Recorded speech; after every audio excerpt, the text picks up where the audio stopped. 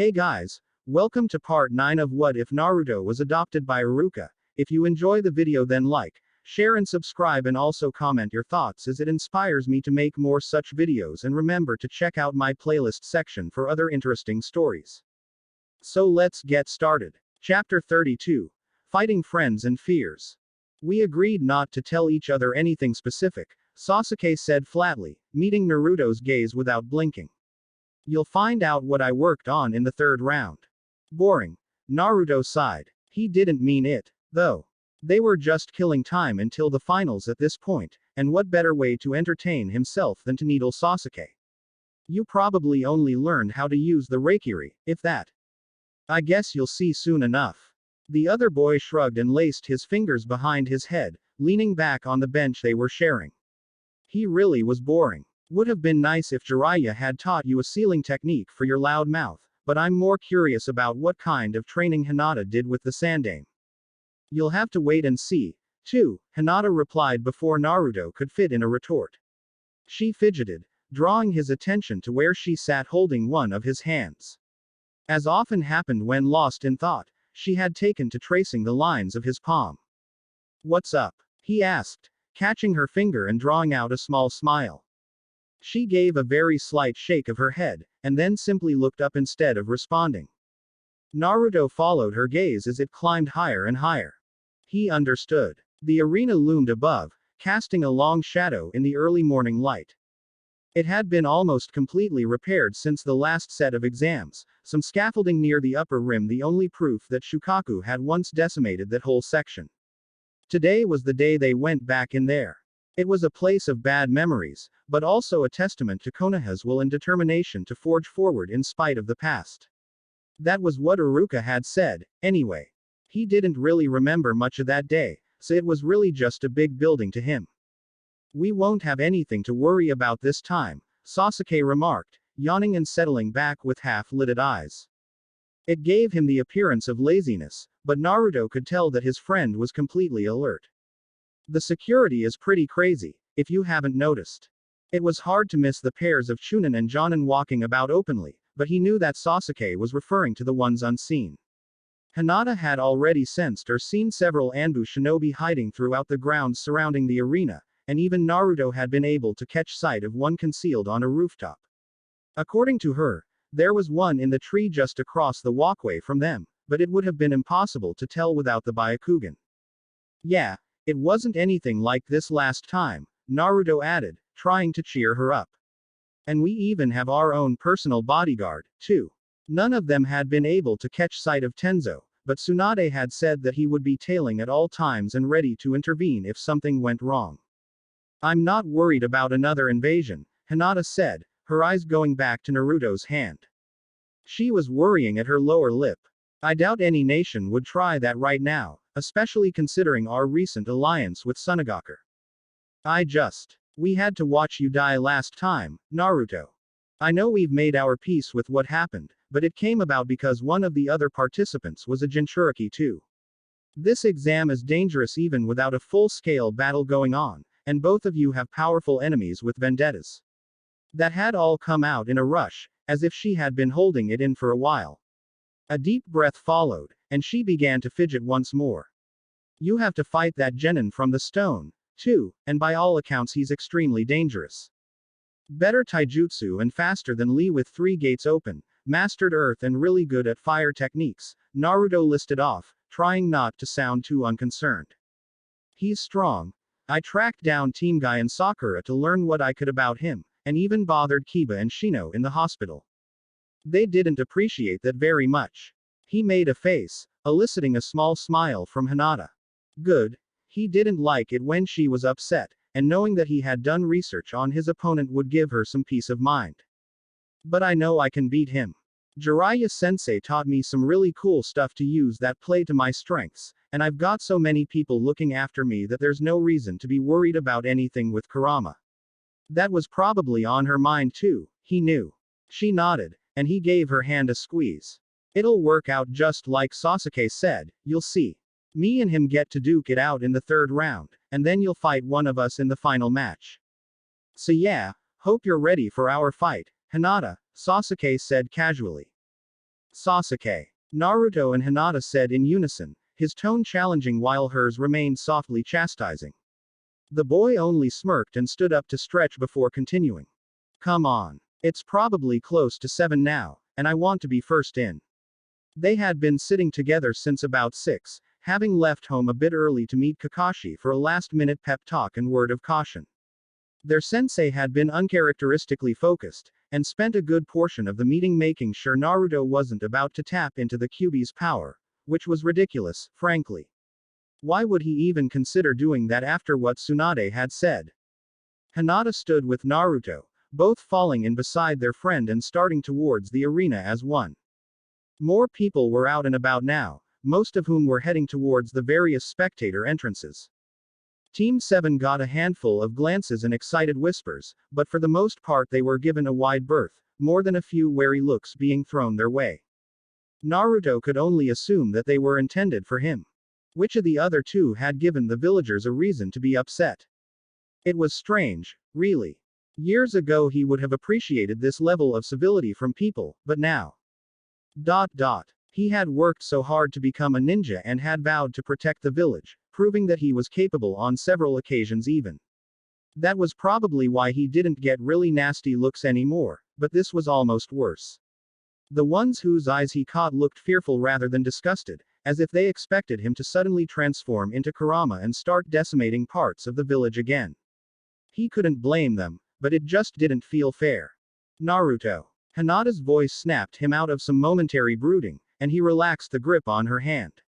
He had been holding on a bit too tight. Sorry, he said with a sheepish grin, hoping she hadn't realized the cause. I was just thinking about something. Better clear your head, Sasuke suggested. Even for us, going into the finals distracted is practically inviting a loss. Naruto nodded, but said nothing further as they passed through the broad open doors and into the short tunnel. Hinata gave his hand a tight squeeze. She had probably noticed, like always. They passed through the shadowed corridor and into the shaded grounds of the arena, stopping to survey the rejuvenated surface. It looked almost the same as last time, with perhaps a few extra trees planted around the perimeter and a hillock added in the middle. The rest was hard-packed dirt and rock, ready as it could be for the destruction about to take place. Ha! Told you they'd try to get here first. Tenten waved from the stone wall just inside the door, Neji leaning just beside her. Lee gave an exuberant salute before replacing the hand behind his back, using the other to carry on with his push-ups. Man, we almost let two teams beat us here, Naruto laughed, squinting against the climbing sun as three figures descended from high above. Gaara, Tamari, and Konkuro stepped off of their platform of sand, affording nods all around before moving to join Team Guy on the wall. Hinata broke off to speak to Tenten a short distance away, no doubt about their upcoming matches and potentially fighting one another later on. She had been anxious about it all week. Lee leapt to his feet and moved with Neji towards the newest arrivals just as Sasuke and Naruto converged. Ready for our rematch? Sasuke asked casually, extending a hand to Gaara. The other boy nodded, and actually smirked very slightly when taking the offered hand. I look forward to it. I don't envy either of you, Konkuro muttered. But I'm also not looking forward to my first match, either. You mean your last match? Naruto winked, extending his fist. The older boy grimaced, but still offered his own fist to wrap knuckles in a friendly enough fashion. Just kidding. Seriously. I'm pretty excited to be fighting you first. I've never gone against a puppet user before. Want some tips? Tamari asked with a sly grin. My first match is going to be a breeze, so I don't have anything better to do besides telling you how to beat my brother. That was a good joke, Tamari-san, Lee put in, blinking several times when everybody gave him quizzical looks. She said it would be a breeze. He pointed out emphatically. It took a second, but Naruto barked out a laugh after a few seconds, and the kunoichi in question sighed. Ready for your fight with Sakura? Sasuke asked him. Lee looked dismayed, but gave a resigned nod. Sakura-san made me promise not to pull any punches. She said it would be insulting, and I do not want to insult her. That's probably for the best, Sasuke smirked. But it might be wise not to open too many gates off the bat. I honestly don't know how much she's improved since the last exam, but I know that she was one of the weaker participants at the time. Lee nodded almost too quickly, as if he had been waiting for somebody to give him permission not to go all out on the girl. Still, that promise would prevent him from going easy. What are you boys talking about? Lee swallowed hard, and his eyes got a little wide at the sound of Sakura's voice. Naruto turned to find her walking towards them, Shino and Kiba disappearing just beyond the doorway. Our upcoming matches, Sasuke replied honestly, and he went on in a deceivingly casual tone at the quirk of her eyebrow. How'd training with Kurenai-sensei go? We'll just call it interesting. You'll find out soon enough, around the same time as Lee-senpai. She smiled sweetly, prompting Lee to swallow again. The remaining genin filtered in gradually over the next hour, the rising hum of voices serving as a countdown to 8 o'clock. Shikamaru and Ino strolled in not long after Sakura, followed closely by the grass nin that was to be Temari's opponent. Hinata's challenger came afterwards, a willowy young woman that had likely been a genin for years if age was any indicator. Genma simply appeared near the center of the arena at some point, and the pair from Iowa came walking in just as he was clearing his throat to begin the announcements. A pair of chunin swung the large double doors closed on their heels, and the dull roar of the crowd died down to an excited buzz. The first match will begin in 5 minutes, Genma announced, his voice carrying clearly over the noise. He had made a few hand seals and muttered a technique beforehand, making Naruto think that it must have been something like the opposite of the wind whisper jutsu. Please find your way to your seats.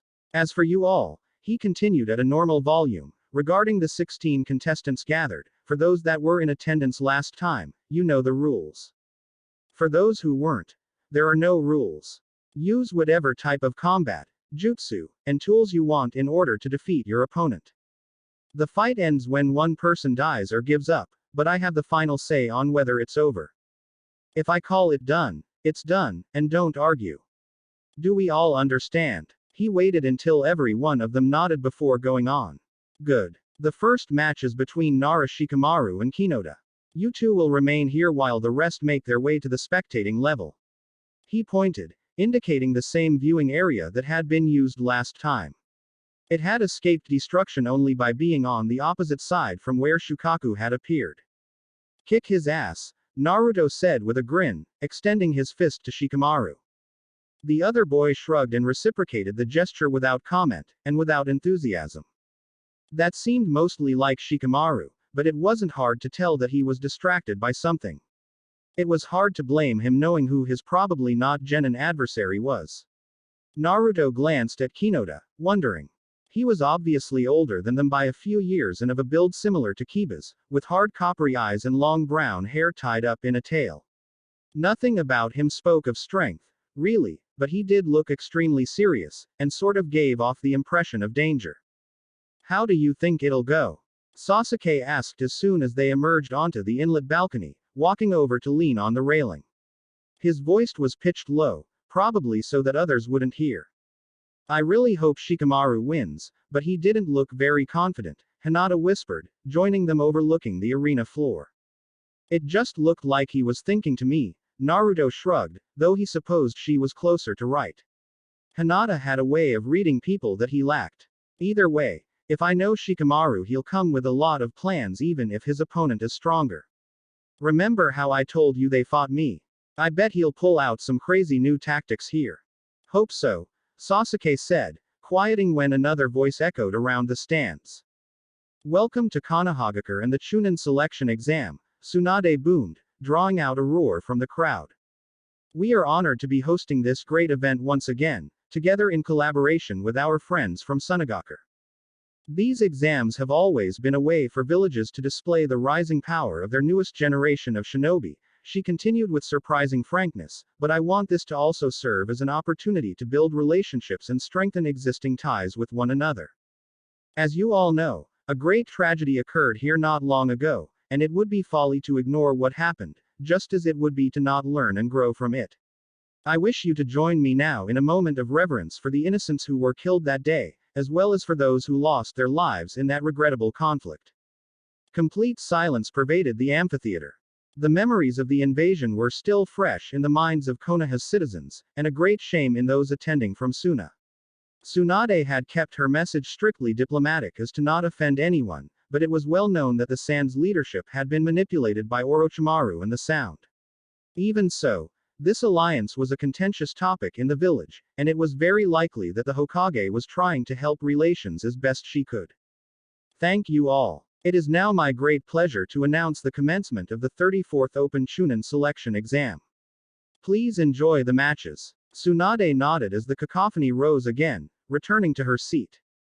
Naruto saw her lean over to speak to an incredibly old woman wearing a headband and strange clothes, sitting next to an equally old man with equally strange clothes and extremely long eyebrows. They must have been emissaries from the Sand serving as the interim leaders. Didn't think she could sound that pleasant, Sasuke muttered, barely audible over the noise. Naruto chuckled, and Hinata gave him a reproving look. They quieted and turned their attentions to the arena floor quickly enough, eyes on the pair about to face off. The first match is between Nara Shikamaru and Hinata of the Hidden Stone, Genma announced, drawing yet more acclamation. He was interrupted, however, when the latter genin spoke up loud enough to be heard without amplification. Warwagaki Hinata. The Jonin blinked and raised a curious eyebrow in response. My name is Warwagaki Hinata. My village doesn't care much for clan names and didn't include it with the application. But I care, and I want you to include it. Genma tisked, but complied despite his agitation. Nara Shikamaru and Warwagaki Hinata. He took several steps away from the pair and raised his hand, stifling the spectators for a moment of anticipation. He glanced at Shikamaru, then at Hinata, and then allowed his arm to drop. Begin. Hinata shifted his feet, but made no movements. Shikamaru only watched, hands firmly in his pockets and expression communicating disinterest. Neither so much as twitched for a full minute, and then another, and another. Murmurs began to rise in the stands, some even raising jeers and calling for some action. Finally, after a good 5 minutes had passed, something happened. They're just talking, Naruto asked, squinting down at the pair. Can anyone hear what they're saying? Use your shadow jutsu, Sasuke quoted, prompting a few of the contestants to glance curiously at him. I won't move until it's in place, and then you can decide if you want to continue. That's what the Iwa Nin just said. Should you be using those to lip read when you have a match with Gaara-san pretty soon? Sakura asked, sounding halfway between scolding and impressed. Sasuke shrugged. I've trained with my Sharingan so much that I could probably keep it up all the time if I really wanted to. I nearly replenish chakra at the same rate it's spent unless I'm using it for genjutsu or other things. That guy sounds cocky, Naruto grunted, uninterested in a conversation about Sasuke's use of dojutsu. What's Shikamaru saying? I knew this was going to be troublesome. Despite that statement, Shikamaru clasped his hands together in the rat seal. Shadow imitation. Hinata went rigid as soon as the shadow merged with his, but a moment later took a slow, straining step forward. No way. Ino gasped. It doesn't look like he's even using chakra. He is, Hinata assured, using her own Kekkei Genkei to study the genin. And a lot of it, but extremely concentrated into the muscles he needs to move. Shikamaru appeared to be clenching his teeth, feet being dragged forward by the other boy's movements. He was a captive to his own technique so long as it held. Hinata closed the distance between them gradually, every step taking a tremendous effort, but it wasn't long before they were face to face. He drew a fist back. Shikamaru exploded into a cloud of smoke. Hinata leapt back, his shadow no longer bound by the other boys, landing in a wary fighting stance. The haze cleared quickly, but Shikamaru was nowhere to be seen. Where he had been standing, however, was a rapidly shrinking shadow. Where? Naruto began. Sasuke nodded towards Hinata, or rather, his shadow. It was growing darker. A dozen black tendrils shot up an instant later, binding all along the Iwa Nin's legs, arms, torso, and neck before drawing tight in a flash. He strained against the force, but seemed unable to move. His shadow bulged and shifted, and gasps rippled through the crowd as Shikamaru stood slowly, having materialized from the darkness itself. I'm impressed, Tamari whistled, grinning down at the fight. The crowd finally figured out what had happened and thundered its approval. I didn't even see it. Shadow sowing successful, Sasuke quoted, shaking his head. I barely saw it myself. He made a clone, switched places with it, sank into his own shadow and released the imitation jutsu so fast that it might as well have been one simultaneous action. I have no idea how he did it, though. Hidden in shadows, Ino stated proudly. He invented it himself, and it's so damn cool. Hell yeah, Naruto exclaimed. That's what that guy gets for being cocky. The fight isn't over, a deep voice said from behind them. Naruto turned with a raised eyebrow, finding the source to be Kinota's teammate, Chiyuta if memory served right. He was much bigger up close. No one can beat Kinota. Looks like he's having a bit of a hard time right now, Naruto shrugged, not wanting to go much further with the debate. Hinata didn't like it when he picked fights. Chiyuta only nodded, not taking his eyes from the pair at the center of the ring. Unfortunately, his cautioning turned out to be prophetic. Doden. Quake. A haze of chakra shot up around Kinota, a testament to just how much he was pumping into his limbs in order to move. He clasped both hands together and roared the technique, and immediately the ground ruptured in a gigantic radius around him. The whole arena shook, indicating that chakra had been sent as far down as the foundations. Shikamaru was forced to leap away, taking to one of the trees by the outer edge to avoid the major effects of the jutsu. By the time everything settled, the floor had gone through such a major upheaval that it looked like the result of a landslide. And that was only the beginning. That guy has chakra for days, Naruto commented, watching as massive gouts of fire began spewing from the boy's mouth. He interwove earth techniques as well, resulting in a constant onslaught that had Shikamaru running and dodging for his life. The shadows were unreliable now that the ground had been broken up, and even then Kinota had proven that they couldn't hold him. He just keeps saying, too troublesome, Sasuke said. Looks like it, too. In between a scattering of fireballs and spikes of earth, Shikamaru flipped and threw a single shuriken straight across the arena. Kinota ignored it in favor of making more hand seals and continuing with the attack, which he didn't appear to be letting up with at all. Naruto watched curiously as the knife zipped across to a scorched tree, and suddenly two more kunai shot out of some burned undergrowth. They flew out in separate directions, and when they struck the walls near the rim more kunai began flying. The chain reaction happened so fast that it seemed more than 24 kunai had come out of thin air, all ricocheting off of one another and springing a mind-boggling number of traps. Where had he found the time to even set them while on the run? Cloak of Shadows. A dark form shot out of a covering of dust resulting from a boulder Kinota had tossed, and Naruto recognized it as Shikamaru coated in his own shadow. He had mastered the manipulation to such a degree that he could charge head-on at his opponent, tendrils of shadow lashing out to either side and pulling him this way and that in order to rapidly avoid the fire and earth coming his way. It almost looked like he was flying, his feet hardly even touching the ground for the way the darkness guided his path. Doden. Stone armor. Steel clattered off of hardened earth that had formed around Kinota, the second skin providing a suitable defense against the kunai. Even still, Shikamaru's shadow snatched a few of the weapons still flying through the air, redirecting them mid-flight towards the other boy's unprotected face. Kinota blocked them with a stone-covered arm, and then the melee began. It was abundantly clear that Shikamaru lacked the power to break Kinota's guard, but he had speed enough with his shadow's extra attacks to keep his opponent on the defensive, just as he had when fighting against Naruto. The crowd was ecstatic at the action, but it was clear to any pair of trained eyes how the fight would end. Naruto frowned. Shikamaru's shadow melted back into the ground and attached to Kinota's, and he sank down to one knee.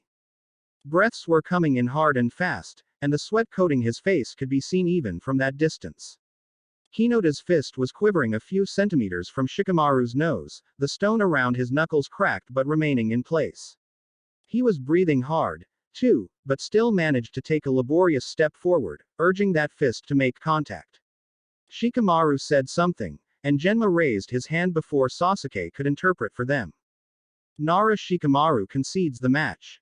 Warwagaki Kinota is the victor. The spectators faltered in their acclamation, no doubt surprised by the sudden surrender. Cheers picked up shortly, though, and Hinata straightened as soon as Shikamaru's shadow fell away from his own, allowing the stone armor to fall away.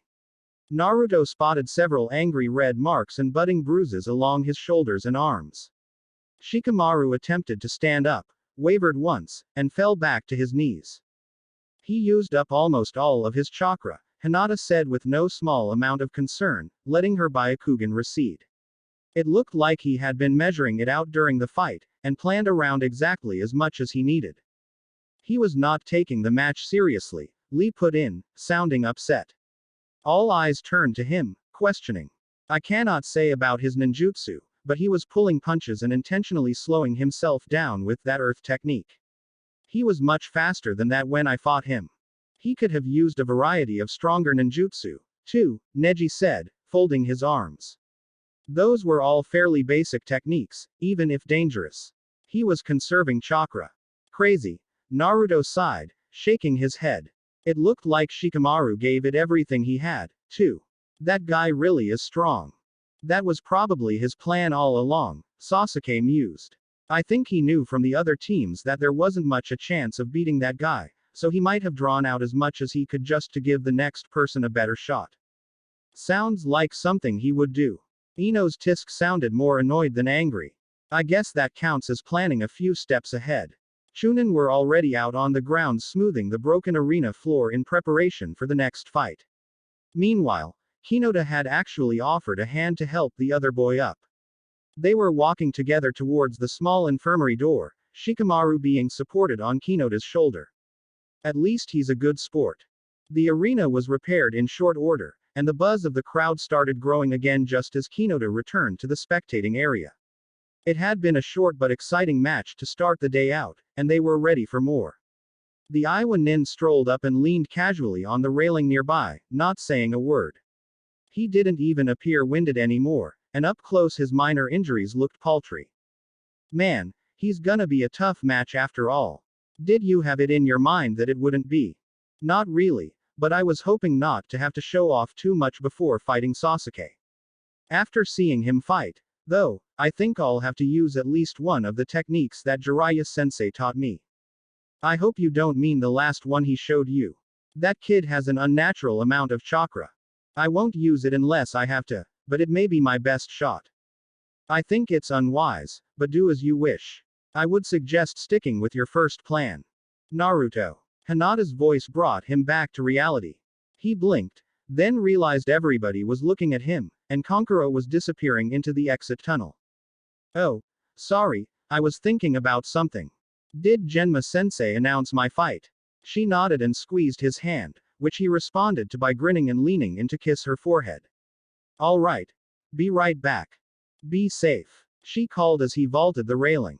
He waved in response while plummeting downward, trickling chakra into his feet so that he could slide down the wall.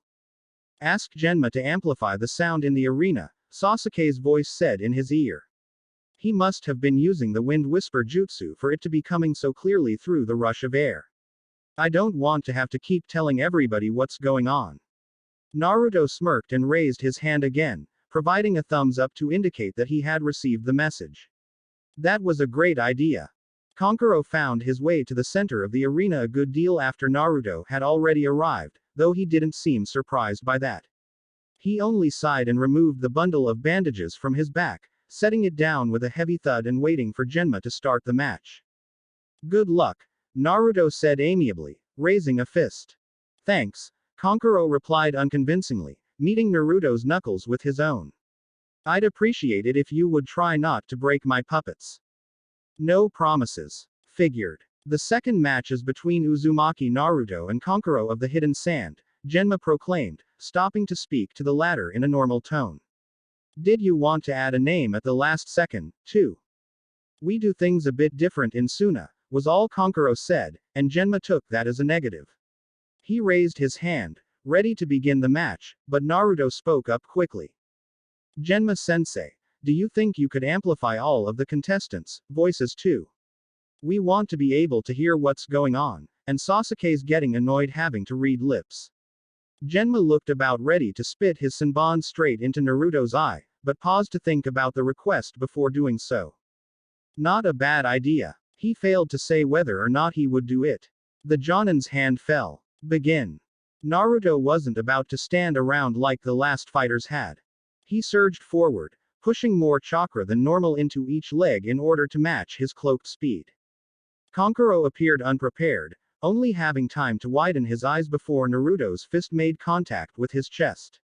He channeled a sliver of chakra into his hand in the same instant, applying the Hiraishin seal on contact just in case. A crunching sound indicated the breaking of bones, or so it first seemed. Wood splintered, and suddenly Kankuro's faux body exploded outward into hundreds of pieces around Naruto. He noticed the nearly invisible chakra threads too late. Well, almost too late. Senbon made a pincushion out of the replacement Naruto switched with, the projectiles firing out of nearly every piece that the revealed puppet had split into. He slid to a halt a few meters back from the starting point, plucking a single needle from where it had nearly pierced his body armor. That had been far too close. Those things were probably poison-tipped if he knew Kankuro. Almost. The puppet sighed with its user's voice, already reconstituting into Kankuro's image. It leaned down to right the large cloth-wrapped bundle that had fallen to the ground, and Naruto smirked. That must be the real thing. Futon. Great vacuum sphere. Naruto exhaled the technique in a rush, sprinting after the highly compressed ball of air as soon as it was out. Kankuro's puppet dodged predictably, carrying the bundle right into the path of the next attack. Futon. Air bullets. That one he had derived from remembering the fight with Shukaku. A scattering of tiny dense orbs intercepted his opponent midair, the chakra-laced air blasting small holes in the puppet's defenses and battering its charge at the same time. Naruto heard a curse, and then temporarily lost sight of the other boy in a cloud of white smoke bursting from the puppet's mouth. An instant later a purplish cloud rose up around him. Poison. He tried to dash out before getting completely enveloped, holding his breath all the while. You're letting him dictate the pace, Kurama mused with a yawn. That's not very much like you, is it? Shut up. Naruto growled, releasing a burst of chakra around himself to deflect a barrage of Senbon. I've never fought him before, and I don't want to be too reckless. Is that why you charged him head on at the beginning? I think I remember saying something about shutting up. The fox just gave a dry chuckle. Naruto found himself suspended the instant he broke out of the acrid mist, his feet having very suddenly lost contact with the ground. He hardly even had time to focus on that problem, forced to jolt into a backbend to avoid a large spike launched from the puppet's mouth. It had positioned itself exactly where he had been moving. Sanshou. Coffin. Naruto's feet slammed into something hard, and it was moving upward so fast that his legs buckled with the collision. He grunted as his back slammed into hard wooden slats, and the world went dark with a sinister clack. The inside of a puppet is probably not the best place to stay. Naruto ignored the quip, instead concentrating on amassing more chakra.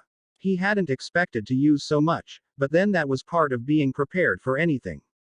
A bit of reading on puppeteers before the exam had helped some, but the difficulty was in every user customizing his or her own puppets. No two were alike, making it an unpredictable art. Naruto let out an explosion of chakra, intending to blast the puppet apart, but to his surprise, and frustration, almost nothing happened. The sightings only rattled and groaned before beginning to press in, pinning both arms and attempting to crush him. He didn't think that a marionette could be this durable. Damn it. He must have reinforced it somehow, and I can't even use hand seals now.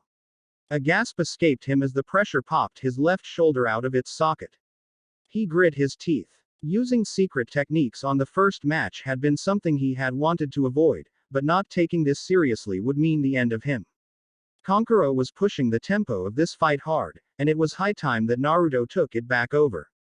There was still one seal he could form. He vanished. Rasengan. Kankuro's puppet didn't break apart on its own this time. Naruto had appeared in front of it with the technique already forming, the rotating mass of chakra ripping through halfway before he let it unravel in a violent explosion. Splinters rained down alongside an arsenal of kunai and senbon, all clattering to the ground in a wide circle around them. The surprise attack may have taken out one puppet, but the one he had just escaped was already whirling to charge. He ignored it. Instead, sinking a fist of shuriken into the falling cloth bundle, adding 2 kunai for good measure. That should. Bandages ripped and scattered as another puppet tore out of its bindings, spinning out poison-tipped senbon in an indiscriminate arc.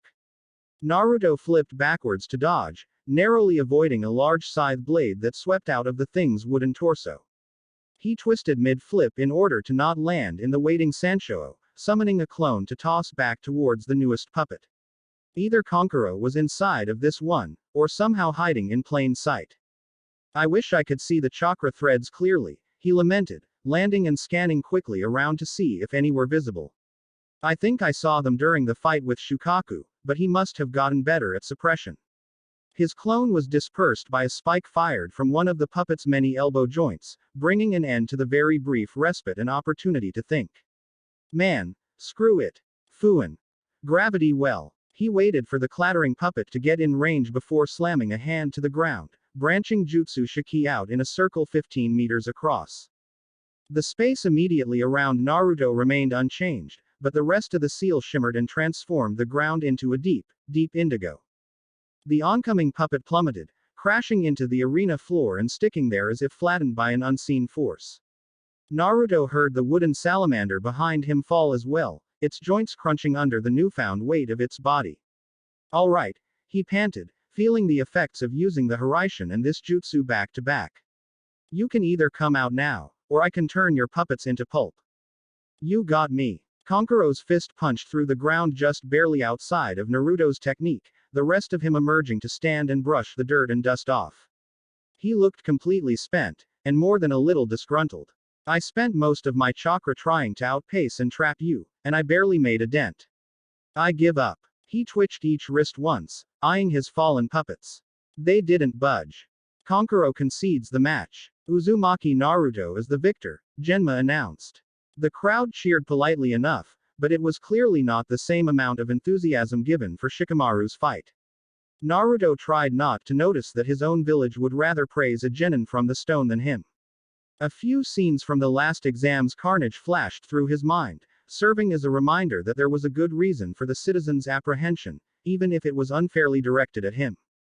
I don't get how you escaped Sanshou and destroyed Karasu, Konkuro went on, taking a pair of scrolls from behind his back. But I know you wouldn't tell me if I asked. This bit of fuinjutsu was annoying as hell, though. Naruto allowed the jutsu to fall, giving room for the older boy to approach the puppets. I shouldn't have underestimated you, Naruto said, laughing. I wasn't expecting you to be controlling 3 puppets at once, and with such crazy coordination. That was incredible. Konkuro shrugged, but a small smirk gave away his appreciation of the compliment. The Suna-nin unraveled each scroll in turn, turning one at a time towards the fallen puppets and sealing them inside. He gave a casual wave after holstering the scrolls, already strolling off towards the side exit. I really hope that's all you learned this week, Sasuke muttered as Naruto retook his place on the railing. Seriously. Space-time fuinjutsu. I didn't think that was possible. A few of the foreign genin were giving him appraising looks, including Hinata. Gaara only nodded once, while Tamari looked like she had just seen him grow an extra limb. The reactions from his peers varied from Ino's nod, she knew firsthand what he was capable of, to Sakura's disbelief. Yeah, well, now you can probably use it too, Naruto replied a bit sourly. That had been the main reason he had wanted to avoid showing off new abilities. Sasuke's Sharingan was annoying. Are you alright? Hinata asked, and he knew the tone she used all too well. She wasn't asking after his physical state or chakra reserves. Yeah, I'm just trying not to think about it. They all knew that he was referencing the onlookers' reactions to his victory. She frowned very slightly and took his hand, turning back towards the arena. He smiled and gave her hand a gentle squeeze. She knew that he didn't like talking about it, and was trying to be supportive in her own way. The third match is between Gaara of the Hidden Sand and Uchiha Sasuke. The crowd reacted interestingly to this announcement, almost in the same manner they had for Naruto. It was a balance between politeness, silence, and hissing, though it was likely that these were entirely for Gaara rather than Sasuke. It was easy to forget that the quiet Suna-nin was also a Jinchuriki, although a pacified one, and had also contributed to Konoha's destruction. Good luck, Naruto said to both of them. He wanted Sasuke to win, of course, but Gaara was their friend now too. They exchanged fist bumps, and the pair sauntered off down the hall together, talking softly all the while.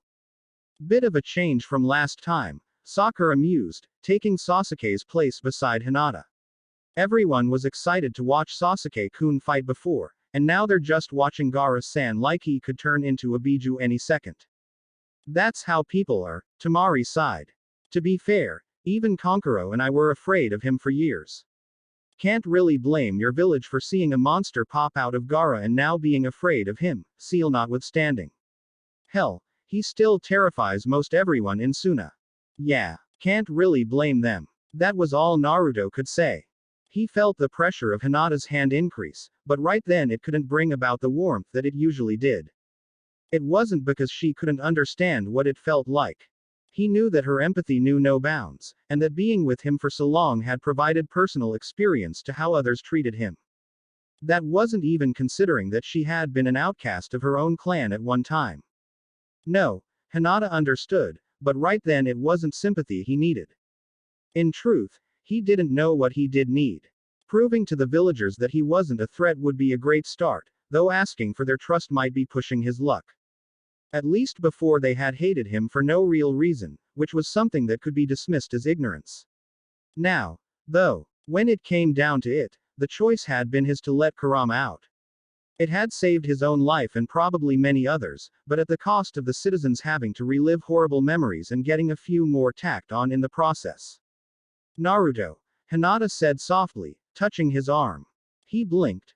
Her voice indicated that this hadn't been the first attempt to get his attention. Sasuke's match is starting. Those opalescent eyes were sad, though her lips were trying to maintain an encouraging smile. Naruto gave himself a little mental kick. It was impossible for anyone to stay positive all the time, but he could at least try not to be so down about something outside of his control. For her sake. Has Gaara had much time to train since last time? He asked Tamari, looking for an easy change of subject. Sasuke won pretty easily before. Well, he would have if not for the stuff that happened after, and I know he's been training like crazy ever since. You know, Tamari mused, keeping her eyes on the two boys approaching the center of the ring. Gaara never trained before that day. He'd never needed to learn taijutsu because the sand had always been more effective than a fist could be, and most ninjutsu was worthless for the same reason. But recently, well, I guess you'll see soon enough. She smirked, and so did Naruto. I guess so. I'm sure they're both happy to have an uninterrupted rematch, huh? He cupped both hands in front of his mouth and yelled. Go Sasuke. The older girl's look in response made him grin. What? We might be on good terms now, but he's still my teammate. You'd be cheering for Sasuke even if you were against him in the third round, Hinata commented with a more genuine smile. When I'm against him, Naruto corrected with a wink. And probably, yeah, he didn't really care if Hinata could hear him. Hinata seemed relieved that he was back to his usual self, and that was enough for now. He turned back to give the upcoming match his full attention, hoping that Sasuke would be forced into showing off a new move or two like he had been. It was a competition, after all, even if a friendly one. Sasuke massaged his wrist, conscious of the tender skin there. Kakashi's training had been particularly brutal this time around, but it had been worth it. A few burns from concentrating too much chakra were small prices to pay for mastering the Reikiri. That had hardly been a challenge, in fact, compared to the other things he had sought to learn while under Kakashi's one-on-one tutelage. Fight to the best of your abilities, Gaara said quietly, though his voice carried thanks to whatever jutsu Genma had used. I would like to see how much I have been able to grow in this short time. I will if you will, Sasuke replied with a smirk, raising a hand to form the seal of confrontation. Gaara mimicked the gesture, and they bowed to one another as a show of mutual respect. The reason for such a formality was twofold. He wanted to show the other boy that there was no bad blood between them, and he wanted to set something of an example for the onlookers as well. Gaara wasn't a threat to Konoha any longer. He was an ally now, and with little enough time would become a friend. Genma nodded approvingly, and then raised a hand. Begin. Gaara's hands came together so fast that Sasuke had trouble keeping track, and his Sharingan was definitely still active. Boar, monkey, rat, monkey, horse, dog, ram, horse. Clap. 8 seals and the final motion passed by in the time it took Sasuke to leap backwards. He was all too aware of the huge amounts of chakra being amassed and sent into the ground, flowing away from Gaara along with what must have been all of the sand in that gourd. The whole arena floor shifted, prompting Genma to alight on a wall in order to not sink into what was rapidly being turned to sand. Sometimes I forget that he's a Jinchuriki too. Watching that much chakra getting funneled into a technique reminded him of Naruto. Kaden. Great Dragon Fire.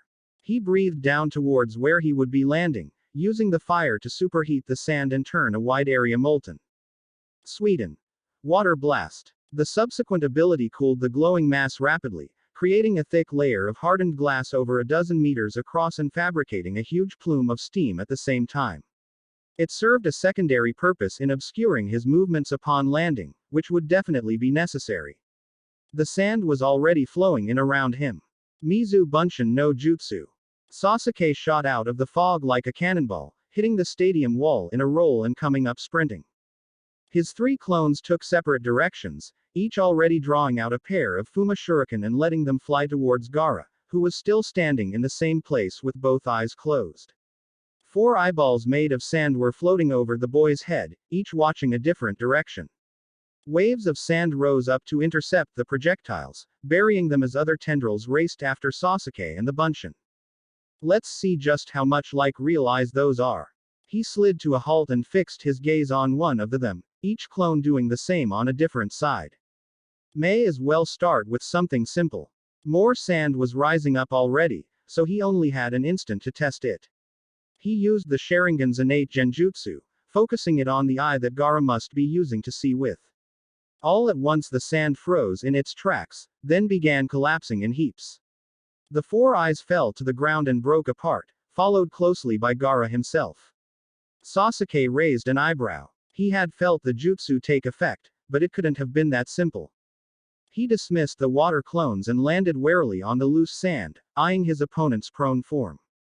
Genma appeared a tad perplexed as well, touching down near Gaara to examine him. Sasuke remained tensed and alert, but that awareness wasn't enough to prepare him for what came next. Futon. Downdraft. An instantaneous gale ground Sasuke's feet into the sand, the intense air pressure feeling like something huge had grasped his shoulders and was trying to force him down. At the same time the sand began to swirl, creating a whirlpool that sought to quickly swallow him. Well, he hadn't fully expected to avoid using chakra-intensive abilities against Gaara. Sweden. Water Wall. It was a tremendous struggle to get his hands together to form the proper seals, but it was the quickest thing he could perform to counter this combination attack. He expelled the water from his mouth, very conscious of how little he could create without a legitimate water source. It would have to be enough. He sank into the now quicksand, continuing to pump chakra into the jutsu until it became very apparent that his limit was much higher than previously thought. Water saturated the sand spiraling around him and proceeded to leach outward, weighing down the fine grains as intended. He cut off the technique when the sludge reached his shoulders, taking a deep breath before diving in. A minor earth technique left the water directly around him clear, sifting the grime away so that he could swim towards Gaara's chakra signature. He couldn't sense people nearly as well as Hinata, nor as accurately, but decently enough to manage in this case. Patches of murky light broke through the surface of the freshly made marsh, but mostly Sasuke swam through darkness, keeping one hand outstretched and using his legs to propel forward at a good clip. It was unlikely that anyone above could see him, meaning that any more eyes that Gaara had at his disposal would be unable to relay any useful information. He had no idea what had happened with the genjutsu, but it was pretty clear that it had been countered somehow. It would have just been nice if he had felt the illusion become disrupted, but as far as could be told Gaara had still been under its effects when the sand had tried to swallow him. Damn it. This again. He had arrived at where Gaara was supposed to be only to find a smooth sphere of hardened sand, completely submerged and suspended in the thick sludge. Sasuke was running out of breath, and surfacing without regaining control of the terrain would be asking for trouble. He used the same earth jutsu to clear the water surrounding the shield, and instantly had to start moving again. Pellets of sand began zipping by from above, raining down like hail now that his position had been revealed. He had to work fast. Sweden. Cyclone. The crowd's roaring approval was the first thing Sasuke heard upon breaching the surface, or rather, when the water in the immediate vicinity flew outward and began to rotate in a violent circle. His feet squelched upon hitting the saturated ground, and he watched as Gaara's barrier became caught up in the torrent of water and sand. The jutsu lifted it like a pebble, adding to the debris getting caught in the artificial storm. A wind picked up as a natural result of the front, whipping Sasuke's hair around even in the relative calm of the eye. He winced, though more due to annoyance than fatigue. It had felt necessary at the time, but calling up this much water from nowhere had used a huge chunk of chakra, and now it took even more to get it moving. It would be best to finish this with one last combo. Sweden. Water Dragon. The water churned and broke away, elongating into a giant serpent which had Gaara's prison grasped firmly in its jaws. Sasuke guided it with his Sharingan, allowing it to grow until most of the water had been siphoned out to leave a wide ring of mud along the edges of the arena. He directed the jutsu towards a nearby wall, accelerating it as much as possible. Dust and rubble exploded outward when the ball of sand slammed into solid stone, sending cracks spiderwebbing several meters around the small crater. Fractures had appeared in Gaara's defense, enough to allow some of the water still cascading over it to seep in. That would do. Reikiri. Sasuke concentrated chakra into his hand, converting it to crackling lightning at the same time. Arcs split off erratically, carving paths of glowing red into the sodden earth. He drew out a kunai with his other hand and threw it hard, not wanting to waste any time holding this technique. The electrical energy jumped hungrily to the wire he had attached, racing along until it consumed the projectile in blinding white light. The dragon's tail was just cascading over Gaara's prison when the knife hit, lodging itself in one of the fissures. That entire side of the arena lit up like an actual lightning strike, impossible to look straight at without being blinded. He pumped chakra into the ability for a few seconds, cutting it off just before it might be lethal. There was no reason to use deadly force, but he wasn't going to take any chances on this not working. Chakra didn't exactly grow on trees. The light vanished when he released the wire, the Reikiri dying down a beat later. He blinked the white spots from his eyes, focusing on Gaara's crumbling defenses. The boy himself was now visible inside, leaning heavily against one intact wall and breathing hard. Blackened sand was falling in chunks from his face and hands, revealing that he himself was largely uninjured, although quite spent from keeping up a constant guard against Sasuke's onslaught. Wasn't expecting you to turn the whole damn arena into sand, Sasuke breathed, shaking his head and lowering into a balanced fighting stance. Gaara pushed away from his support, stumbling once before regaining his balance and stepping out of the mangled shell. I was not expecting you to counter it so effectively. Gaara stopped half a dozen paces away, glancing down and frowning. A bit the dense muck shifted and rose up, but it was far too sluggish to be useful to him. He allowed it to fall, dropping into an unfamiliar taijutsu stance. The gourd on his back broke apart and granulated, and now it was Sasuke's turn to frown. So much for getting rid of all the dry sand. Gaara remained completely still, but the sand raced forward to engage for him. Sasuke was plenty fast enough to outpace it, though, and it didn't take a genius to realize that this was Gaara's last resort. He dodged the attacks easily enough, pushing chakra into his legs in order to speed past and attack the other boy directly, which turned out to be much more difficult than he cared to admit. Taijutsu had never seemed like Gaara's forte, and it probably still wasn't, but it was still pretty hard to land a clean hit.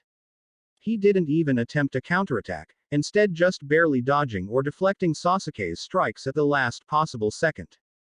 Meanwhile the sand kept up its barrage, making it difficult to even attempt a direct blow.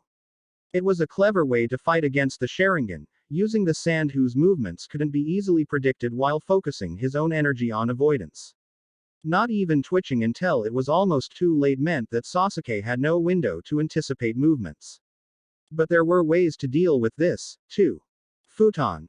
Downdraft, Sasuke muttered, using Gaara's own jutsu to pummel the offending sand into the ground, adding it to the useless mass below. That allowed him to focus everything into the melee, which meant that this match was over. It didn't matter if he couldn't track the other boys' movements now, he had years of taijutsu training in his favor, with Naruto and Hinata, no less. A straight kick feint turned into a spinning hook, which transitioned smoothly into a leaping roundhouse that crushed Gaara's defense and sent him spinning. He landed with an audible squelch, back hitting the soggy ground and sinking in several centimeters. I should be more careful when using jutsu around you, he sighed, not attempting to move. I am defeated. The victory is yours, Uchiha. The odd spectators erupted then, supplying the most enthusiastic cheers of the day so far. Sasuke smirked and extended a hand. You almost had me a few times. Blame Kakashi-sensei for inadvertently teaching me so many water techniques. Gaara smiled his ghost of a smile, dragging an arm free of the mud and grasping the offered hand. Sasuke pulled him upright, leaving a clear impression behind in the wet silt. I'm just glad we finally got to finish our fight. As am I. I wish you the best in your remaining matches. Gaara inclined his head, then began slogging towards the exit, which was difficult to see through the layer of filth. Sasuke took in the rest of the stadium, realizing that the fight had basically ruined the field and walls alike. Hopefully they would be able to fix it. Uchiha Sasuke is the victor, Genma called to another wave of applause. Please be patient as we repair the arena in preparation for the next match. Chunin were already emerging from the door Gaara had disappeared through, spreading out to begin separating out the water and recompacting the floor. More still were scraping the walls clean and repairing the huge dent. Oh well. Genma had said that anything was allowed. Way to wreck the place, Naruto greeted as soon as he made it back up. Sasuke shrugged and shared a high five with his teammate, exchanging a smile with Hinata. I guess you figured out more than just the basic Reikiri, huh? It's just a stronger Chidori, so it wasn't hard to figure out how to use it in the same way. Uses a lot more chakra, though. How did he escape your genjutsu? Hinata asked. Naruto raised an eyebrow as if to ask the same question, and Sasuke could only shrug. Not sure. My best guess is that he had a clone form those eyes and just relay the information somehow. I think the Gaara that collapsed was the clone, and the real one had burrowed while I was occupied with the sand. He did make a few seals while you were running on the wall, but I couldn't tell what they were from up here, Naruto supplied. Maybe he made a sand clone underground and swapped with it. It must have been really smooth if that was it. Still, he continued, lightly punching Sasuke's arm, you still won, though I bet you had to use more chakra than you wanted to. How the hell did you use those water techniques without any water around? Tamari asked, prompting his shrug. I get minor jutsu, but you could have filled a small lake with that much. More like a pond, Sasuke replied. And I couldn't tell you. Kakashi-sensei did it once while we were training, but he used the river we were near. With enough practice, I was just able to cough up enough for the water dragon. I've read that Senju Tobirama could make an ocean out of a desert, so this is really nothing in comparison. She looked as if there were more questions on her mind, but Genma was already speaking up to announce the next match. They had repaired everything with surprising alacrity. The fourth match is between Hyuga Neji and Chiuta of the Hidden Stone. Both boys pushed off of the wall where they had been reclining, silently exiting the area to answer the call. If this Iwa Nin was half as strong as his teammate, it could be an interesting fight. Sasuke let his Sharingan fade, though, wanting to maximize his chakra regeneration. Even if it was hardly an effort to keep it active, doing so meant that he would be less prepared for his next match. This will be decided quickly, Lee asserted, his face falling an instant later. Sasuke smirked. That meant the match with Sakura would come that much sooner. It would be fun to watch, even if everyone knew the result already. He wasn't about to say that out loud, though. The pair of genin made their way to the center of the mostly mended arena, halting beside Genma and taking up their positions. Neither spoke, which was something the Jonin seemed perfectly fine with. Begin. Neji casually raised his hands to go through a short series of seals while his opponent charged. Chiuta went rigid a few meters away, balanced precariously on one foot with eyes bulging. His features twisted into a horrified expression for several seconds, and then his eyes rolled back. He collapsed. Sasuke blinked. Neji sighed, and looked to Genma. Ah. The proctor began, scratching his head and kneeling beside the incapacitated boy. He glanced around as if expecting the real one to pop up out of the ground. That was becoming a common theme, after all, but nothing happened. Chiyuta is unable to continue the fight. Hyuga Neji is the victor. There was more laughter than actual applause in the stands at that. Neji turned and sauntered back up to join the others, returning to the same spot from which he had departed. That was thrilling, Neji, Sasuke commented, to which the older genin shrugged. Genjutsu was the simplest and least taxing method to succeed. His taijutsu and ninjutsu were also underdeveloped from what I observed during the previous round, so I could have won nearly as easily in a direct confrontation. Are you mocking my teammate? Hinata asked, and suddenly the enclave became tense. The pressure of his killing intent was less surprising than the fact that he was projecting it in the first place. Neji met his narrowed eyes, unperturbed. Only stating facts. He was weak in too many areas, and I expect only made it this far because you were his teammate. Be sure to win your next match, Hinata replied curtly, turning his attention back to the ring. I would very much like to crush you in the third round. Hey, I'm still here, you know, Naruto said flatly. Hinata raised an eyebrow as if to ask, and whatever. I'll be glad to take you down a few pegs soon enough. The Iwa Nin ignored him. The fifth match is between Haruno Sakura and Rock Lee. It's about time. Sakura pressed a fist into the opposite palm, cracking her knuckles loudly. You ready for this, Lee Senpai? He let out a sound that was probably intended as an affirmative, but it resembled a whimper more than anything else. Sakura only laughed, whirling to make her way confidently towards the tunnel. Have fun, was all Sasuke said. Lee sighed and dragged his feet, mumbling under his breath the whole way out. He's still really distressed about this, isn't it? He's had a crush on Sakura-san for some time now, Tenten said, shaking her head. It's a bit ridiculous, really, but fighting her is about the last thing he wants to do. But she said that he can't go easy, so. Poor Lee, Hinata murmured, sounding legitimately sympathetic. Sasuke only snorted. This was the Chunin promotion exam. They had all gone in with the knowledge that they would be fighting friends sooner or later. Hell, he had known from the beginning that it would be 2 of the 3 in Team 7 in the final round, and that the third would have to be defeated by one of the others. The difference there was that each of them was looking forward to fighting one another seriously. I have a feeling that Lee is going to be unpleasantly surprised soon enough.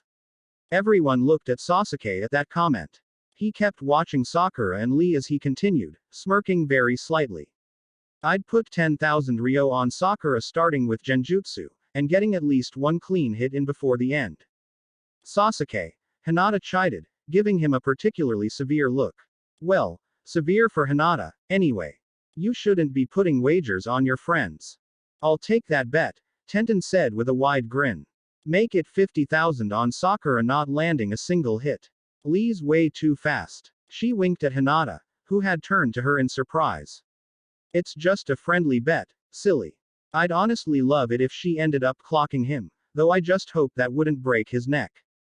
Done, Sasuke smirked, offering a hand for Tenten to shake. She did so enthusiastically, laughing all the while. Winner has to treat everyone to dinner. No take-backs. Calm down, Tenten, Neji cut in, nodding out over the railing. They're starting. Give me your best shot, Sakura started, planting her feet and pointing accusingly at him. If I think you're holding back for even an instant, I'll pound you into the ground. But, begin. Genma called. Mizu Bunshin no Jutsu. A second Sakura popped into being, expelled from her mouth in the same manner that Sasuke had created his own. He nodded approvingly. She had asked him to teach her that one, and had executed it perfectly. The clone leapt forward to engage Lee while she brought her hands together in a ram seal, amassing chakra. Lee looked like he was about to be sick, striking the Bunshin as if the action hurt him. Instead of dispersing into water, though, it exploded into a fine mist all around him. Megan. Self-reflection. Lee. Tenten smacked her palm into her forehead and groaned. He's not focusing at all. He fell right into that. It was pretty clever, though, she admitted after a second. Lee had begun flailing around within the mist, looking as if he was fighting an imaginary opponent. Sasuke knew that he was, in fact, doing exactly that. Sakura's technique caused the victim to encounter an illusory version of themselves, losing track of reality and ultimately succumbing to fatigue. Third gate. Simon. Release. The vapor dissipated in a rush, blasted away by the immense amount of chakra cascading from Lee. His skin had turned a reddish hue, his eyes had gone white, and he was now turning in a circle as if confused. Don't tell me. He did that on accident, didn't he? Sasuke muttered along with a curse. Opening gates definitely disrupts your normal chakra flow, but I think he only did it to fight his illusion. Probably so, Tenten admitted, though she seemed relieved. No matter how much training we put into it, Lee still usually can't tell if he's under a genjutsu. I guess you got serious like I asked. Sakura grinned, already drawing in a breath. She expelled more water from her mouth, spinning in a quick circle and saturating the ground in a wide radius, though not nearly to the level that Sasuke had. The ground rose up and wrapped around her legs below the knee, encasing them in solid stone. Come. Lee balked at her fierce expression, but complied with only the briefest hesitation. Lee was impressively fast, but it quickly became apparent that he was fighting against Sakura's brain rather than her brawn. His initial blinding charge was noticeably slowed by the mud, enough to allow her to dodge in the most ingenious way. Her feet slid across the ground, the earth itself doing the work and being guided with her chakra. It allowed her to artificially match his speed by slowing him down and amplifying her own movements. Even still, the melee was a veritable blur to watch, the pair whirling in frantic clashes that sent mud splattering in every direction. Sakura spewed more water every time Lee tried to push her out of the area, eventually turning most of the available space into sludge, though at a cost. Holy shit. Sasuke had to call on his Sharingan again just to watch more clearly. He knew that Sakura had been training hard these last few months, but he had never expected her taijutsu to become this refined. Granted, she hadn't landed a hit yet, but neither had Lee. Their fast-paced skirmish had both of them dodging, deflecting, and striking at a remarkable speed, faster than he had expected from her, to be sure. That's super cool, Naruto laughed. Not just that she's keeping pace with him, but that whole mud sliding thing. Looks like she's getting tired, though. Molding that much chakra into water was taxing, even when done in short bursts. On top of that, she had to keep a constant flow to her feet in order to keep moving, and that wasn't even accounting for what was necessary to augment her taijutsu. Lee's gates had some kind of limit defined by training with them, but he barely appeared tired at the moment. Is that all you've got? Sakura panted, arching back to avoid a horizontal sweep and rocketing a straight punch back as she straightened. Lee slapped the blow aside and leapt back to reset. Come on, Lee-senpai. I know you've got more than this in you. Guy-sensei says I shouldn't tire myself out too quickly in the first matches. It sounded like a lame excuse, and even lamer still coming from someone practically bathing in chakra. Is that so? Sakura asked coolly. That voice chilled to the bone. Sasuke winced. It was enough that she knew that Lee was stronger, but it only added insult to injury when he was holding back. Granted, he wasn't holding back because of their difference in strength, but rather to reserve power for later matches. She likely didn't see the difference as important. In that case, it all happened in a flash, almost faster than Sasuke could track. Sakura gathered an enormous amount of chakra and forced it into her earthen boots, rocketing her forward so fast that she seemed to vanish for a split second. In the same instant she amassed even more chakra, funneling it into her fists and concentrating it into the tiniest points. Sasuke wasn't sure if Hinata could even pack that much into a single place. Lee looked too shocked to react properly, only able to attempt a guard. Sakura's left fist swept vertical in an uppercut, demolishing what had been a solid block and throwing Lee's arms away. Shanaru. Lee might as well have disappeared from existence for the split second after Sakura's fist struck his jaw. One instant he was in front of her, and the next he hit the arena wall. The stone buckled and exploded outward, obscuring half the stadium in dust and raining chunks of stone. A wide fissure opened up above the point of impact, climbing nearly to the spectators' seats. Sasuke had to hold on to the railing to steady himself from the violent shaking. It felt like an earthquake. The crowd went completely silent, likely as awestruck as he felt. When the debris began to clear away, Sakura was still standing where she had completed her maneuver, breath coming out ragged but wearing the widest and most satisfied grin. Take that. Holy shit. This time it was Tenten's turn to utter those words, and Sasuke could only nod. He could definitely see Sakura destroying an entire plateau now. Naruto got over his initial shock first, bursting out into fit of laughter just as the onlookers began roaring in approval. Do you think Lee-san is alright? Hinata asked worriedly, eyes on the massive crater that he had disappeared into. That was definitely a hit, Neji started slowly, shaking his head as if to clear it. But Guy-sensei doesn't go easy on him during training. He's bounced back up after felling half a forest, and I expect the same here. While not quite bouncing, Lee did appear after a few more seconds, half stumbling out of the hole his flight had created. The entire left side of his face was an angry purple, already swelling around the eye. His jaw was slack and hanging to one side, clearly dislocated. Blood dripped steadily from one nostril. His nose was probably broken, too. He also looked different in a less concerning way. He released the fourth gate. Sasuke whistled. I guess just before the blow. Probably the only reason he's still conscious, Tenten sighed, looking upset. I told him not to underestimate her, and now he's gotten himself banged up. Guy-sensei's advice was to only use what was necessary to win safely. If he had just started with 4, then this would have already been over. Well, looks like it's over anyway, Sasuke pointed out, nodding at Sakura. The stone around her feet had crumbled away, and she was slumped on one knee. He had watched the amount of chakra she had used to get that attack off, and it had almost been everything that had remained. In fact, it had been a bit too much. Her eyes became unfocused, and a moment later she fell forward, unconscious. Chakra exhaustion. Haruno Sakura is unable to continue. Rock Lee is the victor. The cheering had faltered when Sakura had collapsed, but picked back up to supportive cries and congratulations for a great match. Lee rushed forward to see if she was okay, dropping the gates on the way. 3 medical nin rushed over and shooed him away, 2 of them getting her on a stretcher and carrying her away while the third began healing. Lee stood and watched until they disappeared through the side door, hanging his head and slowly making his way back up. Chunin were already out and fixing things up, again. Lee, I don't think I need to tell you how dumb that was, do I? Tenten asked as soon as he returned. He shook his head dejectedly. She sighed. Hey, don't beat yourself up over it. I think Sakura-chan is pretty happy with how that went. She was smiling there at the end. Lee looked up, a bit of hope in his shimmering eyes. Riri. He looked so pathetic that Sasuke had to hide his chuckle with a cough. Yeah, really. Now clean yourself up and take this before your face turns into a balloon, she instructed, forcing a large food pill into his hand.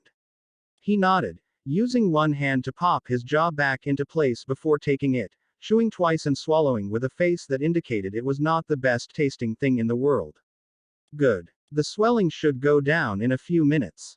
You might even look almost normal by your next fight. Thank you, Tenten. The 6th match is between Aki of the Hidden Grass and Tamari of the Hidden Sand. The 2 kunoichi straightened, glancing at one another once before making their way out. Neither said a word nor betrayed the slightest flicker of emotion. It was like watching statues march off to battle. At least one from Suna will make it to the quarterfinals, Ino said after they had gone out of sight. I don't think that girl is a match for Tamari-san. Did you run into her during the exam? Naruto asked. Ino nodded. Me and Shikamaru took out the rest of her team. They weren't much to write home about, though she's probably the strongest of the 3. Pretty fast, but only used ranged weapons and lightning techniques. Tamari-san's fan and her affinity for wind make for natural counters, then, Hinata mused. That's unfortunate. The fight turned out to be exactly that, unfortunate.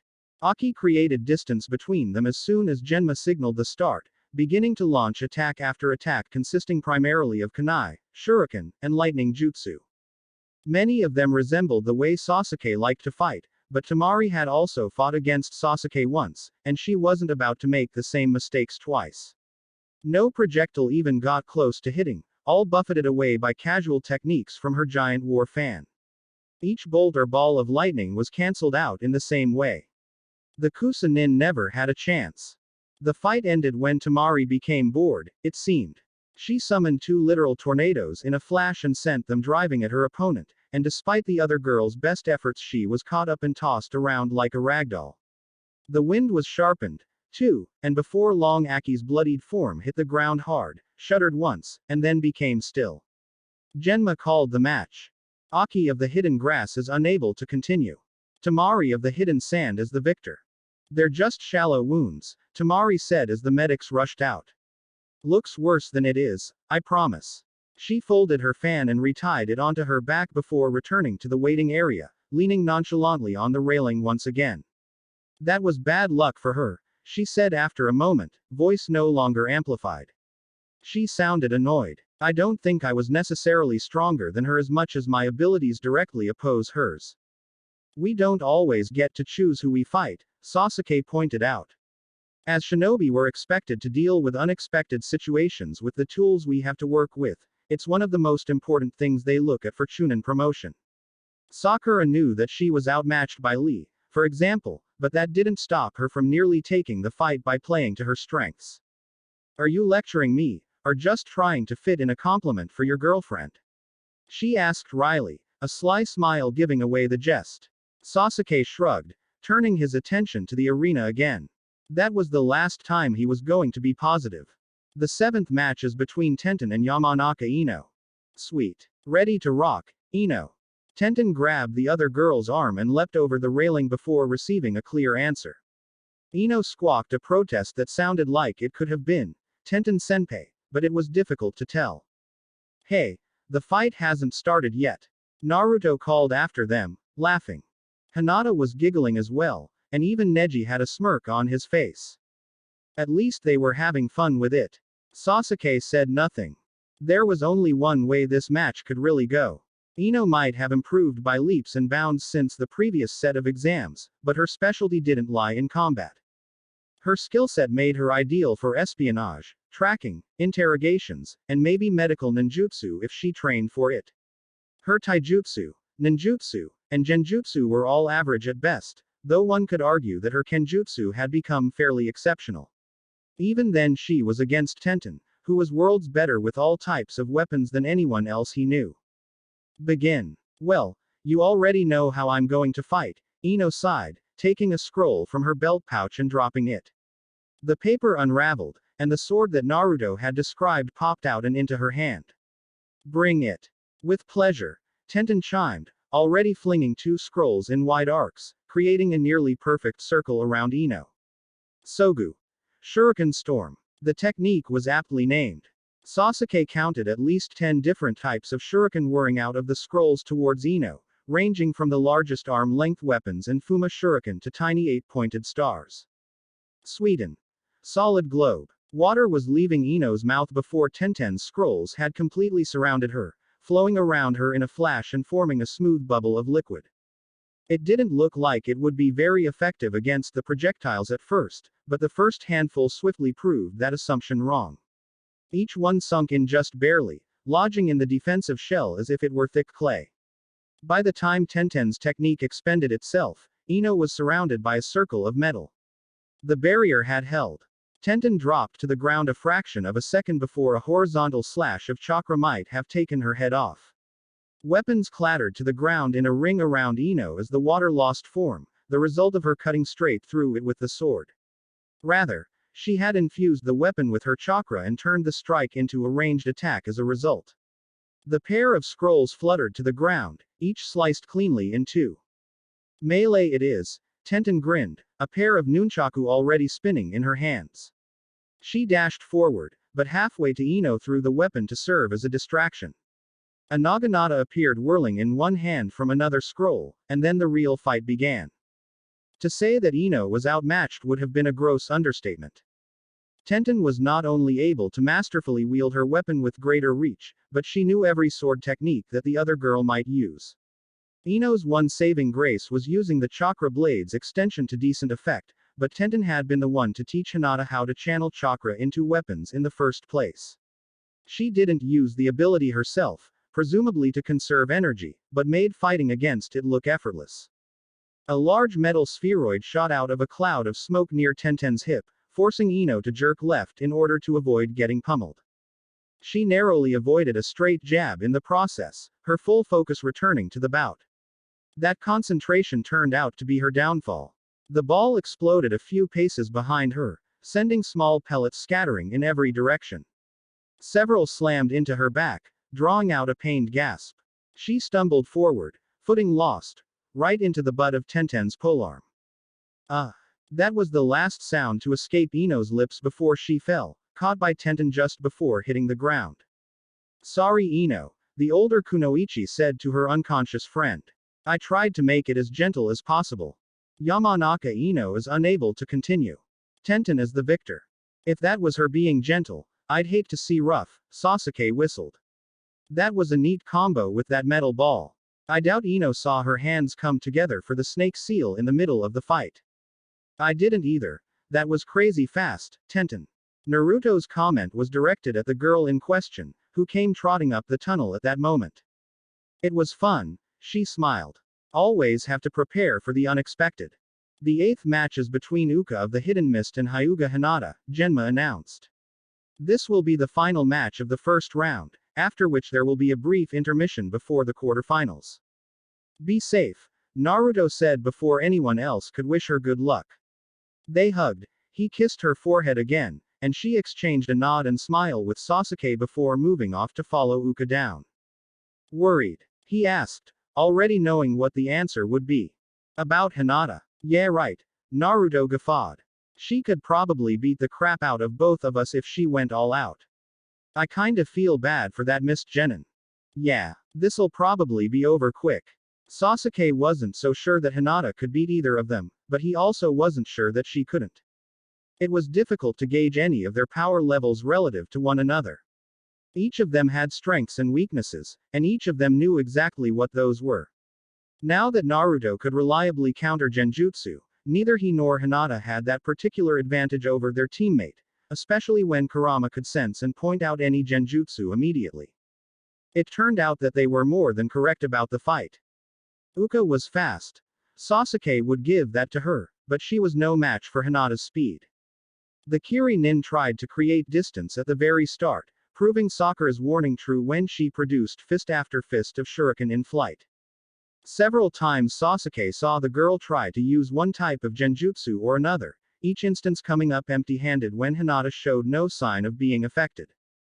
Sasuke smirked, watching her chakra circulate. She was exceptionally skilled at recognizing when an illusory technique was being used, and the instant it fell into place she would cause the smallest disruption in her own chakra flow to cancel it out. All the while her hands deflected shuriken like it was child's play, pinpoint touches of chakra rendering each and every one useless.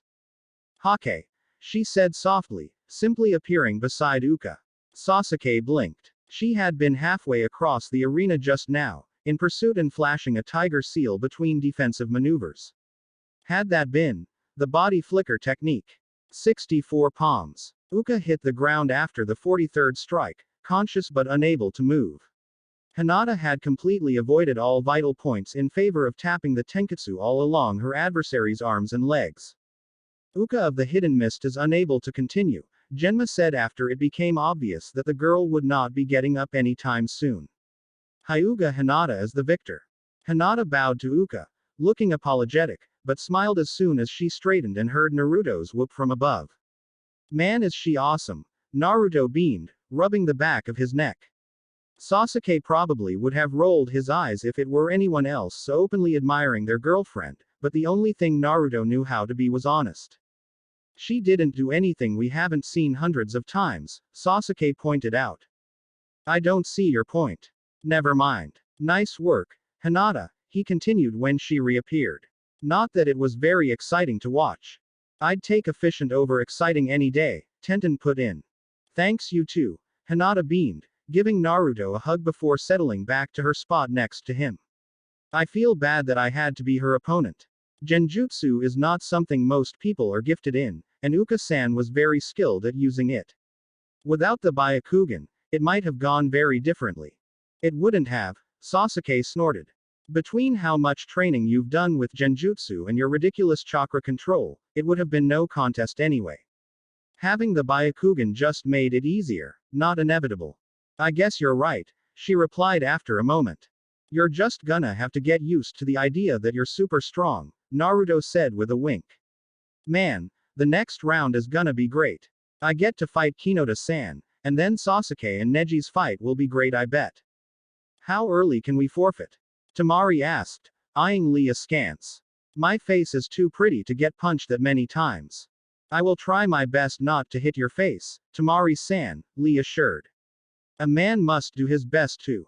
Like hell you will, the kunoichi sniffed. Remember what happened the last time you tried to take it easy on someone? You think I couldn't do worse to you, green boy? Lee wilted, looking back and forth between her and Tenten as if looking for help.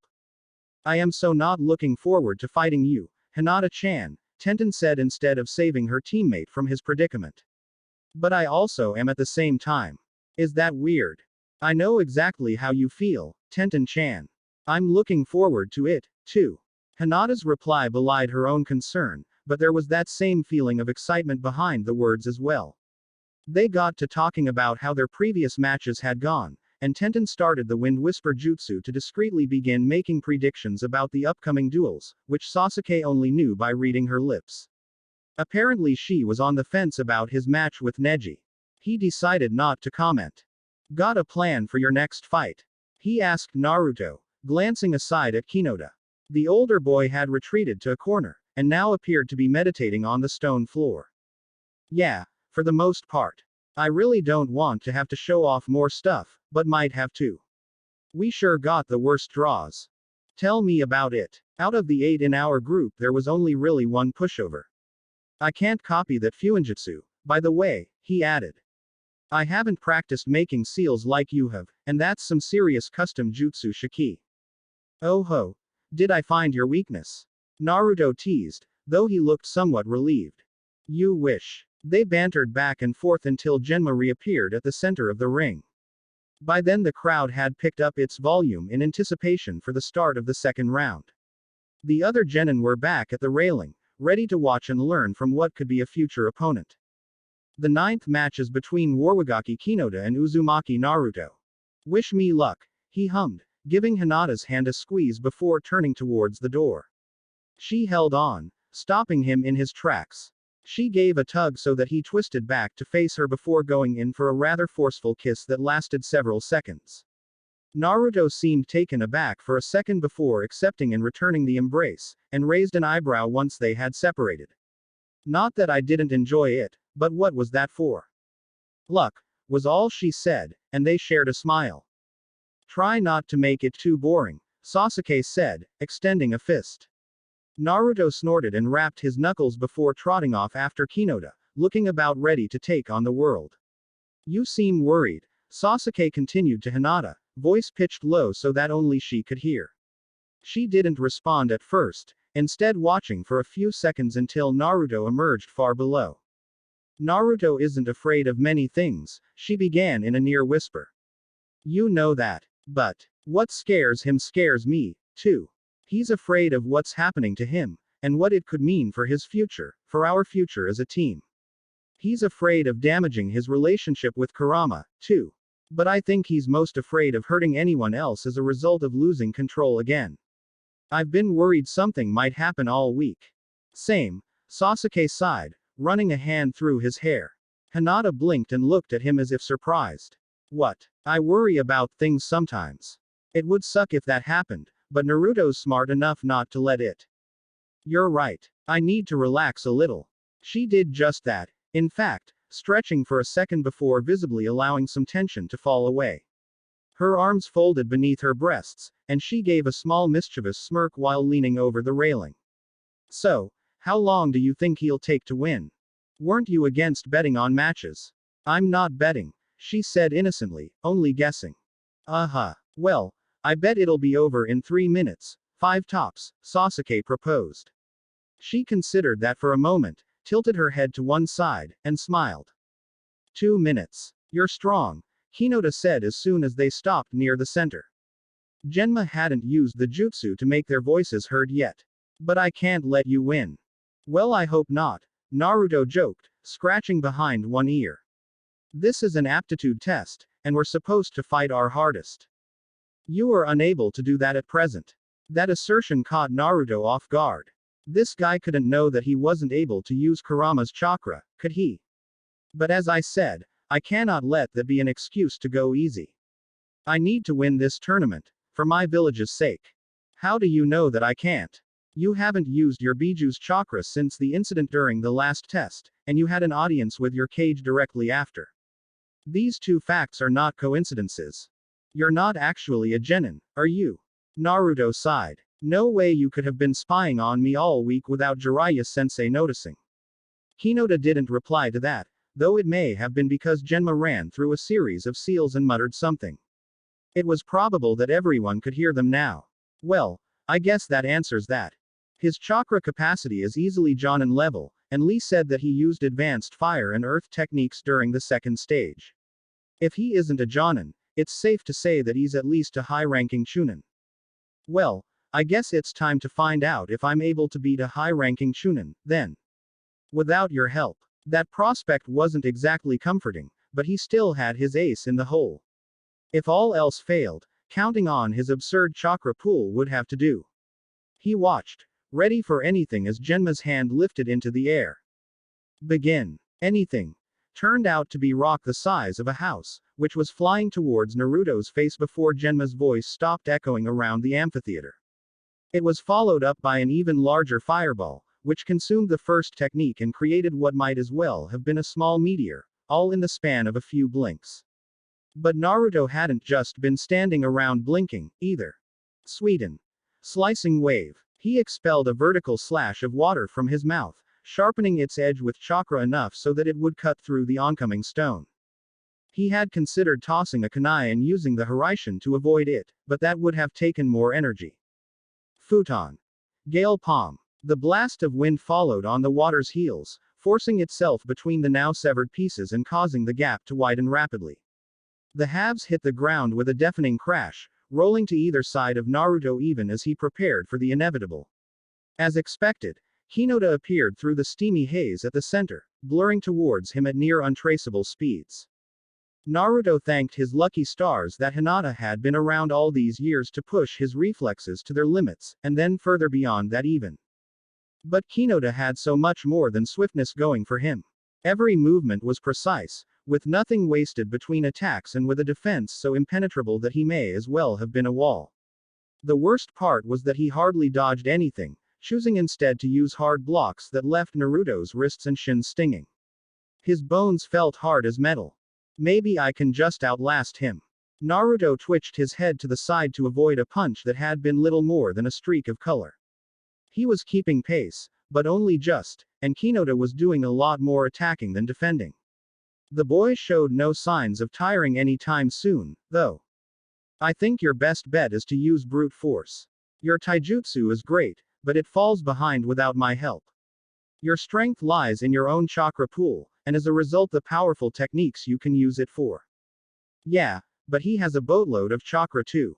You have a good deal more chakra than Kakashi, more than double, easily. What makes you think he has that much?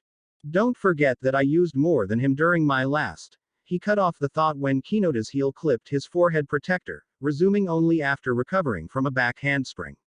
Damn it, Kurama. It's hard enough to focus without you in my head. You know I'm right. Gah. Fine. There was no way Hinata was going to let him just back off to start using chakra-intensive abilities, so he had to get creative. Naruto snatched one of the Hiraishin kunai from his leg holster while coming up for a block, pretending to drop it in his haste to get the arm up in time. In truth, faking wasn't entirely necessary. The millisecond delay had nearly earned him a clean elbow to the side of the head. The Iwa Nin's eyes flashed to the falling weapon for a split second, and he kicked it instead of outright ignoring it. Naruto lurched to one side to avoid getting impaled by his own weapon, rolling into a sprint with Hinata in hot pursuit. Kage Bunshin no Jutsu. The single clone stopped to thwart his pursuer, aiming to buy at least a couple seconds of leeway. Hinata hit the bunchen so hard that it vanished in a cloud of smoke instantly, through a block. He hits as hard as Lee, easily, Kurama mused. Yeah, I can feel it everywhere already, thanks. Futon. Hurricane. He spun while still moving, knowing that there were only a few steps between him and Hinata. A windstorm picked up almost immediately, howling against the other genin with enough force to fell trees. Doden. Stone armor. The ground came up like it had before, fastening to each limb and weighing him down.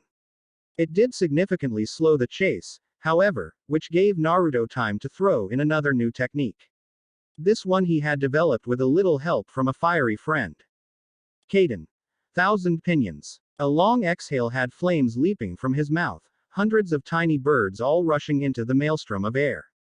Some made it as far as Hinata, peppering him with little blasts of fire, but most allowed themselves to be consumed by the hurricane winds. The chakra-laced air amplified the power of each, causing them to swell before losing shape. The end result was a firestorm so massive that Naruto had to stumble back from the intense heat, not having expected such a catastrophic effect. Your ignorance at your own potential never ceases to impress, the fox snorted. If he isn't dead, that attack should have at least cooked him medium well. Naruto squinted into the roaring, whirling fire, trying to spot Hinata's form. He considered canceling the jutsu when he finally found the other boy, underneath him. A pair of angry red hands burst from the ground without warning, attempting to close around his ankles. Shit. Naruto teleported on instinct, arriving at the dropped kunai some distance away in an ungraceful tumble. He really had to get used to momentum changes when using the Hiraishin. A heartbeat later and he would have been caught, though, so right then it didn't matter. Close call. That guy is tough as nails. Hinata was pulling himself from the ground even as Kurama spoke, struggling somewhat. Bits of his scalp were visible from where fire had scorched away his hair, and bands of blisters circled both arms and legs where the stones must have been pressing against flesh. Despite all of that he stood tall, breaths coming deep between a handful of coughs. That clone might have cost you more than it was worth, by the way. You think? He almost breathed out loud. Shadow clones took half of a person's available chakra to create, and while it had bought him the instant he had needed to get that last attack off, it had apparently not been effective enough. Reducing his chakra by half wasn't usually a big deal. It replenished pretty fast, and half was still way more than most people. But this guy was seriously strong, and he was taking a deep breath as if to begin a new jutsu. Yoden. Molten Flow. Lava Release. Naruto hardly had the time to gawk, but that was an extremely rare Kekkei Genkai. Kakashi had taught them about different nature transformations and those born with the ability to mold two at once. It was really down to the luck of genetics outside of special circumstances, so the fact that this genin, if he really was a genin, could do something like that was just wild. Naruto let his fire and winds die immediately, seeing as it was likely to get very, very hot without his help. The crowd took in a collective breath as Hinata spewed molten matter from his mouth, the black and red glowing substance looking almost exactly like the stuff Naruto had seen on Mount Hyuchi. He could feel the heat from several meters away, and it was spreading rapidly over the ground as the boy rotated to cover all directions. Naruto backflipped onto the wall, watching as the slag hit the stone. It scorched on contact, and even seemed to be eating through in places. This wasn't good at all. A few of the spectators directly above that section were fleeing their seats in case of a collapse. Hinata changed tactics now that the ground was thoroughly untouchable, sending small globs of lava one after the other towards Naruto. They were simple enough to avoid even when shot predictably and in rapid succession, but the splash from them hitting the wall was the dangerous part. He had to quickly shake off drops and strings when they landed, and before long his coat had several red-rimmed holes in the fabric, and a band on his arm had nearly burned through to skin. Geez, he's still not slowing down. I'm afraid he's going to destroy the walls before he runs out of chakra. Don't worry about the walls, worry about your match. Naruto kicked off hard from the wall, throwing another kunai at Hinata's head in the same movement. Sweden. Water Blast. He repeated the jutsu in short bursts as he flew towards his opponent, trying to catch the amorphous blobs of lava with each spout. The rapid cooling changed their trajectory enough to cause most to pass by harmlessly, though a few he had to actively avoid. A final blast of water was enlarged several times over the others and let out in a stream, dousing the ground around Hinata and billowing up steam from the brisk cooling. Naruto was only a few meters away, too close to dodge or put out any more lava, which was exactly what blasted towards him right then, just as Hinata jerked his head to the side to let the kunai pass. This time Naruto got the momentum change right. He transported to the kunai just before the lava would have hit, twisting as he appeared behind Hinata to slash at the boy's back. There had been no chance to counter. Blood and pus from sliced blisters hissed as drops hit the still too hot ground, and Hinata staggered forward. Naruto's feet touched down, and his jikatabi started melting almost immediately. They weren't at risk of melting through completely, but it made each step feel sticky and slow. Fuin. Gravity well, Naruto breathed, deciding not to assume victory just yet. This guy had shown incredible fortitude so far, so he had to be ready for anything. Hinata fell to his hands and knees, his palms sizzling, loose pants beginning to smoke. His muscles strained against the intense pressure, refusing to give in. As a matter of fact, he actually managed to lurch backwards and try to straighten up, legs shaking with the effort of pushing upright. "I will not lose," he croaked, turning slowly, painfully towards Naruto.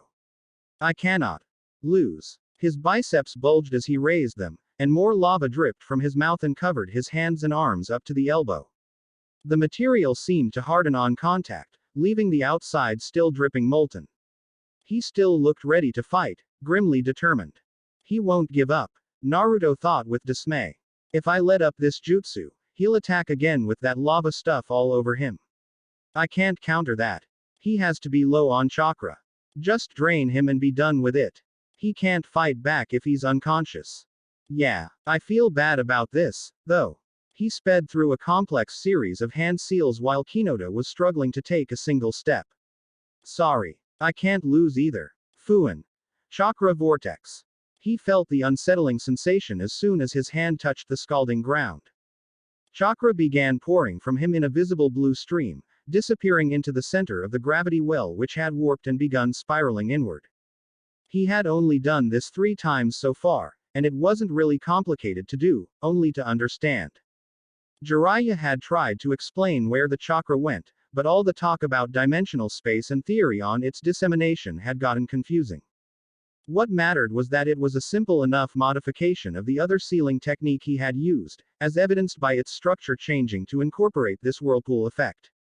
He kept his palm down, knowing that this was one that needed to be held in order to be maintained.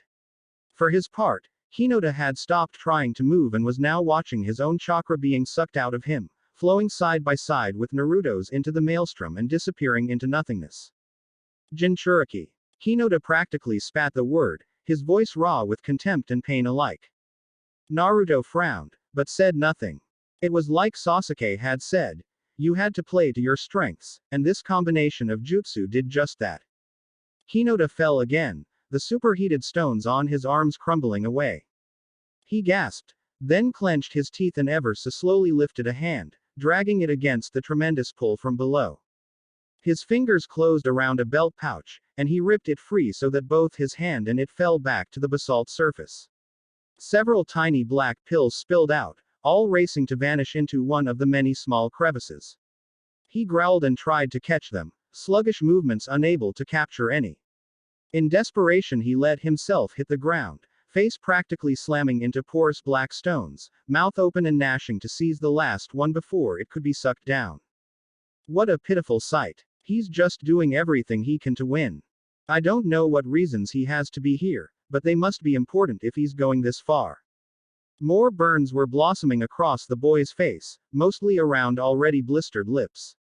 It hurt to watch. Naruto was on the verge of lifting his palm to cancel the technique when Hinata managed to snag the pill with his tongue, drawing it in and biting down in triumph. Chakra billowed around him as a result, the sudden infusion not only giving him extra time but also providing the strength to start standing again. Okay. Pitiful, but impressive. You're running low on chakra. Either take a pill yourself or cut that out. This was not the fight Naruto wanted to have in the second round. He had used an insane amount of chakra already, and the last time he had come close to using up all of it had been the first encounter with Zabuza. Fighting Gaara with Sasuke and Hinata had drained them all, of course, but not to that degree. He cursed and decided to lift his hand. There was no reason to risk his own chakra exhaustion when a soldier pill could be waited out. His palm came up stinging, though it began healing immediately. Nothing happened. Something's wrong. It won't stop. He slammed his hand down again, trying to undo the gravity well. It remained stubbornly active, as did the constant drain on his chakra. He was getting nauseated and lightheaded. I'm not doing anything wrong, it just won't stop. Calm down, and take a soldier pill. You need more time to figure this out. Naruto reached into his own belt pouch. Nothing. His bandages, salves, and soldier pills were all missing. That was impossible. He remembered putting in fresh supplies that morning. You did, Kurama growled. Somebody took them. Without any of us noticing. That's impossible. Improbable. Not impossible. Get the hell out of this, kid, you're going to pass out soon. Naruto nodded, ignoring Kinota's confused look as he scrambled towards the edge of the jutsu. The invisible weight hit him the instant he stepped out of his small zone of control at the center, but he remained upright, if barely. He fell more than walked the few agonizing steps to escape, but discovered something horrifying once he got there. He was blocked in. An invisible barrier was in the way, preventing him from moving any further. He pushed, the futile action only managing to nearly trip him into the ground. Genma, he yelled, his voice ringing painfully in his own ears. Stop the match. Something's wrong. Genma landed in front of him, one eyebrow raised and simply moving the senbon in his mouth to the other side. Genma. The Jonin placed a hand behind his ear as if to say, what? He can't hear you. Probably thinks the other kid did this. Naruto. This is bad. You need to break this barrier. Your chakra will be gone in 30 seconds at best. Help me. Naruto pleaded, flashbacks obscuring his vision. Watching Hinata's desperate expression from behind his own dying eyes, Sasuke turning away and trying to stem his tears, Kakashi's voice raw with emotion. He couldn't die again. He couldn't. I can't. Kurama roared. This is a clear setup, and more than just the two of us are at risk if you fall for it. Kuchio's no jutsu. Naruto yelled, trying to call on Feng to help. Nothing happened. He didn't have enough chakra. Black spots were starting to dominate his vision. Kuchio's no jutsu. He couldn't even summon Huang. Damn it, Kurama. Help me. Nothing. The QB was a silent rumbling in the back of his head. He fell, cheek beginning to smolder as soon as it touched down. The world was spinning. He was lying on his side, and could just barely see the spectating area. Sasuke and Hinata were both clearing the railing at that instant, streaking down the wall and into the arena. But it would be too late by the time they arrived. He could see Genma shouting, now trying to break through the barrier with various jutsu and his fists. But it was too late. Naruto felt the last of his chakra dwindling away, and the world faded to darkness. Kurama's voice was the last thing he heard, sounding far away in the dullness. Naruto. Hokage. Mountain Crusher. Reikiri. Hinata and Sasuke reached and struck the barrier simultaneously, sending ripples through it and expelling a blast of energy to either side. Lightning skittered along the dome, trying to pierce it but unable to find a weakness. Hinata found a similar end with her technique, the recoil from the unsuccessful breach causing her to stumble back several steps. What the hell happened? Sasuke shouted at Genma, drawing back to take another hit. I thought the barrier was Kinota's doing at first, he replied, leaping away to avoid the pair's attacks. You heard me try to call it, but then he collapsed too, and the barrier's still here.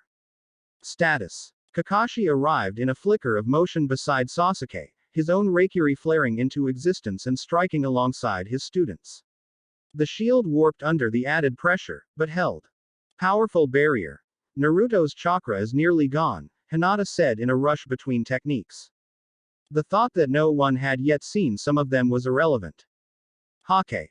7 Moon Spear. A lance of light elongated in front of her, 7 differently colored glowing globes circling near its point. She launched it full force, forgetting to warn the others about the impact. Luckily they both saw the amount of chakra being needed into the attack and fell back just in time. It hit the barrier with incredible force, its vibrations even affecting the ground beneath them. This jutsu utilized her chakra control to its utmost, concentrating almost all of that energy into a near unfathomably small point. It penetrated, but just barely, a few cracks springing up around the shaft. Hinata kept the frustrated sound in her throat unuttered, springing forward instead to deliver a second mountain crusher to the butt of the spear. Sasuke intercepted her halfway, driving her to the ground just as a crimson streak of light flashed by where her head had been. An all too familiar, bone-chilling cry filled the air as the transparent blockade shattered and exploded outward. The upper half of Kinota's body flew by and hit the far wall, spattering blood everywhere and prompting more screams from the stands. Everyone was in full panic, running for exits while Chunin scrambled around trying to calm people down. Naruto stood now where he had fallen, coated in streaming red chakra mixed with his own blood, eerily empty white eyes staring out from the face of a miniature kitsune. It was the same transformation as in the forest against Itachi and Kisame, except there was an extra tail. 5 of them swished behind him, carving wide furrows in the ground and lashing out towards anything that moved. It was chaos, and the realization of all of Hinata's fears. Doden. Stone prison. She cried, both palms hitting the ground hard. Earth erupted around Naruto in a flash, enclosing him completely. Kaden. Great fireball, 2 voices yelled, Kakashi and Sasuke igniting the dome almost before it closed. Sweden. Water blast. Hinata poured chakra into the technique as soon as the rocks would be hot enough, hardening the shell in an attempt to contain Naruto. But this form was nothing like the normal cloak. The enclosure broke apart like paper, effortlessly thrashed away through the combined efforts of claws and tails. He whirled on them, all bloodlust and madness. Those eyes wanted nothing but destruction. They didn't belong to Naruto. Hokage Shiki Jijun Jutsu. Edict of Enlightenment. The Anbu agent who had been tasked with keeping tabs on Naruto rose out of the ground as if from a puddle, one hand outstretched with a symbol for Sid, wavering on his palm. 10 spiked pillars rose up around Naruto, enclosing him in a tight circle of wood. Mokuden. Sasuke expressed the awe that Hinata felt, though she was less concerned with a supposedly extinct Kekkei Genkai than she was with Naruto. He was still standing in the center of that ring, turning in slow circles as if confused. Stand back. Tsunade landed atop one of the wooden columns, letting out an irritated tisk before ripping a pendant from her neck. It flashed blue-green in the sunlight as she leapt into the ring, standing directly in front of Naruto, unafraid. Tsunade-sama. Genma said sharply, rushing forward. Kakashi stopped him with an outstretched arm and a shake of his head. You have no idea what he's capable of, Genma.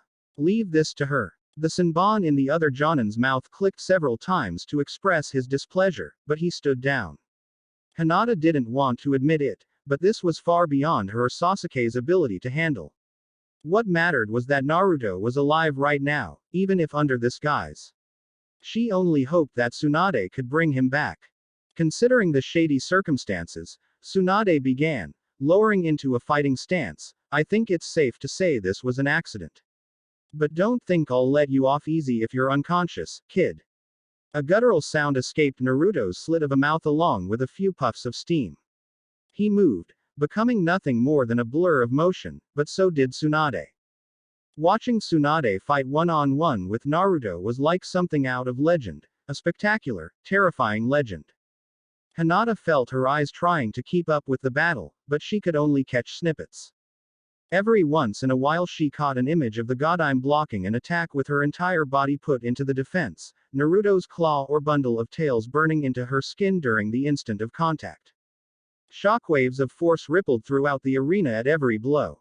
The earth ruptured once per second it seemed.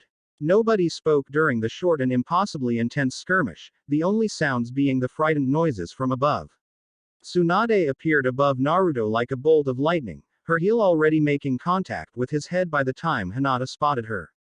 The amount of chakra accumulated in that one spot was mind-boggling to see. In fact, it seemed impossible. Sutenkyaku. She roared. The result was cataclysmic. A crater formed instantaneously, and the ground within it exploded along with everything within a 30-meter radius. Hinata got off the ground just in time, Kakashi and Sasuke only a beat ahead thanks to their Sharingan.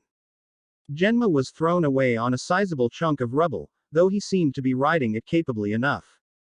Tenzo had merely flipped to one side, keeping his arms towards the battle and maintaining his technique. Hinata landed lightly on unsteady slabs of foundation, refocusing with her Byakugan to find Tsunade and Naruto. She was several meters below the original floor, standing atop Naruto and holding the necklace to his back. Tenzo. The masked man stole forward, leaping into the crater in a flash to touch the necklace with one hand before leaping back out, a trail of chakra now connecting him with Naruto. There was no time to call out a warning, Hinata didn't even see it coming. One moment Naruto was being subdued, and the next two of his tails had pierced Tsunade's torso. Her eyes went wide, and blood started to drip at the corner of her mouth. She stumbled back, falling heavily against the curved side of the depression. Naruto growled and tried to right himself from her kick, but the cord of chakra now attached to his back seemed to be inhibiting his movements. He kept making sounds of protest and pain, howling at the sky. Hinata had no words. This was a nightmare come real. You. Tsunade coughed, shoving herself upright. Blood coated the place she had just fallen. That hurt. You miscreant. She brought her hands together in a trembling tiger seal. Ninpo. Sozo Seisei. Hinata watched with stupefied wonder as the diamond on the Hokage's forehead began to glow, a seal formation branching out from it across her face. The puncture wounds in her chest began to close at a frightening pace, flesh knitting together before their eyes. That should have been impossible, but it was the second such thing that she had done in the span of minutes. Hinata had to recognize in that moment exactly why people were chosen to become Kage. Now, she breathed, lowering her hands as the markings disappeared. The diamond didn't reappear. I hope you're ready to settle down. Nearly finished. Hokage-sama, Tenzo stated, sounding as if he were under a tremendous strain. The endpoint of the blue trail was serving as the focal point for Kurama's receding chakra, which was slowly being stripped away to reveal Naruto's body beneath. His skin had been ripped away like it had before, but this time he appeared to be in severe agony. Hinata wanted to run to him, to cry, to find out who had done this, but now wasn't the time for any of that. She raced to the rim and stood there for a second, trying to steady her breathing. Tsunade-sama, she breathed, keeping her voice steady. Once the Kyuubi's chakra is suppressed, he won't have any of his own left. I think Kurama did it to keep him alive. I guessed as much. This will do temporarily, but he'll need more medical attention. Tsunade pointed a finger at Naruto, beginning to siphon a thin stream of her own chakra into him. His body will adapt this and make it his own before long. You have nothing to worry about. I'm not. Hinata began to protest, but stopped at a look from the Godime. There was no use lying to the woman. Of course she was worried. Naruto had just gone on another rampage, actually killed somebody this time, and could have died as a result. How could Tsunade be so calm? What's happening with the exam? Sasuke asked, alighting next to her. Kakashi was right behind him, his eyes scanning around them instead of watching the last of the red chakra disappear. We're continuing it once we get everything fixed up, Tsunade said firmly, stepping out of the hole and dusting off her ruined attire. Whoever wins the next fight will have a bye the following round, and everything else will go on as normal. But, Hinata started again, only to be silenced by another hard look. I'll make sure he's taken care of, Kakashi assured them, placing a hand on her and Sasuke's shoulders. You two need to remain focused on your next matches. I know you're shaken right now, but remember that this could have gone much worse. Naruto's alive and will recover quickly enough, knowing him. We'll worry about the consequences later, understand? Hinata nodded, forcing herself to look away from Naruto and take a deep, steadying breath. He's alive. He's okay. We're okay. She kept repeating that all the way back to the spectating area, not even realizing until halfway there that her friends were with her the whole way. She had been too distraught to notice that they had all leapt down to see if they could help Naruto as well. Even Tamari was there. Nobody said a word as they reconvened up above, though they all stayed nearby to Sasuke and Hinata. There wasn't much to say. The match had been exhilarating to watch up until it had become clear that something had gone wrong. Naruto's new jutsu were astonishing, and the fact that he had gotten a handle on so many in such a brief time was nothing short of amazing. She had been thrilled to see that he had mastered his father's technique. But now everything had gone so wrong so fast. It was all a blur of fright after she had seen the alarm in his eyes. Hinata was dead, and she knew that Naruto would blame himself for it even though it had been out of his control. He would find out about Tsunade before long as well, and she was afraid of how much that revelation would hurt him. It was all so upsettingly confounding. Kakashi and Tsunade will find out who did it, Sasuke said quietly, staring down at the stretcher now carrying Naruto's prone form away. His skin was repairing itself, but slower than it had last time. A second team of medic nin were toting Kinota's two halves through the door already. And if they don't, we will. Hinata could only numbly incline her head, unable to look at the carnage riddling the arena.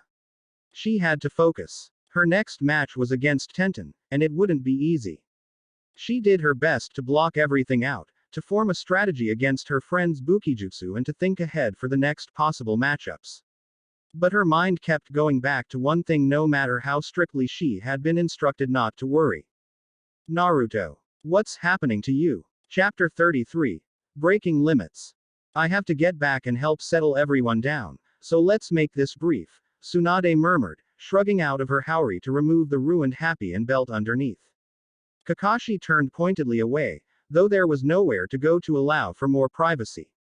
The tiny back room that they had retreated to was somewhere beneath the arena wall. Any theories? None beyond what we discussed last time. The three of them spoke to Kurama after the incident during the second stage, and he confirmed that it wasn't Itachi or the shinobi from 13 years ago. We're dealing with an unknown Uchiha. Or just an unknown Sharingan, she pointed out. The sound of a scroll unsealing almost made him curious enough to turn around, but the urge had to be resisted. Tsunade probably had an extra set of clothes on hand. Women tended to plan for everything. Ward the space immediately around us, as small in areas as you can, mind, and suppress your chakra. He complied promptly, creating a soundproof bubble and increasing its chakra density, ensuring that not even a Byakugan could penetrate. It's clear that somebody fixed the match so that Naruto would be forced to use Kurama's chakra to survive, allowing them to take control. The question is, why? I can think of a handful of reasons, Kakashi said wryly.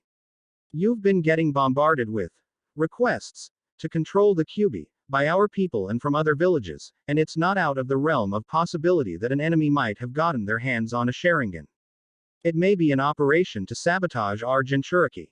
That doesn't make sense. If they have this capability, why not wait for Naruto to leave the village on a mission and confront him away from the bulk of our forces? They could steal and reseal Kurama then. Sneaking in to do it here doesn't track unless there's an ulterior motive. Maybe they just wanted to let it loose to destroy Konoha, he suggested. Kurigakure attempted a similar plot, if you recall. Rin. Whoever it was doesn't have the capability, or else they would have. The first demonstration would have proved enough to them. No, I think this was planned to be a spectacle in front of the other visiting villages. It simultaneously undermines our security and ability as a village while showing that we're not in control of our own Biju. You can turn around. He did so, seeing that Tsunade was dressed once again in an identical garb, the soiled clothing nowhere to be seen. Surmising the intent seems pointless without more information. I don't think that's why you brought me here anyway. He held eye contact, aware that his left eye was still uncovered.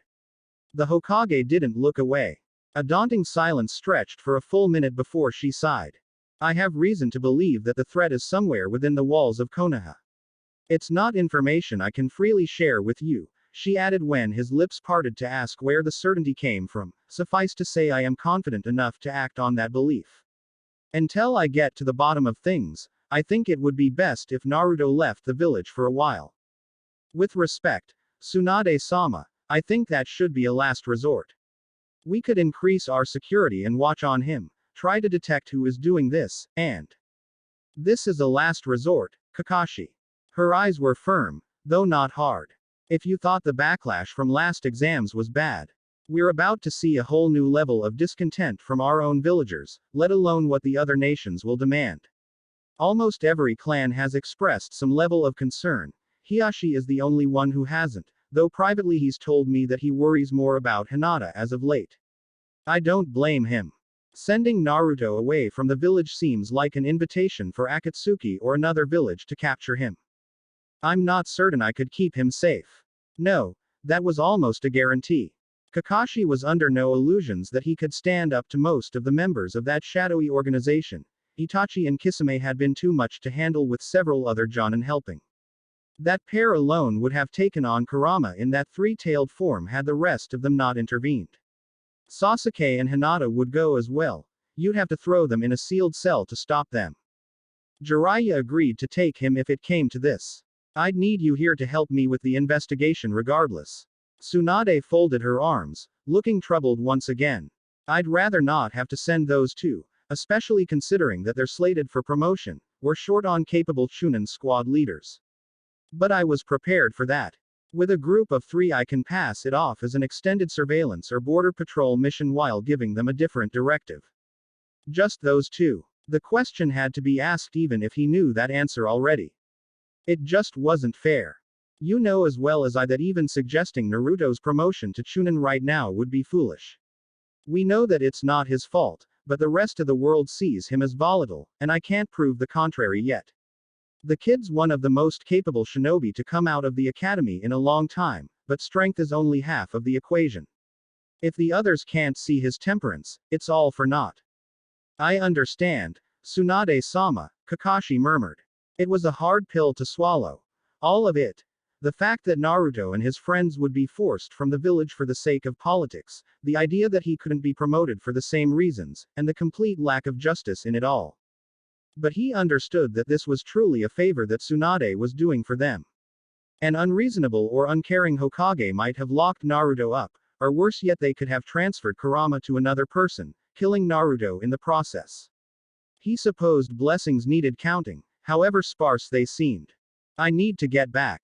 They'll be finished repairing the damage soon, and it's my job to oversee the exams and assuage the dignitaries' concerns. Ignorant old fools, she muttered, stepping to the edge of the ward by the door. I expect you're heading to the infirmary. Kakashi only nodded, allowing the barrier to fall. Good. I think he'll need you when he wakes up. With that she was gone, leaving him alone in that small room with only somber thoughts as company. How did I let it come to this? He agonized, feet finding their own way towards the makeshift triage center before long. There had been so many shinobi watching. He had kept the Sharingan open throughout everything despite the strain. Hiashi had caught them on the way down to mention detecting a flash of something under floor of the arena, but its source was unknown, and the fight afterwards had crumbled the foundation enough to obscure any evidence. He had been watching Naruto all morning too, and not once had there been an indication that his supplies had been stolen. He had failed his students, and they were paying the price for it. Kakashi lowered into the spindly chair at Naruto's bedside, looking at the boy's resting features while continuing to think on the situation. The skin had already grown back thanks to Kurama's influence, but there was a feverish hue to both cheeks and brow now. That was worrisome in and of itself. Naruto never got sick. Perhaps it was only an aftereffect of the chakra. Kuchio's no jutsu. He leaned down and tapped the stone floor, calling all 8 of his longtime friends. The Ninken appeared in their usual cloud of smoke, sitting with ears perked attentively, the leader perched patiently atop Buru's head. Pakun, I need you to go observe the rest of the exam. I doubt anything will go wrong, but I'd still like a first-hand account of the matches later. The rest of you search for anything suspicious. That's a bit vague, Kakashi, the pug replied irritably. What happened? You look stressed. I told you what's been happening with Naruto and the possibility of another incident. The last stage of the exams is nearly over, and something happened. He kept the explanation succinct, but included as many details that the dogs would need. It was a long shot that they would be able to find anything, but they had other senses that human shinobi did not. In a flash all but Pakun flickered away, off to scout as instructed. It isn't your fault, Kakashi. Don't blame yourself for someone else's transgressions, you've done that enough already. I'm fine. Go watch Sasuke's match, please. Pakun stared at him, not buying the answer, but turned and trotted off anyway. The mutt could be annoyingly perceptive at times, but he was counting on that sensory ability from all of them. The muffled sound of Tsunade's enhanced voice reached him a short while later, signaling that the contest would be starting up soon. He settled into wait, muttering jutsu after jutsu until the room was covered with almost every ward that he knew how to make, extending each a long ways into the solid stone floor for good measure. The first suspicious thing to breach them would meet a swift end, no questions asked. Asterisk. Deep breath in. Deep breath out. Concentrating on breathing was one of the few ways Sasuke knew how to keep his mind off of Naruto's situation. As annoying as it was to admit, Kakashi was right.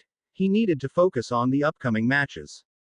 Fighting Hinata in the final round was going to be hard as hell without knowing what she learned with the Sandame, and ahead of that he had to face Neji of all people. Two Hyuga opponents in a row sounded thoroughly unpleasant, but at least he would have 3 fights worth of rest, and Hinata had to go head to head with Lee before the final round. He had full confidence in her ability, but it wasn't a sure thing that she could pull off a victory. 5 gates was an incredible amount of raw power. 1 hit might take her out, even. You're supposed to be focusing on your next fight, not worrying. Hinata's comment pulled him from that line of thought, prompting a slight frown alongside as he glanced her way. She was watching, those perceptive eyes seeming to know what he was thinking. Sometimes I wonder which of our dojutsu is actually stronger, he muttered, leaning onto the railing and looking around. The 4 others were close by still, Team Guy on one side and speaking quietly in a group, Tamari on the other leaning against a wall. She seemed as lost in thought as Sasuke had just been. I'm just going over the remaining matches in my head. You have a plan for Tenten yet? He expected her to take the bout with relative ease, but the other kunoichi's fighting style was fast and loose, making it difficult to predict the next move. I think so. She knows most ranged attacks won't have any effect, and I think I'm faster when it comes to a melee, so. You think? He couldn't help the bit of sarcasm in that rhetorical question. Hinata, you're fast enough to keep Kakashi-sensei busy. Now's not the time for modesty. So I think she'll try to employ some kind of trap, maybe one involving fuinjutsu, she concluded as if he hadn't spoken. He smirked. Hinata often confused confidence and honesty with hubris. If I can counter something like that, I think I'll be okay. What about you? Neji is going to be a bitch to fight, he grimaced, ignoring the disapproving look he got in return for that comment. You trained with him a bit over the last few weeks, right? Any clue about new abilities he's been working on? I did, but I'm not going to tell you his new techniques. That wouldn't be fair, Sasuke. We're shinobi. Isn't the whole point to find advantages wherever we can? The point of this exam is to prove our ability to navigate the known and unknown abilities of our peers, she countered. We're judged based on our strength and decision-making skills, and it would give you an unfair advantage if you knew what Neji Nisan was practicing in secret. I bet he's telling Tenten all about you. Sasuke shook his head but smirked at the same time. He had expected this response. It was just a way to kill time and keep her distracted. The arena was nearly back to normal again thanks to all of the Chunin working on it. Hinata didn't even grace that assumption with a response, likely thinking the best of her cousin and anticipating he would never do something like that. Hey kids, a vaguely familiar deep voice intoned, causing both of them to blink and look straight down. Pakun had somehow snuck up and sat between them at the railing, examining the ring with that signature board expression of his. Kakashi is guarding Naruto in the infirmary. I'm sure you already tried checking, but he placed wards against that. I thought so, Hinata sighed, chewing on her lower lip. Does he seem okay? Naruto or Kakashi? The dog asked dryly, shaking his head. The kid is fine, it looks like. He'll be out for a while. Kakashi is more shaken than I've seen him in a long time, though. Let me guess. Blaming himself for what happened. Sasuke queried, earning a raised brow from Pakun and a furrowed one from Hinata. I've trained one-on-one with him more than them, and he's opened up once or twice. He hides it well, but spending enough time with the guy makes it pretty clear that he's the type to take on unnecessary responsibility. No wonder he speaks so highly of you, Pakun chuckled, turning back to observe the finishing touches of the cleanup effort. Something like that. The rest is for him to tell. I'm only here to observe and report back. My comrades are searching for clues to what happened. That your dog? Tamari interjected, having strolled over and hunched down to peer at the Hittite-wearing animal. Kind of small for a ninkin, isn't he? Kind of flat-chested for a girl your age, aren't you? He quipped back irritably. The kunoichi's jaw dropped, and she began to sputter in search of a response while Sasuke coughed to hide a laugh. Hinata blushed slightly and gave Pakun a disapproving look. You should know not to judge a shinobi by his size by now, child. He's one of Kakashi's, Sasuke said as Tamari straightened, her cheeks flushed with anger, and probably embarrassment. Makes perfect sense, she ground out, stalking back to the wall and crossing her arms with a harumph. Sasuke shook his head, wiping the smirk from his face. That had been entirely her fault, though Pakun may have taken it too far. Friends and guests of Konoha, Tsunade's voice began over the muted hum from the stands. Most spectators had returned to their seats, though there were a few noticeable vacant sections now, most of which had been occupied by Konoha citizens. I would like to apologize for the interruption in events once again, but I thank you for your patience. The final stage will now continue as planned. A few scattered cheers rose up, but they were nowhere close to the level of excitement from before. The 10th match is between Uchiha Sasuke and Hyuga Neji, Genma announced from the center, standing near where the floor had recently been completely destroyed. It looked almost like new again thanks to all of the earth techniques. Good luck, Hinata said as Sasuke sauntered towards the tunnel, Neji not far behind. He waved lazily by way of response, not turning around. Confidence was still with him, but he wasn't fool enough to believe that this would be a walk in the park. Neji had obviously been practicing with genjutsu in order to counter the Sharingan, and there was no doubt he could keep up in speed. This would be a fight of ninjutsu and technique more than anything else. It felt a bit odd walking back onto ground that had been covered in lava and broken to pieces not half an hour gone. His eyes flicked to the western wall of their own accord. No one had bothered to remove the blood spattered and smeared across the concrete where half of Kinota's body had struck. A good portion of the walls opposite were still charred or damaged in some fashion. The disturbing events that caused them aside, they were good reminders to all that genin were putting everything on the line here. These were fights to the death for all intents and purposes, oftentimes between friends, and only stopped short when possible. Any rules changed as a result of the last match? Sasuke asked as he reached Genma, Neji halting not far behind. The Jonin shook his head, the Senbon between his teeth clicking in a show of irritation. Same as always. As far we're aware, the last match was a fluke between two kids who overestimated their own abilities. There are still no rules aside from the one. If I say a match is over, it's over. Ready yourselves. We're starting in a moment. He formed a few seals to amplify his voice, extending the same jutsu to them as well. Sasuke memorized it, for no real reason besides his ability to do so. You ready? He asked, raising a hand in the seal of confrontation. Neji mimicked the action before lowering into a traditional Juken stance. His face was smooth, devoid of emotion, giving Sasuke the least amount of information to process. I am. Show me how high you can fly, Uchiha Sasuke. Begin. Sasuke's feet left the ground the instant Genma's hand moved to signal the start of the match, propelling himself backwards as fast as the chakra-assisted jump would allow. He sent a fist of regular shuriken and two fuma in retreat, and as expected they were easily deflected. However, as his feet hit the wall and stuck, it was clear that Neji had a solid game plan coming into the fight. Rather than wait in place and deflect with the rotation technique, he simply charged forward and swatted the necessary ones aside while dodging the rest, obviously trying to close and turn it into a melee. That wasn't going to happen, at least not yet. Mizu Bunshin no Jutsu. Kage Bunshin no Jutsu. His hands raced through seals as if they had been practiced all his life, when in reality the next techniques had been learned very recently. The Sharingan was handy like that. Tiger twice for the clones, boar, ram, horse, tiger, dog, snake, horse, rat.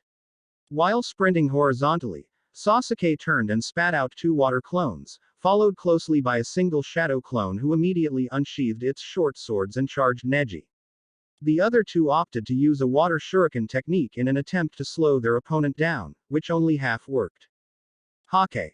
Blinding slash. True to the technique's name, Sasuke had only an instant to realize what was happening before being forced to shut his eyes and flip backwards. He could feel the scythe of chakra rushing past beneath him, and the splash of water and bursting sound of the Bunshin exploding signaled the end to that distraction.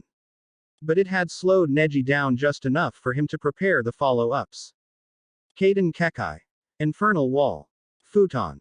Downdraft. Sasuke opened his eyes the instant the light passed, white-hot fire expelling from his mouth in a stream that first blocked the path between him and Neji, rapidly racing around to enclose the other boy in a circle of fire several meters high. The flames were intensely hot even from a safe distance of 10 meters. The follow-up jutsu, copied from Gaara a bare 2 hours ago, crashed down at the center of the inferno, hopefully serving the dual purpose of halting Neji's advance and fanning the flames even further. The wall swelled and roared hungrily, arcing inward to form a fiery dome that collapsed in on itself, swallowing the genin stuck inside. That had been the intent, anyway. Bafflingly enough, Neji rocketed through the fire towards Sasuke a beat later, though it was nearly impossible to tell what he was doing for the steam billowing about his form. Sasuke had time only to throw a hard block as a palm streaked out of the cloud, his other arm too slow to deflect a spinning kick straight to the gut. He grunted and flew backwards from the force, skidding on the wall for a few seconds before flipping sideways back onto the ground. Neji landed right after him, much more visible now that the steam was gone and already closing. He must have covered himself with water, a lot of water, and countered the downdraft's force somehow.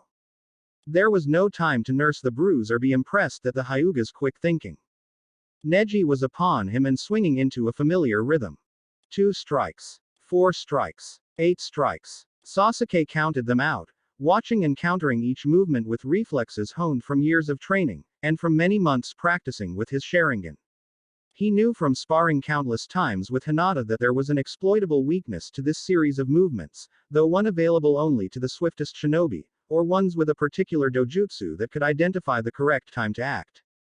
In the razor-thin gap between the set of 32 and 64 strikes, Sasuke brought his hands together and executed the fastest water clone and replacement jutsu combination of his life. Appropriating chakra during the initial defense and executing 6 seals in less than half a second was nothing compared to Kakashi's ability, but Sasuke still felt a rush of adrenaline from the accomplishment as he appeared directly behind Neji, whose palm was just landing on the clone's shoulder. Kaden. Great Fireball. Sasuke knew that Neji could see him with the Byakugan, but the intent had been to use his superior speed with hand seals to outmaneuver that superior sight. Neji carried his movement forward, lunging with the momentum and diving to one side. The fire caught on his coat, but a swift roll quickly extinguished it, and he was up to pivot and streak towards Sasuke without missing a beat. Fine, if you want close-ranged combat so badly, he growled, wrenching the black blades from the holster on his back. This was the newest set, made specifically to utilize a particular jutsu to its fullest. Showing off one new technique and a bit of swordplay wouldn't upset his chances against Hinata all that much. Besides, he had already seen a few of hers, and would likely see more before the final round. Raiden. Resonance. A strong electric current flowed into the swords, lighting them up in a brilliant white blue.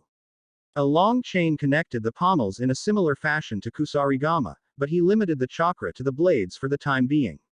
Lightning jumped between the weapons constantly, though Sasuke suppressed it as much as possible. This was intended to be a painful surprise. Sweden. Obscuring fog. Neji jerked to a halt the moment Sasuke's jutsu came into play, expelling a thick cloud from his mouth that rapidly spread to shroud everything from sight. Futon. Hurricane. Sasuke responded, banishing the mist with one of Naruto's techniques, briefly sending the twin swords airborne to do so. He put himself in the eye of the small tornado, serving the secondary purpose of warding off Neji's instant advance. His hands flew through yet more seals. Raiden. Current. Lightning chakra flowed into the miniature tempest as it expanded and raced outward, lacing the already sharpened air with a more deadly energy. Hakusho. Revolving Heaven. As soon as Neji's rotation began, Sasuke had to change plans yet again. This was getting annoying. Doten. Earthen wall. His palm hit the ground, creating a blockade for the torrent of wind and lightning that was sent back from the other boy's technique reflecting it. While the barrier was being hammered by chakra, Sasuke created two shadow clones, switched places with one, and had it sink into the ground using Kakashi's hiding mole technique. The whole series was meant to confuse the Byakugan, which, like his own dojutsu, couldn't tell the difference between shadow clones and the genuine article. Hokage. Coruscating stars. Sasuke tensed when he heard that unknown technique, preparing for anything. Anything. Turned out much more complicated than anticipated. Orbs of light scattered across the arena, surrounding Sasuke with dozens of absurdly bright dots that began pulsing rapidly the instant they settled into place. With every flash came a small bolt that looked very much like a vacuum palm, each firing on Sasuke's position. He grit his teeth, squinted against the brightness, and spun into motion. The subterranean clone dissipated the moment it surfaced, the result of a mountain crusher from Neji, who was simply standing outside of his technique and focusing. The second clone burst when it blocked a blast from reaching Sasuke. Judging by how those things were tearing up the ground, he most definitely did not want to get hit by one. He concentrated entirely on avoidance, once making the mistake of slashing at a sphere only to nearly be struck in the process. His sword swept straight through with no effect whatsoever. His eyes swept around constantly, making the world pass by deceptively slow and allowing him to blur around the ring without getting struck. But he couldn't keep it up forever. This is nothing compared to Haku's technique, but I can't keep wasting time in here. Neji's lack of movement implied that focus was essential to maintaining this dangerous jutsu, which meant that he might not be expecting a counterattack in the form of genjutsu. After all, who had the time to alter somebody else's perception of reality while darting every which way? Sasuke wasn't exactly the average genin. He planned a vaulting roll precisely, coming up to leap and flip sideways, making certain that he was facing Neji in the process. Through the field of white lights he locked his eyes with Neji, initiating the Sharingan's innate genjutsu. The effects were immediate. Every light flickered out at once as the Hyuga was forced to bring his hands together to break the genjutsu, but Sasuke didn't stop with just one. He layered two more instances, knowing that Neji would notice them and break free immediately, but then followed them up with something a bit more subtle. Doten. Earthen spear. He shouted in unison with Neji, the two projectiles meeting between them and shattering to pieces. Neji blinked, the first show of emotion since the beginning of the bout. He was surprised that Sasuke had copied the ability on the instant, which was precisely the intent.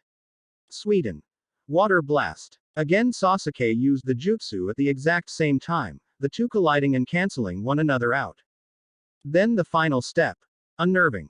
Sasuke kept his features smooth as he used the Sharingan to carefully suggest the next jutsu, weaving a very minor genjutsu in along with it. To the spectators it would appear entirely different, but to Neji, it looked like Sasuke performed the impossible. Hokage. Mountain crusher. Neji called, extending a palm at the now illusory version of Sasuke. His eyes went wide when the ersatz copy uttered the same phrase, sending the ability back with identical force. Sasuke used the body flicker while his opponent was distracted, infusing an immense amount of chakra into his legs and bringing a hard roundhouse into the back of Neji's head.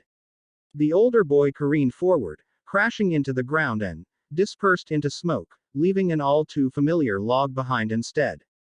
That was creative. Neji panted from behind, the edge of a kunai digging into Sasuke's throat. You almost got me. Almost. Sasuke asked slyly, unable to keep the smirk from his lips. He settled a kunai beneath Neji's chin, allowing the clone in front of him to go up in smoke. You missed the final layer, I think. Neji tensed, then snorted derisively. So I did. He remained quiet for a moment, and Sasuke realized his mistake a split second too late. He had assumed that Neji would give up after becoming so exhausted and being held at knife point. The determined Hyuga was spinning before he could react. Sasuke hit the ground a dozen meters away and rolled for a few more before regaining his feet, wiping a bit of blood from the corner of his lips. He had checked on Neji's chakra before going in that close, but it seemed that the other boy had become more efficient with that technique over the last few months. The rotation slowed and stopped, leaving them facing one another again, though Neji was breathing much harder now. The spectators seemed too confused to cheer, which was understandable. Most regular people didn't understand genjutsu even when it was explained to them, and it was an underutilized skill among shinobi. Appreciating it required a good amount of knowledge and practice. Not planning to give up, huh? Sasuke sighed, reactivating the resonance and allowing the current to run freely between the blades. He was pretty tired, but it seemed that he had forced Neji to use more chakra, relatively speaking. In response, Neji dashed in, still deadly fast for how exhausted he must have been. Sasuke pretended to oblige, throwing one sword at the oncoming genin. It was deflected with a chakra-covered palm as expected, the distance breaking the resonating effect, temporarily. He jerked backwards and twitched the chain, bringing the blade flying towards Neji's blind spot while striking with the other. The intent wasn't to actually hit him, and the chain would give away the tactic anyway. Instead, when Neji whirled to kick the pseudo-projectile away while twisting to avoid the other end, Sasuke let the lightning technique go wild. Neji became an unwilling conduit as the current scorched along the chain, completing the circuit as thick bands of electricity leapt from the tip of one blade and into him, coursing through faster than thought and connecting to the other. It was over in a literal flash. The crackle died, Neji collapsed, Sasuke caught his thrown sword, and Genma landed beside them to observe. The boy struggled to rise, his muscles spasming all the while. "Damn, you're tenacious," Sasuke complained, kneeling to offer a hand. Neji looked up, eyes a bit unfocused and frustrated. "Come on. Hinata wouldn't let me hear the end of it if I beat you while you were down." "Your pride knows no bounds," Neji growled, though there seemed to be a touch of dry humor in it. He reached up, clasping Sasuke's hand and heaving himself upright. After one unsteady step he winced, sighed, and shook his head. "I used too much chakra trying to trap you, and then in attempting to counter 5 layers of genjutsu. I would only embarrass myself further if I continued. I admit defeat." Hyuga Neji concedes the match. "Uchiha Sasuke is the victor," Genma proclaimed. Sasuke wove the signs and cancelled the amplification jutsu, earning him an annoyed glance from the proctor. "That star thing you did was crazy. I thought Hinata was the only one making up new techniques based on the Hyuga style. I've never known you to use elemental jutsu before, either. We have both been training hard," was all Neji said in response, extending a fist in what might have been a begrudging sign of respect. "I look forward to watching Hinata-sama do what I could not." "Does that mean you don't have a lot of faith in your teammates?" Sasuke smirked. Neji only considered a moment before offering a noncommittal shrug, turning to limp towards the door leading to the infirmary. Well, they both knew what the outcome of the next few matches would be, then. "Are you all right?" Hinata asked as he arrived back in the spectating area. Lee was speaking in hushed tones with Tenten, and a glance with the Sharingan showed that he was confused as to why Neji had let Sasuke get behind him. It seemed the guy really was bad at recognizing genjutsu. "Fine, just a little tired," he muttered, opting to sit cross-legged beside Pakun rather than remain standing at the railing. "I made the mistake of thinking Neji was rooted in his ways, and then got tricked into falling for that new jutsu of his. Have you seen that one before?"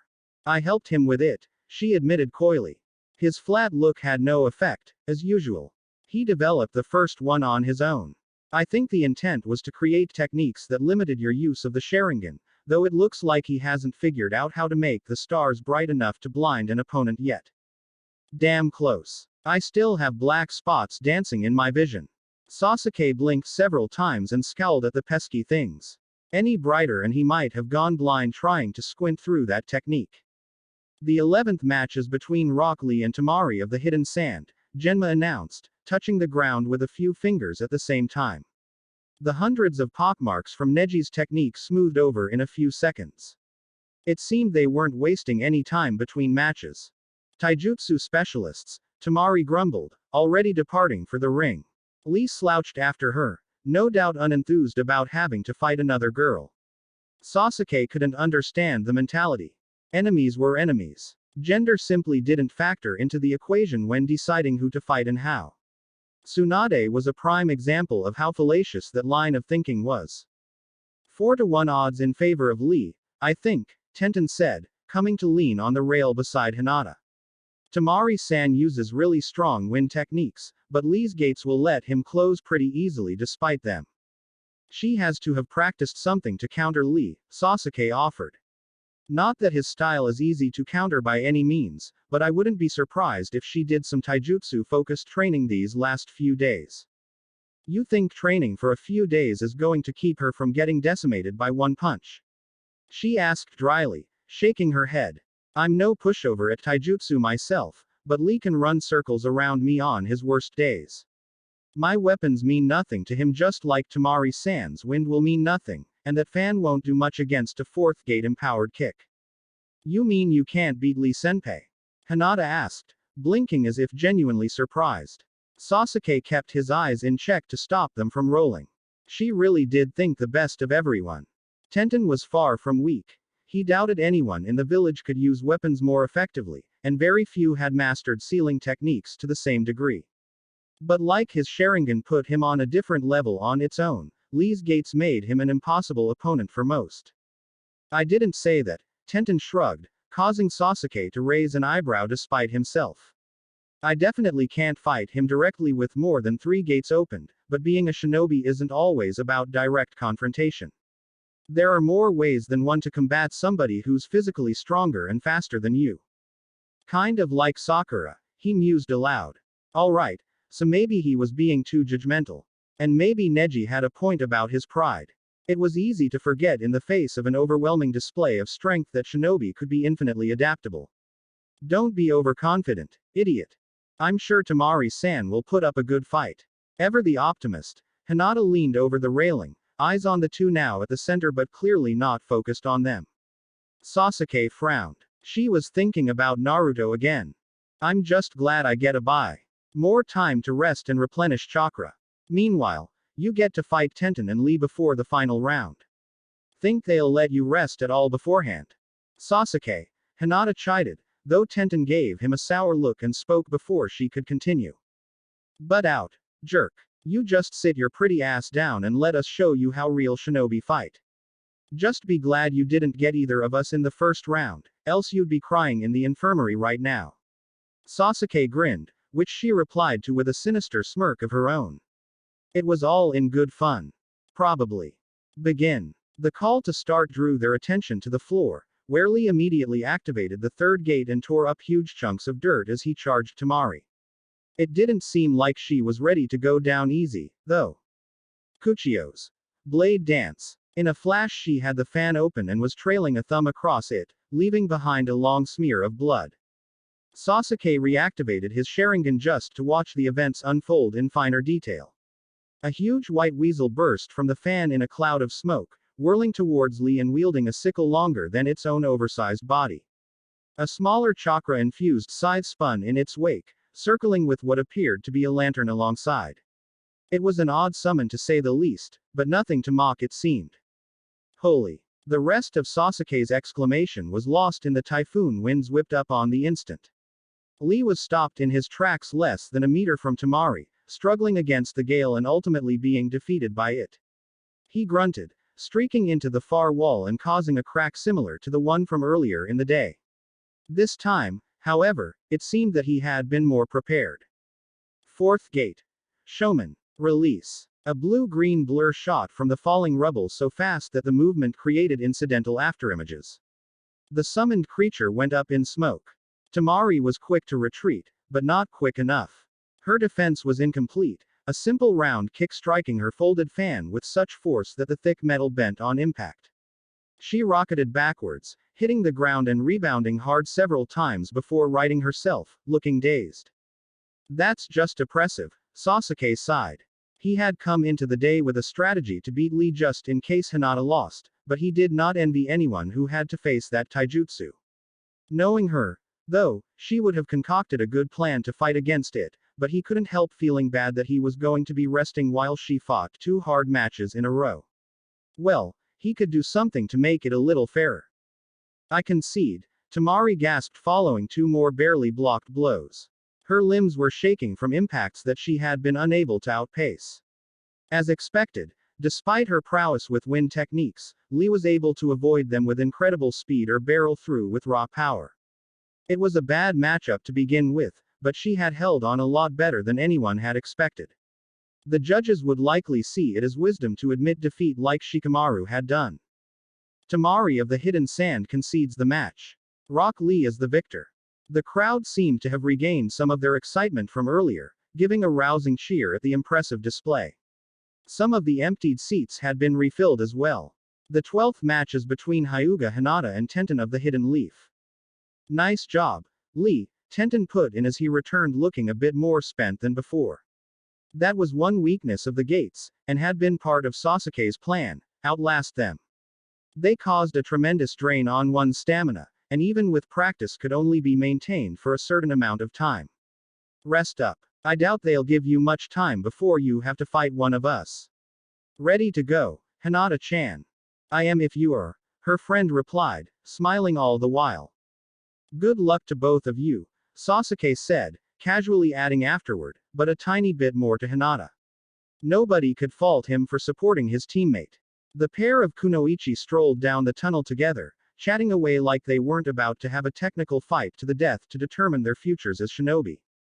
First Sakura-san, then Tamari-san, and now I will have to fight one of them, Lee muttered dismally after they were out of earshot.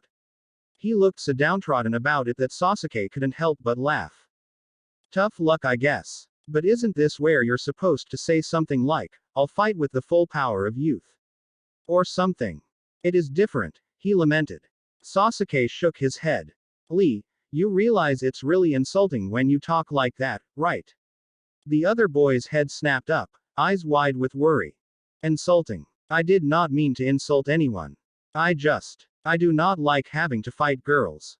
Sasuke sighed. How to best explain this so that he would understand? Look, I get it. It's a weird chivalry thing, right? You're wanting to protect them or whatever. Lee nodded vigorously. Well, regardless of your intent, by being so reluctant to fight them you're basically insulting their ability as shinobi by implying they're weaker than you. Lee's mouth worked for a response.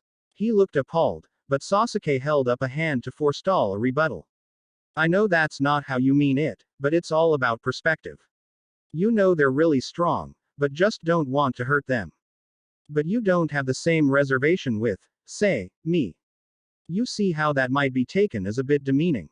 I guess so. He looked so distraught, even more so than when he had been about to fight Sakura. My father always taught me that girls were precious and that as men we should protect them at all costs. Sasuke blinked. He had never thought about the fact that Lee had parents, for some reason. With the eyebrows and all, he had just assumed that the odd genin was Guy's son. But I think I understand. I do not want to offend anyone, Sasuke-kun. Good. Just fight as hard as you have been, but with a less visible apprehension, at least. I guarantee Hinata will not be going easy on you. Do not count Tenten-san out yet. She is strong as well. Now we're getting somewhere. Sasuke chuckled to himself, igniting a flame in each palm and feeding a constant stream of chakra into each while maintaining the Sharingan. What are you doing? Lee asked. Sasuke shrugged. I'm confident in my teammate, so if I assume she has to fight 2 tough matches before she gets to me, then I don't want to have more chakra than her going into it. It wouldn't be fair if I rested all that time, would it? Aw man, I've been looking forward to this match all week. Tenten sighed, bouncing a few paces away and pivoting to face Hinata squarely. Don't think I'm not gonna try my best just because you're stronger than me now. Tenten-chan. Hinata started, unable to keep her brow from furrowing. She didn't like it when Tenten underestimated herself like that. Still, it was clear that the other girl wasn't looking for chastisement or seeking compliments. Neji Nissan told me how hard you've been training. He didn't reveal anything other than that, she added quickly, though Tenten's smirk implied that she knew that much. Neji wouldn't betray his teammate like that. But I've always considered you my superior. Oh Hinata. She cooed, shaking her head. Your unceasing modesty would be aggravating if it wasn't so sweet and genuine. I'm serious, she continued when Hinata tried to interject. I think you must have an objective side in there somewhere that's been paying attention. How many times have we gotten together for training over the last year? All three of you have outpaced me in such a short time that it's almost unbelievable. Even Neji's fallen behind, and as much faith as I have in Lee, I have a feeling his next match might be his last. It was difficult working out a response to such praise, especially from a respected peer like Tenten. Hinata was no fool. She knew that all of the hard work Team 7 had put in was paying off.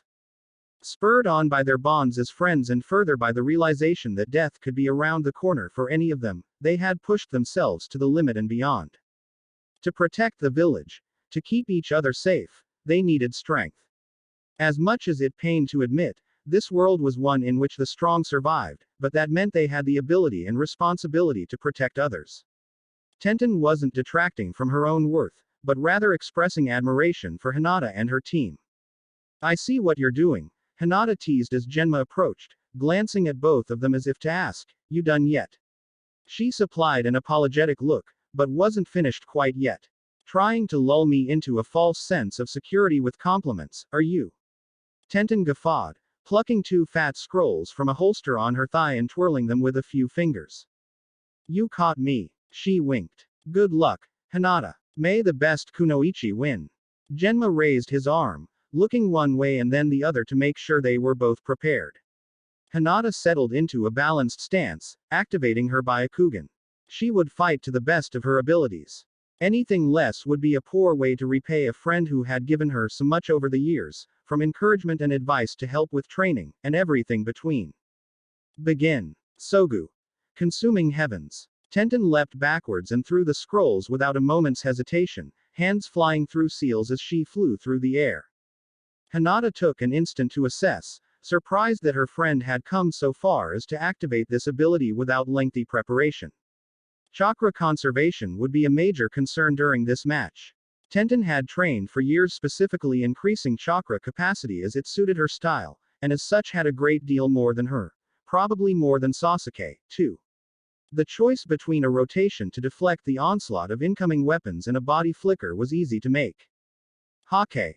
She started, appearing behind Tenten in a flash. Or at least, she had been intending to. The other girl had twisted and was already bringing a giant mace down on her location. Hinata was forced to turn it aside, using its weight to propel herself in the opposite direction. But Tenten was thinking 2 steps ahead. Makebishi were scattered in the area she moved towards, preventing easy movement for a split second, which was all the time her opponent needed to drop a handful of poison bombs and dash away. Hinata held her breath, using the Byakugan's enhanced sight to watch as the next weapon came out. Bow and arrow. That was a new one. The weapon looked a bit strange as the girl drew it from halfway across the arena, its string appearing to glow in a similar fashion to the arrow knocked against a stave as tall as she. A's was always a safe bet against Tenten. One could assume that this weapon was nothing to be trifled with. She released the arrow.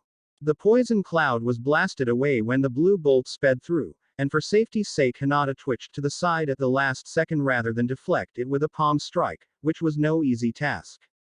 The projectile almost seemed to teleport for how rapidly it fired. Her choice had been correct.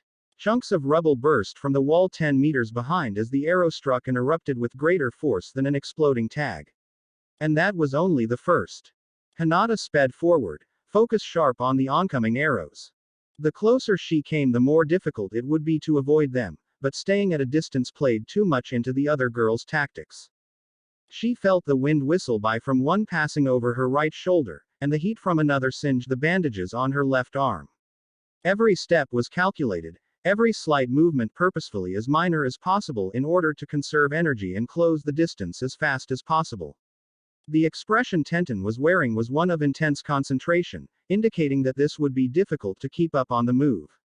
But it had all been a ploy. At half a dozen meters Tenten released what would be her final shot, skipping backwards at the same time and tossing the bow stave away.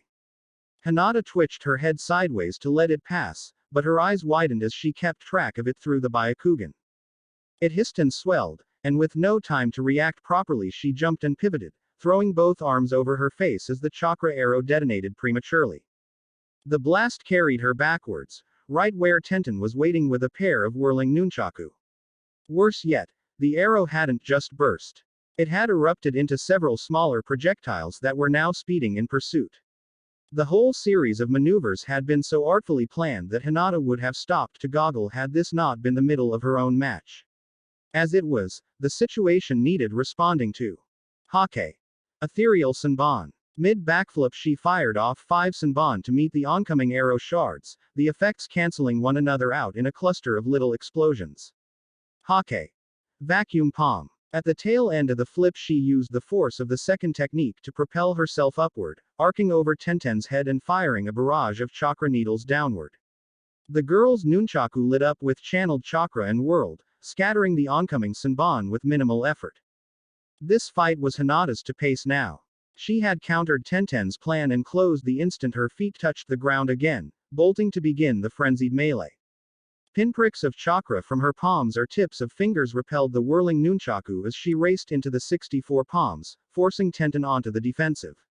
Years of training with Neji had definitely taught her how to fight against Juken, however. Hinata was forced to halt her technique yet again when a stream of purple mist billowed from Tenten's mouth, rushing to obscure the surrounding area with more poison. Hake. Mountain Crusher. She used the force to expel the gas while aiming the ability true. Blinded by her own deadly cloud, Tenten saw the oncoming technique and dodged too late, getting tossed from the ground and spiraling several times when the jutsu struck her shoulder. To her credit she still managed to land upright, but the injured arm now hung limply. Always sucks to get hit by Mountain Crusher.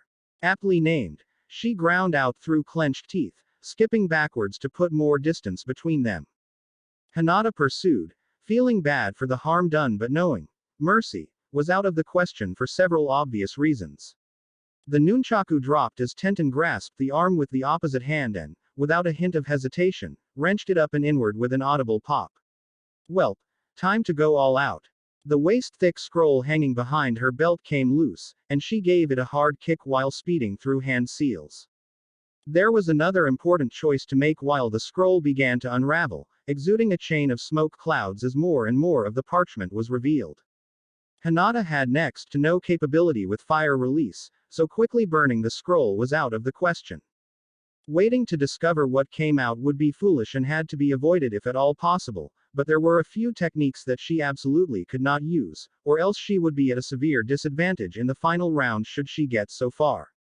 She made the choice when the first few plumes began to fade around the glowing forms of levitating weapons, a pair of curved swords, a naginata, tonfa, and a massive ring sword, all either remotely controlled by Tenten or summoned in such a way that they automatically activated and began an autonomous assault. This needed to end before things got out of hand. Hakusho. Hinata breathed as the weapons began speeding towards her, dropping into a low stance more than a dozen meters away from the other girl. She focused, concentrating chakra into the center of each palm. Tenten began sprinting in a wide arc, no doubt expecting another mountain crusher or the like. This technique was much, much faster, and infinitely more precise.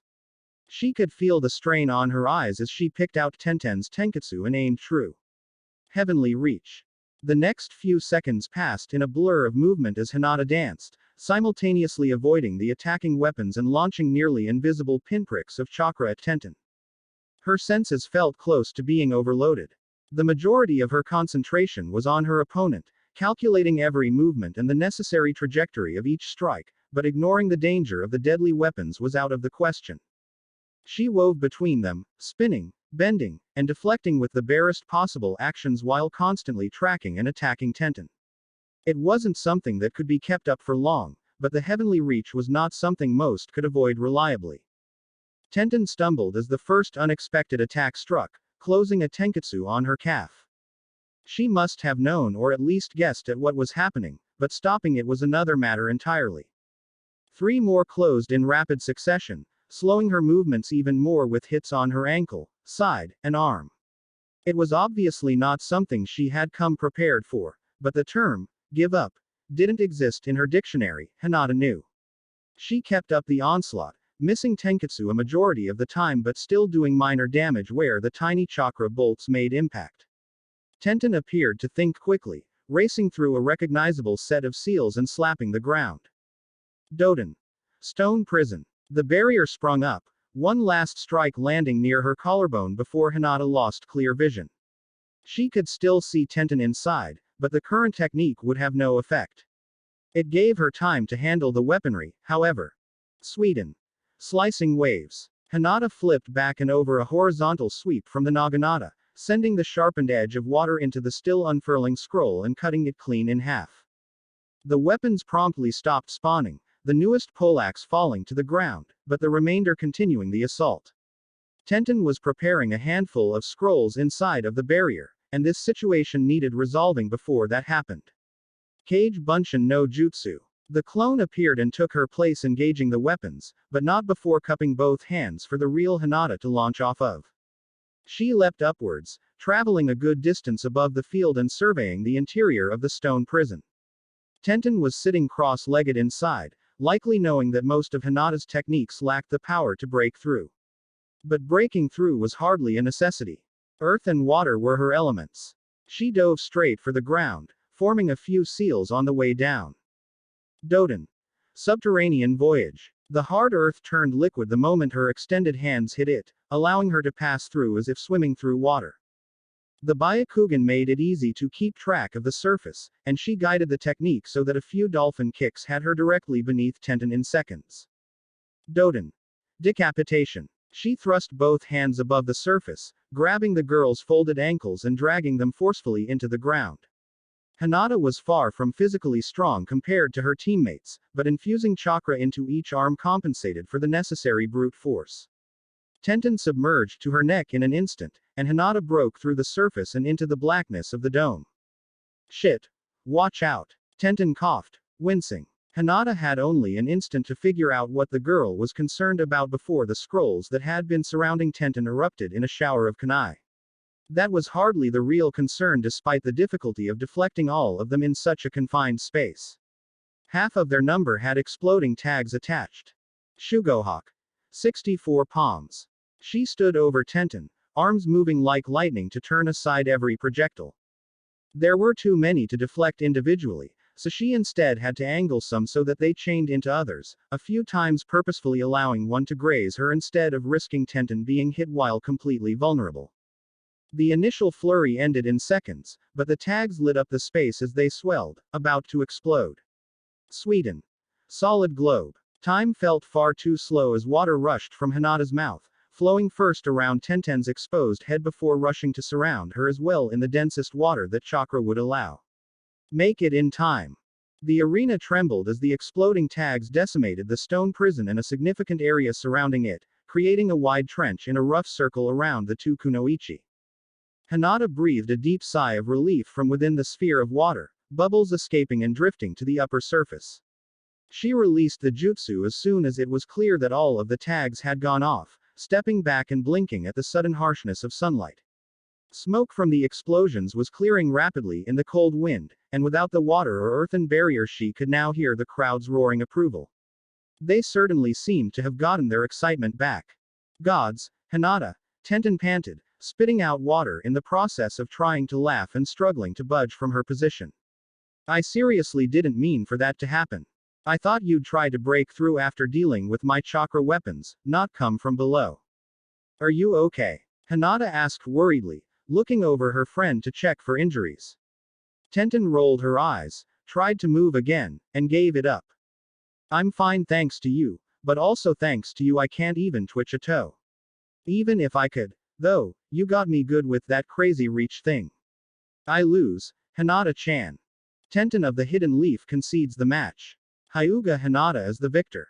The spectators erupted into cheers and applause, a particularly enthusiastic section of Hyugas leading the pack. I'll get her out, Genma inserted before Hinata could reverse the technique holding Tenten captive. You have another match coming up and should conserve your chakra. Thank you Genma-sensei. Tenten said as the ground swelled and pushed her upward, a wide crack forming in order to free her limbs for the ascent. Hinata smiled and bowed, but her friend wasn't having any of that. The other girl stepped forward and gave a tight hug, murmuring into her ear now that the voice-amplifying jutsu was gone. You're an amazing kunoichi, Hinata-chan. Thank you. One day I hope to be as amazing as you. Hinata knew that she wouldn't take that the wrong way. It wasn't meant to be patronizing or teasing in any way, but honest. Ever since they had first met, Hinata had been inspired by the older girl. Where Naruto and Sasuke had helped build her confidence and self-worth over the years, Tenten had more recently become somebody who she aspired to be like. A kunoichi who was always sure of herself, who never let anyone tell her what she could and could not do, who was as strong as she was kind, and who always followed her own ninja way. Hinata was certain that if she always strove to be like that, then she could always stand shoulder to shoulder with her teammates. As Tenten smiled and limped away, Genma fixed the ground and once again addressed the crowd. Due to the unexpected bracket changes, we will be having a 10-minute intermission before the next match. Following the semifinal, we will have the scheduled 15-minute break before the final round. Thank you for your patience. Surprisingly, not a single voice in the crowd expressed protest at the unanticipated delay, at least not that Hinata heard on her way back to the spectating area. It was likely that they didn't mind her being allowed to rest between this and the next fight, as she would have been able to normally had Naruto still been in the running. Sasuke's bye would give him an inordinate amount of rest before the last fight of the day, or so she had thought. Sasuke, what are you doing? She asked as soon as she spotted him sitting at the railing. Activating the Byakugan for the span of a blink showed her everything that needed to be known, however. You're supposed to be resting, not depleting your chakra on purpose. What would you say your capacity's at right now? 50, 60%? He asked, ignoring her question. She frowned. Near there. But Sasuke, the purpose of the exam is to. Fuck the purpose, he scoffed, shaking his head and making a half-meter of fire spiral and then fall into the form of a dog chasing its own tail. He was remarkably good at shape transformation. She frowned slightly at his choice of words, though predictably the expression garnered no response.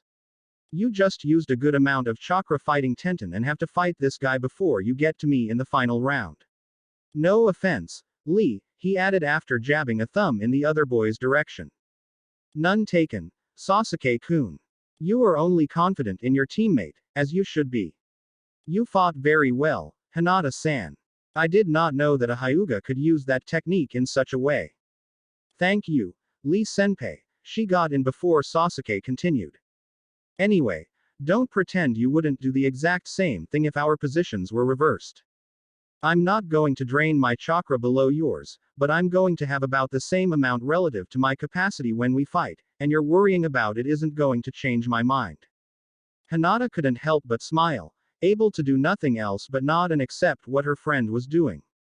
Even though the way he decided to put it came off as aloof and confrontational, she knew Sasuke better than that, and he was right, she would have done the same thing in all likelihood. Admonishing him for that wouldn't be fair. No wonder Sakura-san likes you so much. There's a soft side in there no matter how deep you try to bury it, she teased, lowering down beside him and Pakun. As usual, he ignored the quip. What happened inside of that barrier? Your voices were muffled, so all we heard was Tenten yell something, a bunch of clattering, and then that explosion. When the dust cleared you were just wet and bleeding a bit, and the match was over. Bleeding. She blinked, glancing at herself and noticing the shallow cuts left behind by the narrowly deflected kunai.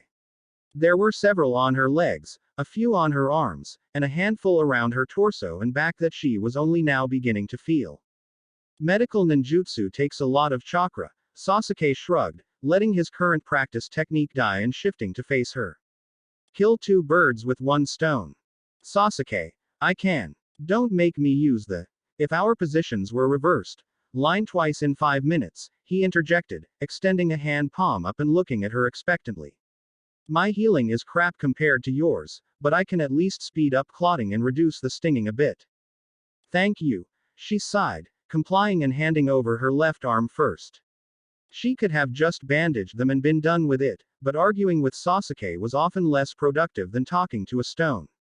He always thought he was right, though often that came from a place of kindness and concern more than anywhere else. In short order he was through with the painless process, having closed the shallowest wounds and mended the others enough for her not to have to think about them. He left one long cut beneath her breasts untended for obvious reasons, something she took care of on her own with a simple lining of dry poultice and cloth bandage.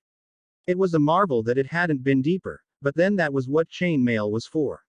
Oftentimes kunai were sharpened like razors and could slice through bone as easily as soft clay, but the metal links were meant as a first layer of defense against such dangers when a shinobi slipped up.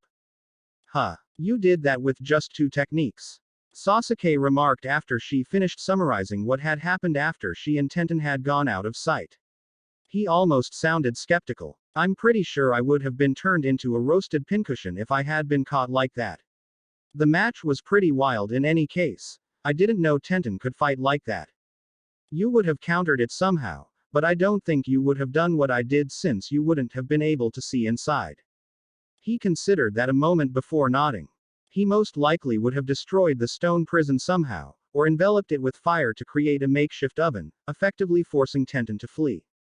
Guy-sensei has been pushing them to hone individual fighting styles for over a year now in preparation for the last 2 sets of exams. You saw how hard Neji Nisan has been practicing with ninjutsu, and I'm sure Lee Senpai has been pushing himself to open more gates for longer periods.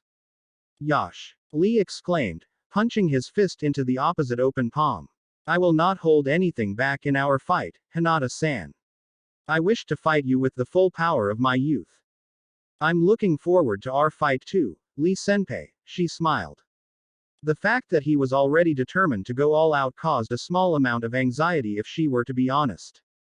Lee's movements were already close to inhuman at the 4th gate, and her Byakugan keeping track of him would only go so far when her physical speed fell behind. Not holding anything back surely meant a sustained 5th gate if not beyond, and at that point no amount of natural speed would keep up. One strike would spell the end of the match, too. Hiruzen had helped her prepare one possible countermeasure, but losing was a distinct possibility if it were to fail. The 13th match is between Hyuga Hinata and Rock Lee, Genma called from below, prompting a boom of activity from the stands. Hinata took a deep breath and stood. There wasn't time to worry, and there most certainly wasn't room to keep techniques hidden. A small amount of chakra had been replenished during the short respite, and she had a feeling that most of it would be depleted before long. It could end up being a battle whose deciding factor would be who ran out of chakra first, though in Lee's case it could be a timer on physical deterioration. The 8 inner gates taxed the body to its limit, and while that limit could be expanded through exposure and training, it was still very real and very dangerous to the user. Good luck, Sasuke said, standing after her and extending a fist. Lee was already trotting off down the tunnel. Don't take any unnecessary risks. You saw what 4 gates did to Tamari's fan, and that thing's made out of titanium alloy. I read her lips once, he added when she raised an eyebrow to question how he knew that. Use all of your chakra if you have to. I'll make sure to keep it even. He smirked, and she gave a grateful smile in response before touching her knuckles to his. All of that was just Sasuke's way of saying, be safe. The walk down to the ground floor felt longer than before as she prepared herself for the strategy to counter Lee. She anticipated that he would go straight to the 4th gate in the interest of time. He had to be feeling some level of strain already, which meant that maintaining the gates for much longer than a few minutes would be out of the question. She estimated 3 minutes, a short and intense fight that would test her ability to handle high-level taijutsu to its limit. You both ready? Genma asked as Hinata arrived and clasped both hands behind her back, stretching. One moment, sensei, Lee said, kneeling to remove his leg warmers one at a time to reveal the ring of weights wrapped above each ankle. Hinata had been afraid of that. He already moved so fast that it had been hard to keep track. They had assumed that Lee had come into the day without them on, but it seemed that he had only adapted better to the added weight. But Team 7 hadn't been slacking off with their taijutsu training either. As Lee tossed the weights towards the edge of the arena, creating a pair of small craters and a dust cloud, Hinata reached for the narrow accent belt hanging at her waist, unbuckling it. Sasuke had convinced her in a roundabout way that holding anything back for this match would be foolish. The techniques she intended to use against her teammate wouldn't be useful here at any rate. She slung the belt after Lee's leg weights, wincing as it struck the wall and caused a few small cracks to splinter before falling to the ground with a loud thud, breaking up a bit of stone in the process. Genma raised an eyebrow, and the crowd quieted. Done now? He asked, bringing his hands together to project their voices to the whole arena. That was a bit embarrassing, especially considering that she wasn't ready yet. Sorry, Genma-sensei. Almost. She hadn't planned to do this unless absolutely necessary, but Lee wouldn't allow her time during the match itself. It took some effort not to blush while undoing the reinforced clasp on the side of her skirt, carefully unzipping it while holding fast with the other hand to keep it from plummeting. The capris underneath covered her completely, of course, but it was hard not to feel exposed without the skirt on as well. Nevertheless, she stepped out of it, using both hands to grip the hem and heave it after the other heavy articles. It hit the ground a bit short of the others, making its own indentation to match. The two pieces together didn't nearly equal his, but ridding herself of an extra few dozen kilos would go a ways in canceling out his increase in speed. She bounced on her toes several times, acclimating to the difference before settling into a defensive Juken stance. Ready. All right. Genma started again, glancing at Lee, who nodded and set himself into an aggressive Goken stance. Hinata mused over the matchup for only a moment, about pitting the gentle fist against Lee and Guy's unique hard fist style. Theirs packed devastating power when coupled with the 8 gates, but hers was all about precise movements and fine chakra control that could cause immense harm in different ways. At the very least, the onlookers would get to witness quite the spectacle, if they were able to keep up. Begin. 4th gate. Showman. Release. A green haze erupted around Lee, his skin turning a muddy red as the gate of life forcibly increased blood flow simultaneously with the increased power from the gate of pain. One instant he was standing like a cat ready to pounce, and the next his fist was grazing the side of Hinata's head. Only reflex had saved her from the blow, and that near miss was only the first of many as they tore into motion. It was an absolute frenzy. Sasuke's description of Lee's taijutsu as oppressive had been far too accurate. Hinata couldn't keep up even lightened as she was, but that was to be expected. Her lifelong training had been more rounded, focusing on all 3 methods of combat whereas Lee had only been able to train for one. But that singular focus had paid off. Her limbs became blurs to her own eyes as she tried to create any amount of distance, but Lee refused to let up, a bolt of lightning chasing the wind. His punches could have pulverized boulders, his kicks carrying enough power to decimate whole buildings. In fact, when Hinata executed a rapid succession of feints and back handsprings to gain some breathing room, she wound up next to the wall with Lee arriving in less time than it took to blink, his right leg nothing but a streak of color. Konoha senpu, he roared. Hinata bent backwards so fast that she thought her spine might snap, the friction from the kick heating the air enough so that she felt it rushing past centimeters from her torso. Her reaction time wasn't enough to fully avoid taking damage, however.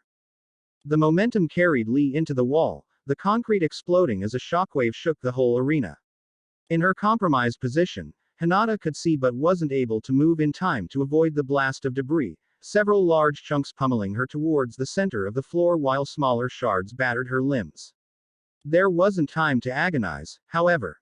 The blow had created a huge plume of dust in a brief moment that could not be wasted. Kekai. Indomitable guardian. She gasped, ignoring the blood dripping down the side of her head and the bruised set of ribs along her left side. The myriad of cuts and scrapes elsewhere were an afterthought. Getting caught in just the blowback from one of his kicks had caused this much damage. Taking a direct hit could actually kill her. Under the shroud of debris she formed the proper seals while still tumbling across the arena, skidding to a halt only to slam both shaking palms into dirt to activate the technique. A solid barrier sprang up around her, and she pushed it as far as possible, pouring chakra into the pale blue shield like her life depended on it. It thickened rapidly, shape warping into the head of a giant monkey, a testament to the man who had taught it to her. It became opaque, disallowing vision from either side, a drawback countered by her Hyuga heritage. Lee's fist struck the barrier a breath after it materialized fully, sending a ripple throughout but failing to penetrate. Hinata could barely see him moving through the surrounding haze, and the shield continued taking hits as the boy tried to break through from different sides. He was traveling so fast that it seemed like the blows were coming simultaneously from every direction. But it held. Sweden. Soothing mist, she breathed, exhaling the fine droplets in a small sphere around herself. She wasted no time touching a hand to her head, hurrying to heal the wound that was beginning to make her feel dizzy. The mist would help close the smaller injuries that there was no time to heal manually. Seconds passed, and then the pounding on the barrier ceased for a moment. That could only mean one thing. Fifth gate. Lee's voice resonated from nearby, causing Hinata to tense. Toman. Release. The corresponding explosion of energy expulsed the remaining cover of dust, kicking up more in the process as it sent the top layer of soil and rock scattering to the edges of the arena. The shockwave alone caused little dust devils to kick up and race around them, persisting even after the initial blast subsided. Lee stood at the center of the cataclysmic effect, veins bulging in his arms, shoulders, and temples. His teeth were clenched and bared, proving the immense stress and pain that his body was undergoing during the transformation. Most frightening were his eyes, blank white circles focused solely on her, looking all too similar to Naruto's when Kurama took control in the chakra state. He practically disappeared, fist connecting with the barrier with such force that Hinata stumbled even within its confines. It cracked, and she dropped the healing techniques. These next few moments would be the last if she could survive them. Hokage. Seven Moon Spear. The gleaming white weapon elongated before her, its tip circled with the colored orbs representing the seven elements. It leveled at the point Lee had just struck and hovered there, waiting. Another punch caused the entire shield to fracture like glass. She took a deep breath, drew back her palm, and concentrated on tracking Lee. He was a living whirlwind, barely detectable, but he was the one racing against time. There was only one place he could land the next blow in order to guarantee the barrier's failing. Don't act prematurely. Wait. Trust yourself. This would come down to instinct, catching the barest flicker, the slightest change in movement indicating when he would come and hoping she was fast enough. Wait. Mountain Crusher. It was times like these that Hinata wished she possessed a Sharingan, if only to see things happen in finer detail. Her jutsu sent the spear into the barrier the instant Lee's third blow landed, and any normal shinobi would have been unable to react fast enough. But Lee was no normal shinobi.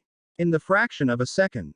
No, the fraction of a second between the barrier failing and the spear colliding, his hands moved faster than any body flicker, latching onto the shaft and stopping it cold. No doubt even Sasuke would have had a hard time seeing it in time. There wasn't time to stand there and stare. However, the force of her blow and the risk of being struck by the concentrated technique was enough to keep Lee stationary for a split second, which was all that Hinata needed. Hokage. 64 palms.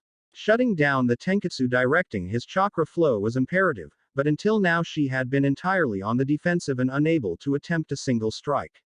In the instant that Lee ground to a halt and strained against the Seven Moon Spear, Hinata swung into motion, getting off 8 consecutive strikes before he had a chance to react.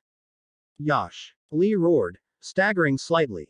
From what she could make out of his expression, he looked ecstatic, though still in a tremendous amount of pain. This is the springtime of youth. With a colossal effort he threw the spear to one side, redirecting it a few dozen meters behind.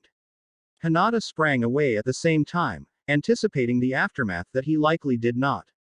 She hoped the onlookers didn't get hurt. The spear point struck the ground, and then her vision went completely white for a few seconds.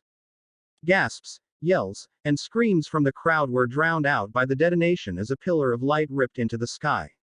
It was only a few meters across, but the cement liquefied instantly where its very edge touched the wall, a testament to the amount of chakra she had needed into the tip. It wasn't exactly an explosive or collateral technique, but it wasn't meant to be. Hinata was all about precision, and anything or anyone hit by that would regret the mistake if they lived to do so. The only reason she had opted to use such a devastating jutsu was due to her confidence in Lee's ability to survive it. The fact that he had managed to deflect it instead had honestly come as a shock. It only served to prove the power of the 8 gates. Lee stopped gawking at the blast quickly enough, snapping out of the momentary awe to blaze towards Hinata once again. She was tired from the chakra expenditure, but there was one thing to bolster her spirits: he was moving more slowly. A glance showed that her few empowered strikes had been aimed true, closing off several tenketsu between his diaphragm and sternum and effectively blocking the flow of chakra to the fifth gate. She had been too hasty in the attack and had failed to close any more essential points, but this was enough.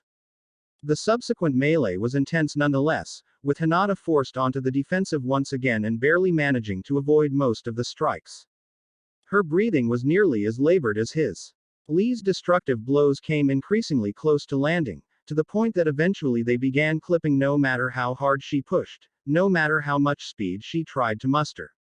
She knew her limits, and his fourth gate exceeded them by a decent margin. When a simple yet absurdly fast hook feinted into a round kick, there was no choice but to throw up both arms and take the hit, the only action prompt enough to counter it being the release of chakra from every tenketsu in her forearms. It helped, but not enough. Hinata hit the nearest wall hard, the impact forming a small impression and knocking the wind out of her despite the preparation. Her feet hit the ground a moment later, and it was a struggle to stay upright. It felt like every bone in her arms, chest, and back was bruised or broken. Her chakra was dangerously low. The only solace was that Lee was still standing where he had been, a bit slouched and sucking in ragged breaths. His skin was back to normal, which meant that he had dropped below the third gate in order to stay in the fight, though just barely by the looks of it. They were both battered in their own ways, though who was worse off would be decided by the next and undoubtedly last engagement. There was a choice to make now as Hinata tried to settle on legs that felt like jelly, lifting shaking arms that might have been made of lead. Conceding was out of the question. What would Sasuke and Naruto think if she quit after coming so far? Even now she could see his eyes, somehow kind and always so certain despite everything, always encouraging. No, this was her fight to win, even if it meant taking this kind of risk. Hinata-san, Lee gasped, extending a hand to forestall as she lifted a soldier pill to her mouth. His eyes were back to normal now, filled with concern. Your chakra must be very low like mine is. It could be dangerous to take that. Someone once told me that nothing worth doing should be easy, she said between short breaths, managing a small smile. I'll have enough in me for one more clash, Lee-senpai. I plan to fight with everything I have left. She took the pill between her lips, waiting for his response. For a while he merely watched, considering and most likely fretting. Very slowly, however, his features became more set, more determined, and a broad grin spread across his tired face. He reached into his own belt pouch, lifting a small black pill to match as if in a toast. To youth, he exclaimed, flicking it into the air and catching it in his mouth. The reddish hue returned immediately, followed closely by a green aura and the blank white eyes, chakra visible to the naked eye spiraling around him.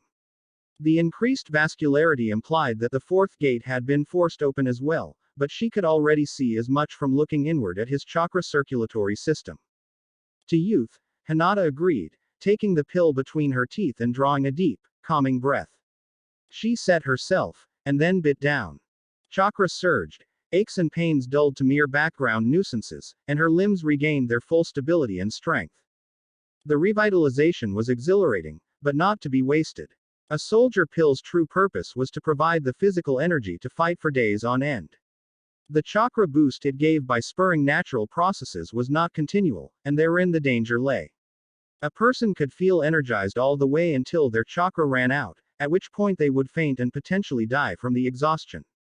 It was a delicate balance, but one Hinata knew she could manage. They moved simultaneously, her feet barely touching the ground as she flew forward, his every step tearing up chunks of earth as he rushed in. The dichotomy would have been humorous if not for the serious tone. If this was to be their final encounter, then Hinata was not about to sit back and play a game of avoidance.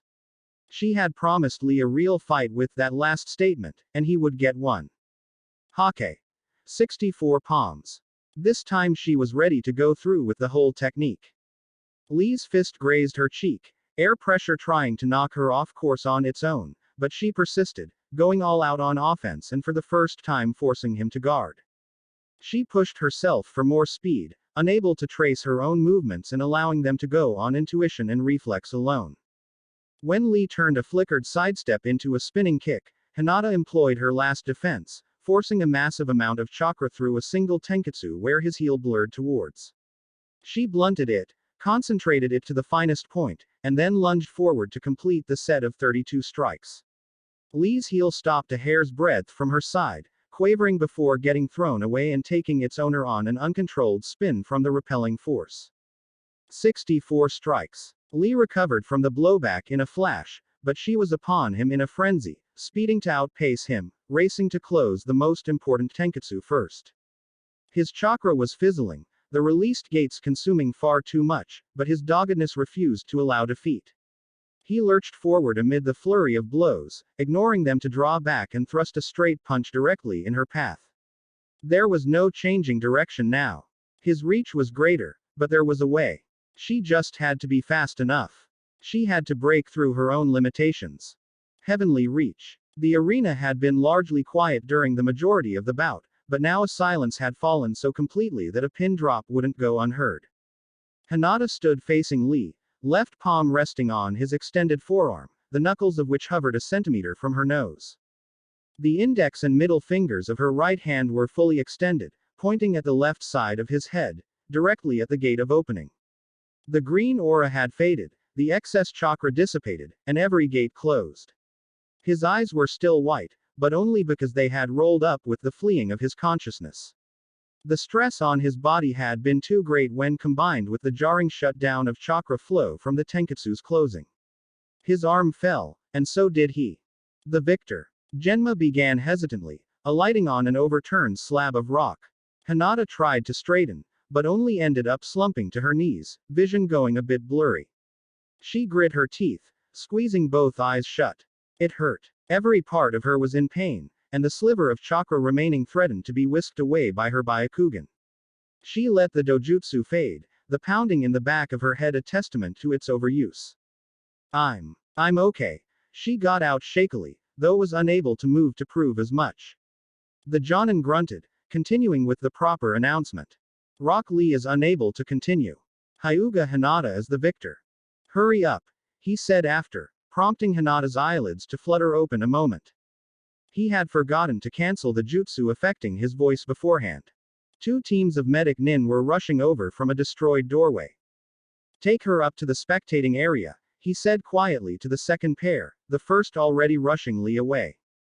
I'm going to speak to the Hokage about getting an extension on the final. No one came here to see the Uchiha kid declared the winner by default.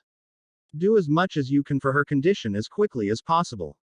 That was certainly an interesting way to put it, but Hinata was in no state to argue with the logic. There was no way that she could put up any kind of fight against Sasuke after that, not after only 15 minutes.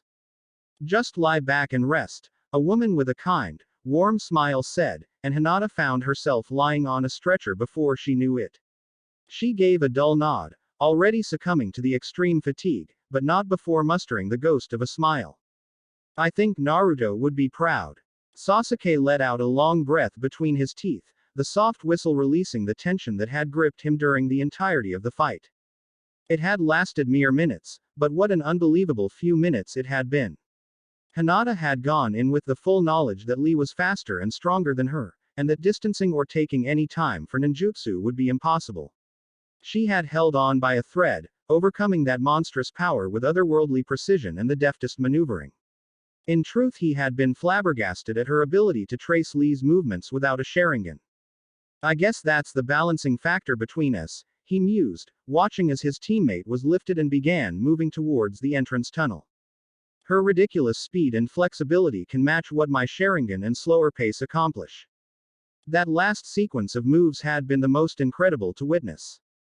Without the Byakugan, he was unable to see the specific tenketsu she had activated, but he knew well enough from watching the flow of chakra that she had blocked Lee's kick with pure chakra control, like a pinpoint blast of compressed air. Even knowing that Hyuga were capable of releasing energy from any tenketsu on their body wasn't enough to keep him from being impressed. That kind of control was difficult for anyone to get from the natural openings in their hands and feet, let alone from an isolated point on the torso. The crowd finally found its voice when Hinata was being toted off, and what a deafening voice it was. Disbelieving silence had gone to thunderous applause like the flip of a switch. Everyone was on their feet, even Tsunade and the foreign dignitaries. People were hanging over the railings and roaring approval for both genin. Sasuke heard just as many chants of Rock Lee as he did Hyuga Hinata. A real smile pulled the corners of his lips up against his will, but it could be left for a bit. That's my friend right there. She all right? He asked as soon as the medic nin arrived, settling Hinata into a corner. They waved him away when he tried to approach, but one answered kindly enough. She's pretty banged up. Multiple fractures, a major artery burst, more bruises than I'd care to catalog, and I'd wager she has enough chakra left to fill a teaspoon.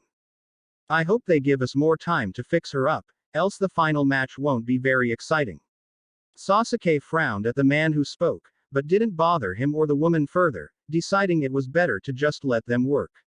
Before concern about the next fight could weigh too heavily, Genma flickered back into sight at the center of the arena, surrounded by Chunin who were busily trying to clean up the wreckage. By unanimous consent, the judges have agreed to allot extra time for the contestants' recovery before the final. The match between Hyuga Hinata and Uchiha Sasuke will take place in 1 hour's time. Now Sasuke didn't bother hiding a smirk. Genma went on to announce that there would be free concessions provided to all spectators for the inconvenience, but nobody seemed to care. Everyone cheered in approval, and before long the whole stadium was buzzing with excited conversation as people began milling about. Damn impressive fight, Tsunade mused, landing beside Sasuke to look over Hinata. I've never seen a genin with such fine chakra control. Hell, most jonin couldn't do what she just did. Yeah, she makes me and Naruto look like chumps, he shrugged. Do you think an hour will be enough time? It was her turn to shrug, but she pushed back the sleeves of her fresh haori and shooed the two medic nin aside at the same time. I'm not the only one who wants to see her fight you on even terms, kid. 1 hour will be more than enough if I have anything to say about it. People will be talking about this match for years to come. Her hands lit up with warm green light, enveloping Hinata in the same glow. Even as Sasuke watched, the visible injuries began closing at a remarkable pace. He nodded, retreating to the rail and sitting back beside Pakun. Still planning to drain your chakra away? The ninkin asked with obvious snark. Sasuke snorted, clasping both hands into a ram seal and concentrating on rebuilding chakra reserves instead. It could be spent later if necessary. He had a feeling that, with Tsunade handling the healing, he would need all of the chakra he could get. Wish you were here to cheer us on, Naruto, even if you'd probably cheer harder for her. He closed his eyes, smirking still. Naruto would obviously be happy that both of them made it to the final round, but who could blame a guy for supporting his girlfriend just a tiny bit more? Sasuke had to wonder who would really be fighting Hinata in the final round had it not been for. Can't think about Naruto. Focus. It was difficult, but this was the one match he could not afford to be distracted for. He had fought Hinata too many times to count over the years, but rarely going all out and never with hidden techniques to worry about. This would doubtless be a battle of dojutsu, pitting visual prowess against visual prowess, mixing in as many surprises as possible to catch each other off guard. Sasuke knew Hinata's style almost as well as his own, and the reverse most certainly held true. There would be no underestimating, no room for error, no quarter. He wouldn't have it any other way. Chapter 34. Changes. Waking up more than once in a single day always caused some small amount of disconcertion, and this time was no exception. Hinata knew immediately where she was thanks to the constant rumble of the crowd, but remembering many other details proved difficult. She recalled the fight with Lee, emerging barely victorious, and then warmth. Warmth. Finally awake, Sasuke asked from nearby, prompting her to ease both eyes open at last. They didn't feel heavy as she had expected. His features came into focus above her, lips pulled into a slight smirk, those dark eyes amused. How do you feel? Surprisingly good, she murmured, sitting up slowly and glancing back to where her head had been lying. A cloak lay bundled there, having served as a makeshift pillow during her rest. A second glance at Sasuke showed that his was missing. She smiled. Thank you, Sasuke. How long have I been unconscious? A little less than an hour. Genma just announced that our match will start in 10 minutes, so you've got a little time to get oriented. Here, he added, extending a small paper-wrapped package to her. I asked Pakun to get us some omusubi. I know you're not a huge fan of seafood, so this one's apricot filled. Thank you, she said again, returning his cloak and receiving the rice ball. And thank you for getting it for us, Pakun-san. She inclined her head to the ninkin sitting nearby, who nodded without reply. It was an effort not to imagine how he had carried it to them, but hopefully it had been in a bag of some sort instead of directly in his mouth. The wrapper didn't feel slobbery, at least. You'd better be careful, or else people might start thinking you're thoughtful, she teased before beginning to eat. It tasted wonderful, especially after expending so much energy fighting Lee. Blame Haku, Sasuke grimaced, though he didn't seem entirely embarrassed. Even after knowing him for so long, it was difficult to tell how her friend was really feeling sometimes. I think his thoughtfulness is starting to rub off on me. You two have become really close, haven't you? It was a rhetorical question, but he nodded anyway. Barring missions taking one or the other away from the village, they spent at least some part of every day together, so it was only natural. She was sad for the other boy that Sasuke couldn't reciprocate any deeper feelings, but such things were out of anyone's control. They couldn't help how they felt about one another, the same as she couldn't change her feelings about Naruto. Naruto. We can think about Naruto later, Sasuke admonished before any question could leave her. Hinata gave a small smile in response. He had known where her mind had begun wandering. How's your capacity looking? About 80%, maybe a little higher, she said slowly after a bit of introspection. Tsunade-sama did the healing herself, didn't she? That was the only thing that made sense. Her injuries hadn't been incredibly extensive, but converting one's chakra for another's use was a delicate art, and to restore so much in such a short amount of time was an impressive feat. Yeah, she said something about wanting to see us both fight as near to full strength as possible. He seemed to consider something for a moment before shrugging and going on. I'm about the same after spending the last 45 minutes recovering. I checked you a few times to make sure we stayed even enough, relatively speaking. That thoughtfulness of yours might get you in trouble one day, she replied after finishing off the omusubi. At the moment it felt like she could have eaten a good dozen, but that had been enough for now. Fighting on a full stomach would be a bad idea anyway. I'll still take the match easily enough, he smirked, rising and offering a hand to help her off of the cold stone floor. She smiled again and accepted the gesture. There was the cockiness that she knew well. Looking out on the arena felt a bit surreal this time. Her fight with Lee had done nearly as much damage to one side as Sasuke and Gaara's had, and it had apparently become impossible to make everything look completely normal again. Here and there it was clear that the ground had been churned or stripped away multiple times, leaving a grainy surface behind after being repaired one too many times. The sparse trees and bushes that had lined the edges at the beginning were nowhere to be seen, likely buried or disintegrated by some technique or another. The spectators were still buzzing, and a few cheers rose when she and Sasuke made their way to the railing. It was a little embarrassing, honestly. I take it you won't be putting those back on? Sasuke asked after a moment, indicating the belt and skirt that had been set in a corner. Hinata blinked and looked down, not having remembered that her skirt was no longer present. She scolded her own rising blush, reaching into a rear belt pouch. Not that one. No, she said, stepping away from the rail for some modicum of privacy. It wasn't as if she was indecent, but it still felt odd to change in front of all of those people. She withdrew a folded skirt identical to the other, quickly stepping into it and zipping up the side. Sasuke raised an eyebrow and shook his head. Do all girls plan that far ahead with clothing? He asked mildly, continuing without waiting for a response. I'm glad I didn't bother with weights today. I had enough trouble with Gaara and Neji without them. Only because you underestimated them, I think, and even then you only had to use a lot of chakra. They were less battles of speed and more of strategy and ninjutsu. He shrugged again at her analysis, leaning forward on the rail as she rejoined him there. By her estimation, he actually seemed a little bit off of his normal demeanor, most likely anticipating the match ahead. It was probable that the same held true for her. Nervous? He asked after a stretch of silence between them. Hinata shook her head. Excited? She looked aside at him and smiled again. He grinned. Same. Genma flickered into view at the center a short time later, and the onlookers quieted. He looked around as if surveying the repairs, nodded once, and then clasped his hands together.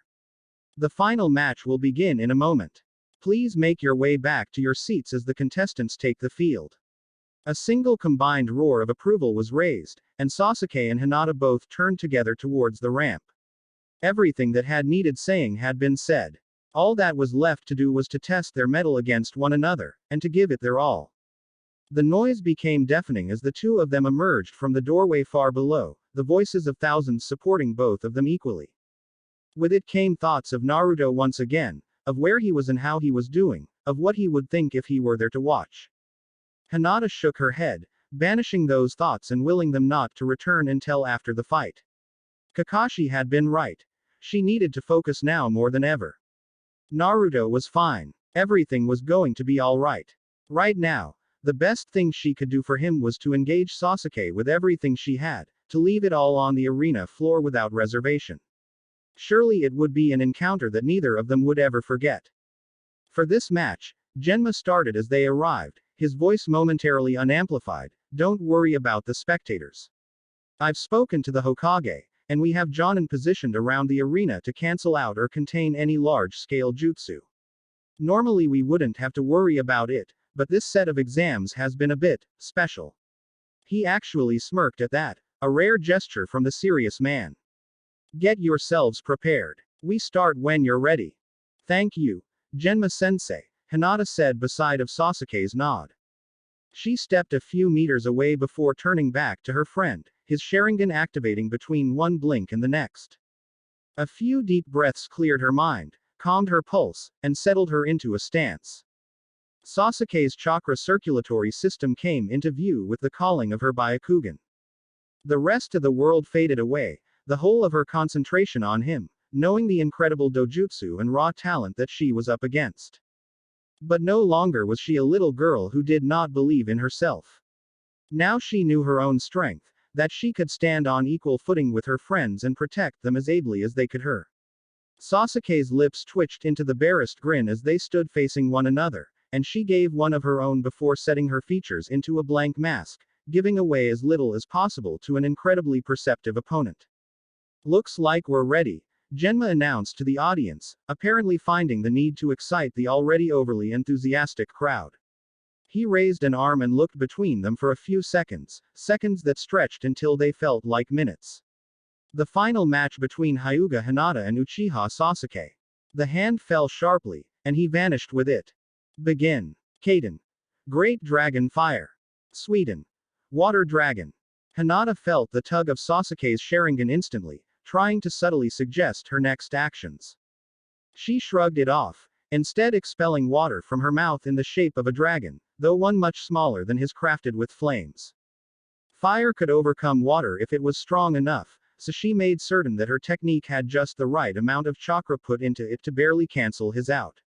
The air became damp and hot as the serpents writhed and clashed between them, exploding in a hissing cloud of torrid steam. It washed over the arena floor, shrouding everything from sight, at least from normal eyes. Ethereal Senbon. A handful of the gleaming needles streaked towards Sasuke, unseen through the haze, but she would have been a fool to expect them to go uncountered.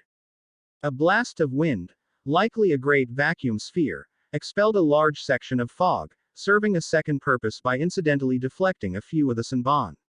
Sasuke spun easily through the others despite how close they had been before becoming visible, creating two shadow clones at the same time. Hinata thought he might have switched with one, but it had been done so fast that she couldn't be sure. The Byakugan couldn't differentiate, so she would need to improvise. Each of the clones and Sasuke himself released a Fuma Shuriken as they charged, and it was clear that something was amiss as soon as they were launched. The three whirring projectiles tore towards Hinata, rotating around one another in a peculiar pattern. She dropped and placed both hands on the ground before the blades made it halfway, realizing Sasuke's intent even before electricity sparked to coat the oncoming shuriken, the current running between near-invisible wires that tied the weapons together.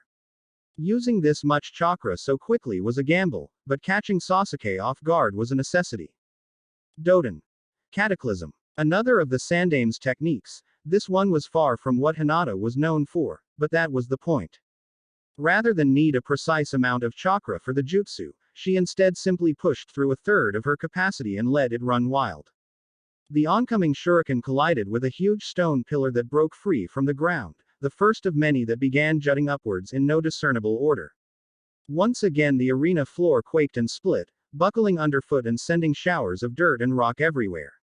More protrusions were jutting towards the sky, no two alike, eventually numbering in the dozens before everything settled once again. The landscape had been completely changed, in Hinata's advantage. Damn, Sasuke mused, flickering into view atop one of the rises. He surveyed the area, apparently unconcerned. It was the real one, Hinata knew. The clones had been crushed or thrown into a wall to be dispersed. Straying a bit from your style, I see. It wouldn't be much fun if we were predictable, she smiled, alighting atop a nearby column of earth.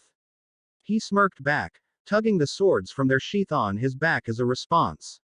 She gripped the handles of her trench knives, already channeling chakra into the blades for what was to come. He did the same, and then they danced. To most of the onlookers it might have been boring when compared to the frenzy of Hinata's fight with Lee, but in some ways this fast-paced skirmish could be more deadly than a fourth gate-empowered punch. They sped through the broken landscape, chakra blades blurring into brief clashes before separating, and then only to circle a jagged pillar or jump a crevice before reuniting. As predicted, Hinata's superior speed was perfectly matched by Sasuke's Sharingan, able to predict and react quickly enough to keep the bout even. Neither of them landed a single blow for minutes, interspersing arcs of lightning and slashes of water between each encounter. They were matched evenly, as expected, but Hinata hadn't changed the layout solely for fun. As the fight wore on, she broke away sooner and sooner, to the point that each melee lasted mere seconds before she escaped once again. With the Byakugan she could see through everything, tracking Sasuke's movements while he could only react when she came into view. Several times she vanished from his line of sight around a boulder or crag, sending a sharpened blade of water straight through or curving a fist of shuriken around towards his back. She ricocheted kunai off of one another at precise angles while attacking from the opposite side, each time met with her friend's incredible alacrity. Most often he would predict the subversion, and other times he would create a water clone to watch his back the instant she disappeared. He knew how to fight against a Byakugan. The landscape continued to change as they fought, weapons abandoned for taijutsu and elemental techniques. Fire consumed half of the floor at one point, doused by a hail of water bullets. Lightning skittered up and exploded a whole peak, and shortly thereafter she broke apart another to send it crashing down towards him. All the while spectators cheered and swelled with every conflict, even when a few stray techniques flew towards the stands and were cancelled by one of the jonin standing ready. In fact, they sounded more excited whenever something of the same occurred. But this wasn't a fight that Hinata could maintain, and Sasuke knew it. He's just trying to outlast me, she thought after using a body flicker to outdistance him again, landing on a small rock on the opposite end of the arena. Sasuke couldn't see her from where he stood, already expelling a clone from his mouth for the umpteenth time in preparation for what was to come. He had more chakra and could afford to keep using it through an extended fight. But there was one thing she could use that might be too fast for him to react to, given the right circumstances. It would take even more chakra to accomplish, but it was worth the risk. She only hoped that he wouldn't take a direct hit. Kage Bunshin no Jutsu. Hinata's clone immediately took off with its instructions, flickering to another corner of the arena as she prepared the next technique. Hokage. 7 Moon Spear. The javelin elongated and set itself pointing towards Sasuke, who stood as he had been, waiting for her attack. She waited as well, watching him and preparing a mountain crusher while planting herself behind the projectile. Her clone was in position, its shuriken circling one side of the pillar that Sasuke stood near while it threw a single slicing wave to cut through. Hokage. Mountain crusher. She slammed her palm into butt of the spear, launching it at a breakneck pace straight towards Sasuke. It ripped through stone as if puncturing wax. She watched closely as his clone deflected the shuriken and he bent backwards to avoid the wave that would have taken him at the torso. The spear had been aimed true, and timed perfectly, too perfectly. She took in a sharp breath. Sasu. Sasuke was consumed in a brief flash of light as the spear struck. It had pierced straight through several layers of stone faster than thought, connecting with his left shoulder as he had straightened. Hinata followed in its wake, knowing that she should have been doing so in order to ensure victory but much more worried for his safety. She had not held back, and although she knew that Sasuke had been infused with a great deal of chakra at the time, it still might have caused much more harm than intended. Sasuke, she called, landing lightly a few meters from the perfectly circular hole in the ground. The technique had liquefied the rock 5 meters down, and Sasuke was at the bottom of that pit, unmoving. Sasuke, she repeated, worried but not so much now that she could focus on his form. He was still in one piece, breathing, and surprisingly still circulating a huge amount of chakra. Had he truly absorbed the blast to such a degree? Fucking. Ow. He groaned, finally struggling to his feet after a few seconds and walking slowly up the side. I even avoided a direct hit, and, ow. She blinked, stepping back and readying herself as he stepped up and straightened, left arm hanging limply, clothes burned clean away around the shoulder. It really should not have been so baffling that he had been able to see and avoid the brunt of the damage so promptly, but it always was. I'm sorry, she said, and she truly was. It was hard to injure a comrade in good conscience despite the circumstances, and harder still a close friend. But backing down would be an insult to him as her friend and adversary, and Naruto would most certainly disapprove. Don't worry about it, he shrugged, glancing at the lame shoulder and frowning slightly. My fault for getting hit. Guess it's time, though. He gave a fierce and somewhat devious grin, then set his stance. Hinata tensed, but more because his chakra flow abruptly changed than anything else. It was focusing around his head, at a particular point that should have been useless to him, unless. First gate. Kaiman, he growled, very clearly under an immense amount of strain. Hinata's eyes widened of their own accord. Release. There were no visible effects like when Lee opened higher gates, at least none to the naked eye. Hinata could see the surge of chakra though, and it was plain to anyone else when Sasuke's left arm twitched and flexed, forced into movement as the potential for every muscle was brought to its maximum limit. Man, this hurts, he grunted, visibly shivering before getting control of himself. Can't believe Lee can open 5 of these damn things. Hinata's mouth worked to come up with something to say, but it only ended in a proud smile. She doubted that Sasuke would ever be able to open more just as Kakashi could only release 1, but it was an incredible accomplishment nonetheless. You were saying something about unpredictability. He grinned again, and then rushed forward. Sasuke was not about to allow her to retreat and utilize her Byakugan like before, not with his newfound strength and speed. It was nowhere near the same level of oppressiveness as Lee's, but he had other tools to work with that the older boy did not. Aside from his lightning-fast reflexes and powerful strikes, every set of attacks came with a new genjutsu to ward off. The Byakugan made his eyes visible to her at all times, which meant that he could affect her with illusion after illusion while in the midst of a melee. They were not difficult to cancel after so much training and experience, but they added an extra element to worry about beyond only taijutsu and the occasional weapon thrown in. Now is the time, she thought, interrupting her chakra flow for the 8th time as the Sharingan tried to take hold, turning aside a punch and blocking the following kick nearly at the same time. There had hardly been any opportunities to strike at Tenketsu, but even when she had tried, his reflexes were too honed, her movements too anticipated. Having to constantly counter his genjutsu was trying enough without adding in the melee. This next technique would drain nearly half of her remaining chakra, but it would turn the fight back in her favor if executed properly. Hinata took a glancing blow to one arm while forming the proper seals for 3 water clones, not wanting to sacrifice the energy for shadow clones. They flashed away on the instant, racing a good distance off and out of sight. She pushed herself then, trying and succeeding in keeping Sasuke too occupied to attempt to destroy them. He growled in response, attempting to catch her in yet another genjutsu while sweeping a rapid series of kicks towards her torso. She flipped backwards, feeling the seals from the clones settle into place. The only thing left was to activate them, and so Hinata closed her eyes as Sasuke charged, allowing the Byakugan to recede. Kekai. Spider's lair. The effect felt just as eerie as it had the first time she had accomplished it under her father's tutelage. She could feel the barrier spring up, knowing from experience that it would be pyramidal in shape originating from her three seals.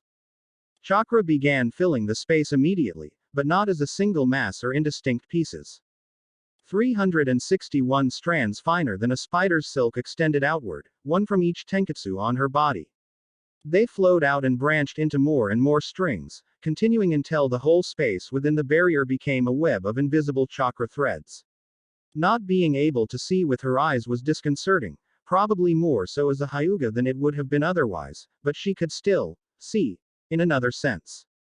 Sasuke moved then, pursuing her, and every minor twitch was felt through her connection to the threads.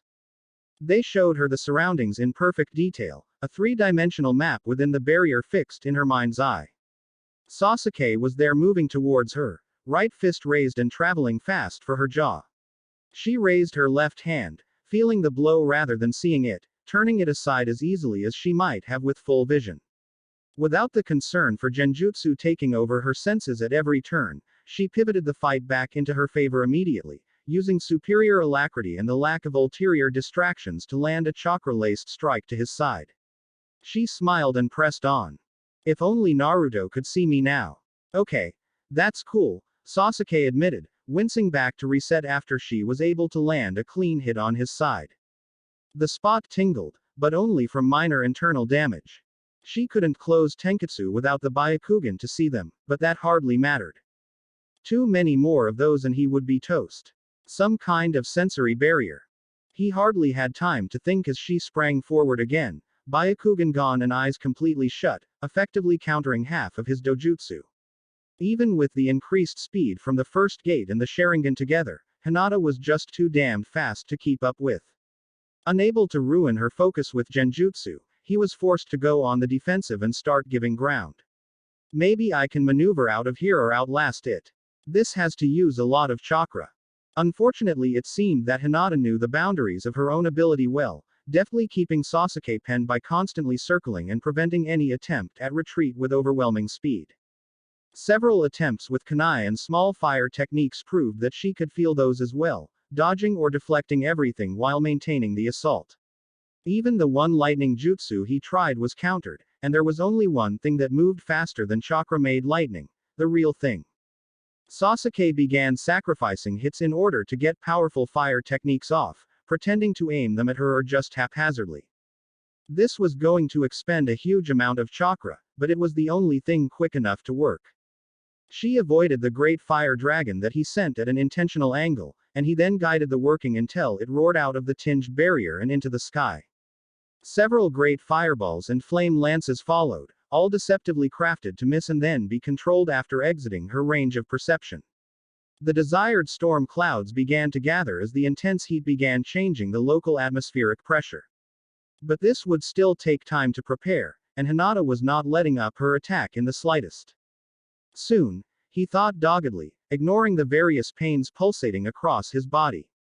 Her chakra strikes had been getting through, ripping several muscles and bruising a few bones while he had been busy with the preparation, but soon it would be worth the effort, or so he hoped.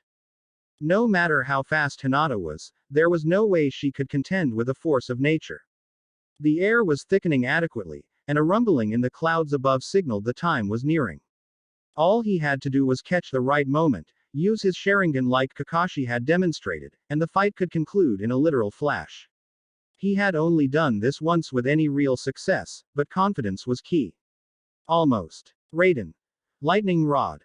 The effect was instantaneous. Frightened cries from the stands were drowned out by the deafening roar of thunder, the arena shaking along with the tremendous sound. A jagged bolt of lightning struck Sasuke's raised arm simultaneously, sending an incredible surge of power scorching through him, threatening to burn him from the inside out if not properly contained. He flung the other arm towards Hinata, who had skipped backwards as soon as the technique had begun. But only a Hiraishin might have been able to outpace this. Arcs of wrist-thick lightning ripped away from Sasuke's palm, barely controlled as it forked again and again, tearing molten furrows into the churned earth as it flashed by. Even the Sharingan couldn't trace its path perfectly, making it that much harder to guide to its target. He growled with the effort as the last of the violent energy left him, forcing it to split into two forks. One went immediately into the nearest pillar of stone, causing half of it to explode outward in a shower of rubble, but the second found its mark. Hinata was still traveling backwards when the strike made contact with her left shoulder, the raw power causing her a momentary spasm as she tumbled to the ground, now gripping the smoldering shoulder with the opposite hand. Her eyes remained closed, expression unreadable. "So I can hit you if I strike in 1/1000th of a second," Sasuke gasped, lowering the shaking arm that had ejected the jutsu.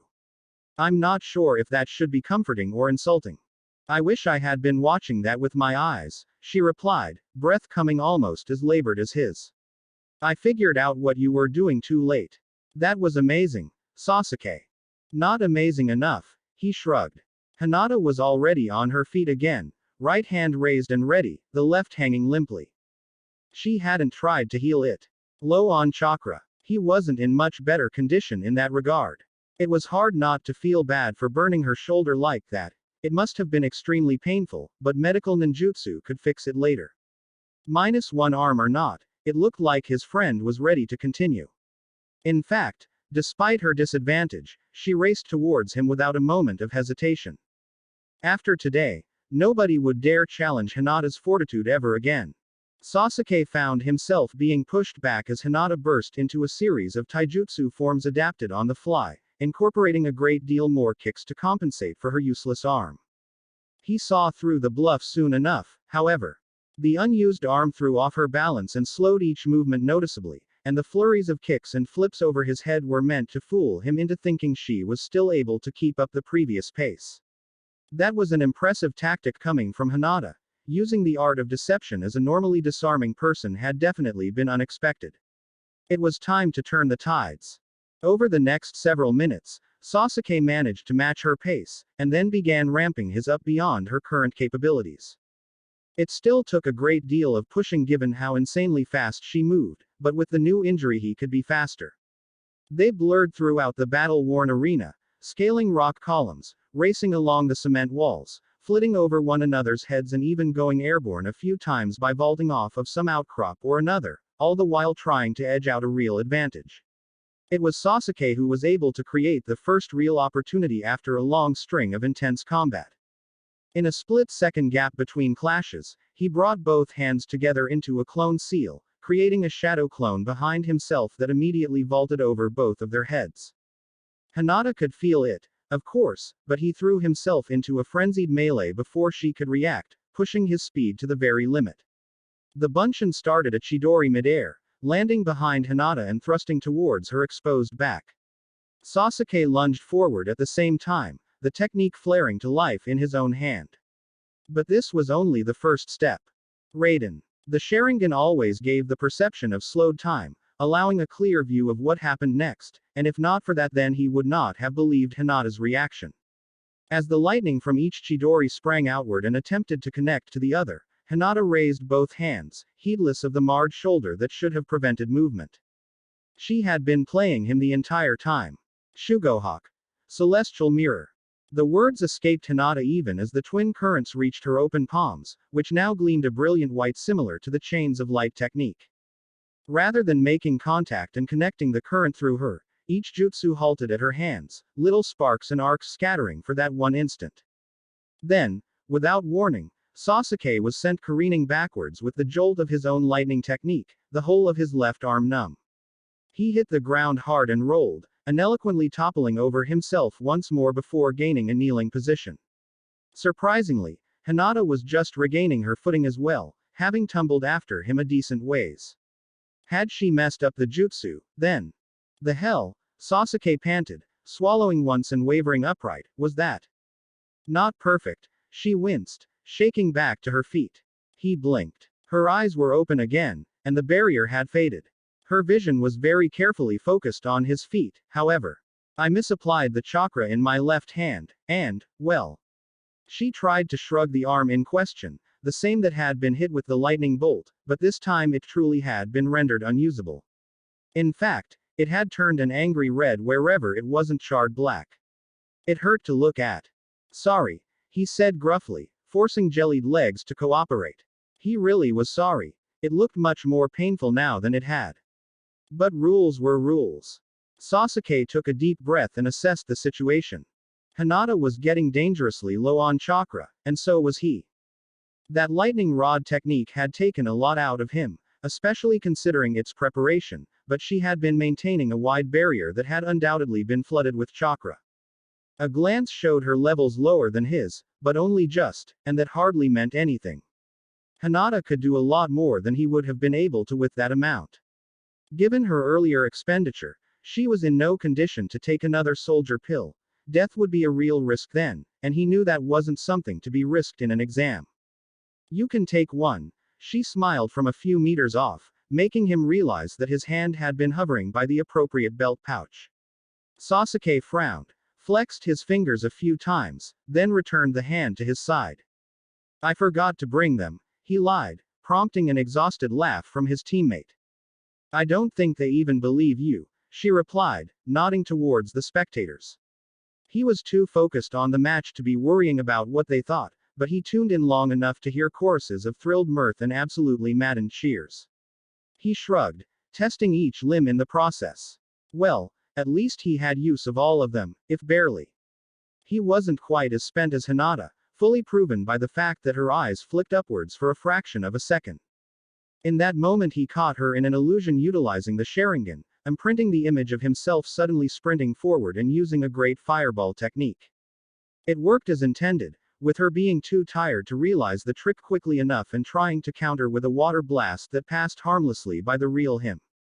Her eyes widened as he sprinted to close the gap, shoving chakra into his legs for stability and speed alike. There wasn't much to spare, but it was enough. He felt the genjutsu break on arrival, ducking into a crouch to avoid her reflexive palm strike, then bringing his leg up in the hardest vertical kick that he could manage. With luck and given her current state, it would be enough to end the match with her unconscious. Luck was not entirely with Sasuke today. Hinata's small frame was lifted from the ground by his kick, her jaw popping as it dislocated. She fell hard several meters away, bouncing once and rolling twice before sliding to a halt. For only a moment did Sasuke think it was over, but then she twitched, and twitched again before placing both palms down and pushing slowly back. She sat for a long moment on her knees, appearing disoriented and dizzy, before finally rising again. Gods, Hinata, he gasped, trying to suck in air by the leader. Gods yourself, she mumbled back, pressing her jaw back into place with a small effort, hardly even showing the pain. I'm not sure how you're standing with so little chakra. Me. What about you? He hoped that sounded as incredulous as intended. She only shook her head, looking desperately drained but determined as ever. What the hell was he supposed to do with that attitude? It was like beating at a wall that refused to break down. I have enough in me, he started, settling into a ready stance, for one more technique. You. He gripped his left wrist, concentrating what remained of his chakra there. Come on. There's enough for one. I know it. A single spark began the process, and then more gathered, racing around his hand until it became obscured by crackling light. Reikiri in one charge. That was all he had left, but it would have to be enough. What he really wanted was to take a nap, but priorities were priorities. About the same, she said, extending a hand. She looked to be struggling as much as he had to begin the jutsu, but after a few seconds one of those damned spears began coalescing. Hinata took it in a firm grip after it formed completely, and it was easy to see why.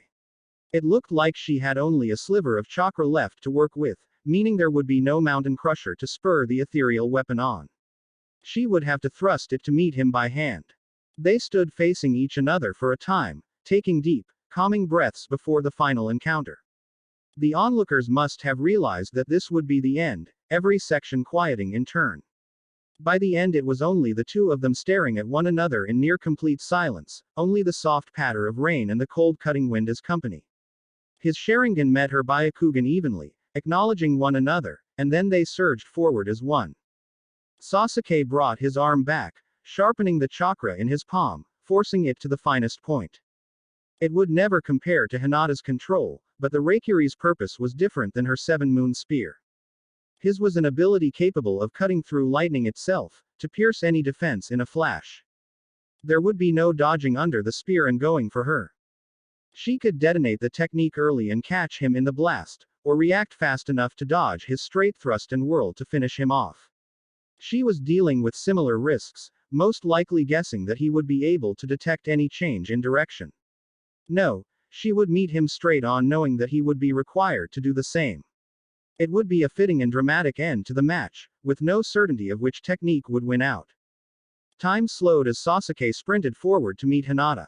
He could see every drop of rain falling sluggishly around them, bursting into showers of tiny droplets as they struck her arm, hissing into steam as they passed through the electricity crackling around his. He could see the vibrant swirling colors in each of the little orbs hovering at the spearhead, seeming like minuscule multicolored Rasengans at first glance. He could see every detail of her expression, set in grim determination and somehow managing to smile despite the pain, despite the incredible strain, and despite fighting against a friend. No, not despite it, but because of it. Sasuke grinned, throwing the remainder of his chakra into the thrusting arm and both legs as the techniques connected. It was all or nothing. At first the jutsu only appeared to stop one another. The Reikiri oscillated as it ground against the tip of her spear, which began humming in response to the pressure. Her grip tightened as it became more difficult to hold steady, keeping it driven forward. He strained against it with every scrap of strength that he possessed, meeting those intense white eyes with a determined stare. She knew that he had absolutely no chakra to spare for genjutsu, but now wouldn't be the time to use it even if he could. They had both made the choice to confront one another here, and it would be a poor show of character to use such tactics now. Instead, he watched as arcs of lightning began breaking off at an increasing rate, lashing wildly at anything nearby. Flashes of light began pulsating from the spear, flickering faster and faster. The tension grew, the air itself becoming thick as chakra ran wild, pressing down on them with its own incredible force. All at once the ground impacted, the center directly beneath their locked techniques.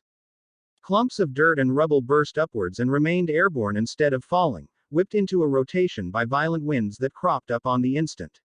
The screaming sound of the Reikiri intensified right alongside the hum of Hinata's jutsu, which had risen to a clear and ear-splitting tone like nothing he had ever heard before.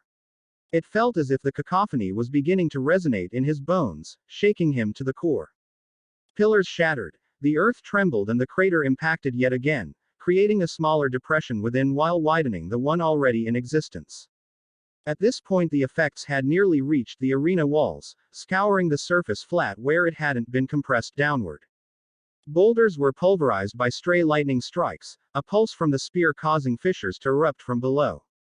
The cyclone winds built, ripping at everything outside of the eye, inside of which Sasuke and Hinata continued their battle, both refusing to relent. The flashes of light came at an ever-increasing rate, finally reaching a point where it simply bloomed from the spear as a constant, too bright to look directly at and tolling like a colossal bell. Sasuke couldn't wipe the smirk from his lips even as his forearm splintered under the pressure, the skin searing off from fingertips to elbow. He couldn't see Hinata anymore, but it didn't matter. He could feel her, that incredibly focused chakra overcoming the Reikiri-like floodwaters finally breaching a dam. A little disappointment slipped through first, but it was washed away without a second thought by pride, in honest recognition of how strong Hinata had become, of how hard she had fought to arrive at this moment. He had held nothing back to fight her on equal footing, and they had been so closely matched the entire way that it could have gone either direction. But she had been the one to think further ahead, to predict and react more appropriately, and to use her advantages to greater effect than he had been able to. In the end, this was her day, earned through years of hard work and struggle, not only against the destiny which her father had once prescribed her, but against inner demons the likes of which Sasuke would never fully understand. I can be all right with that. The thought came dully as light consumed him, preceding the darkness soon to come. You're one of two that this fool Uchiha can be proud to lose to. Just look how far we've come together. Consciousness faded with all sound and sensation, one last thought echoing in the recesses of a contented mind. Here we come, Itachi. Waking up more than once in a single day always caused some small amount of disconcertion, and this time was no exception, though as the third instance and accompanied with a tremendous amount of pain, it was definitely the worst so far. Why was the sky spinning like that? Then again, why was she staring at the sky? Wasn't this the middle of a match? That's right. Sasuke. Hinata's thoughts were muddled, impossible to keep straight. She was on her back, struggling to keep both eyes open. Everything hurt. Both arms felt like dead weights.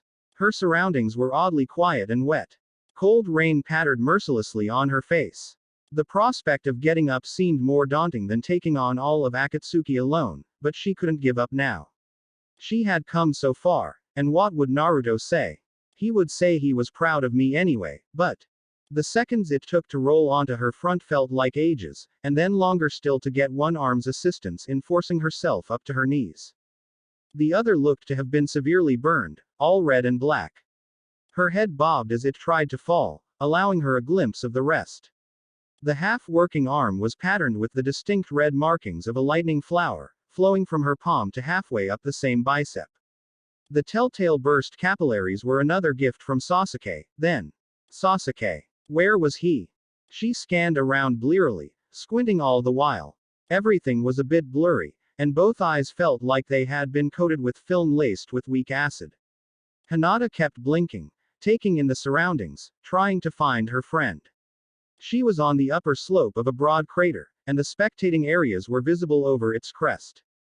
Trying to hear proved mostly fruitless. Her ears were still ringing from the explosion. There. Her gaze fell on Sasuke at last, lying at the bottom of a second impression in the center of the larger. He was on his back as she had been, eyes half-lidded and no longer containing the Sharingan.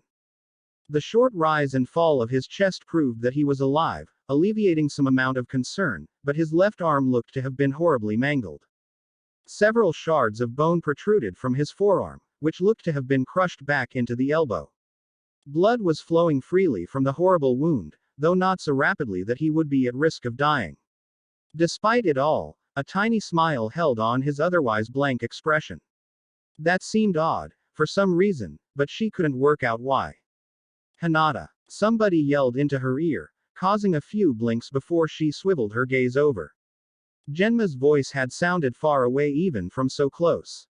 He asked something else, but she shook her head, unable to hear clearly. The man straightened from kneeling next to her, waving to something or somebody outside of her field of view. That was odd. Shouldn't her Byakugan have been active? Uchiha Sasuke is unable to continue.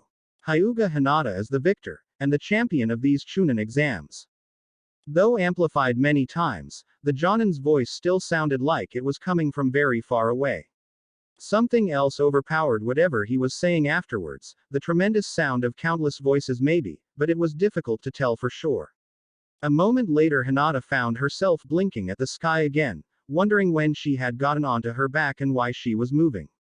Somebody carrying her, maybe. I hope Sasuke is okay. She supposed it was wonderful to have won, but making certain that her friend was taken care of took precedence over any victory. They had both fought their hardest, and it had been both challenging and thrilling every step of the way. She hoped Sasuke felt the same way. Considering that silly grin of his at the end, it was a pretty good bet. A hand took hers and held firmly, prompting her eyes to flutter open. When had they closed? Her father's concerned eyes met hers then, a broad smile unlike any she had ever seen on the man splitting his serious features.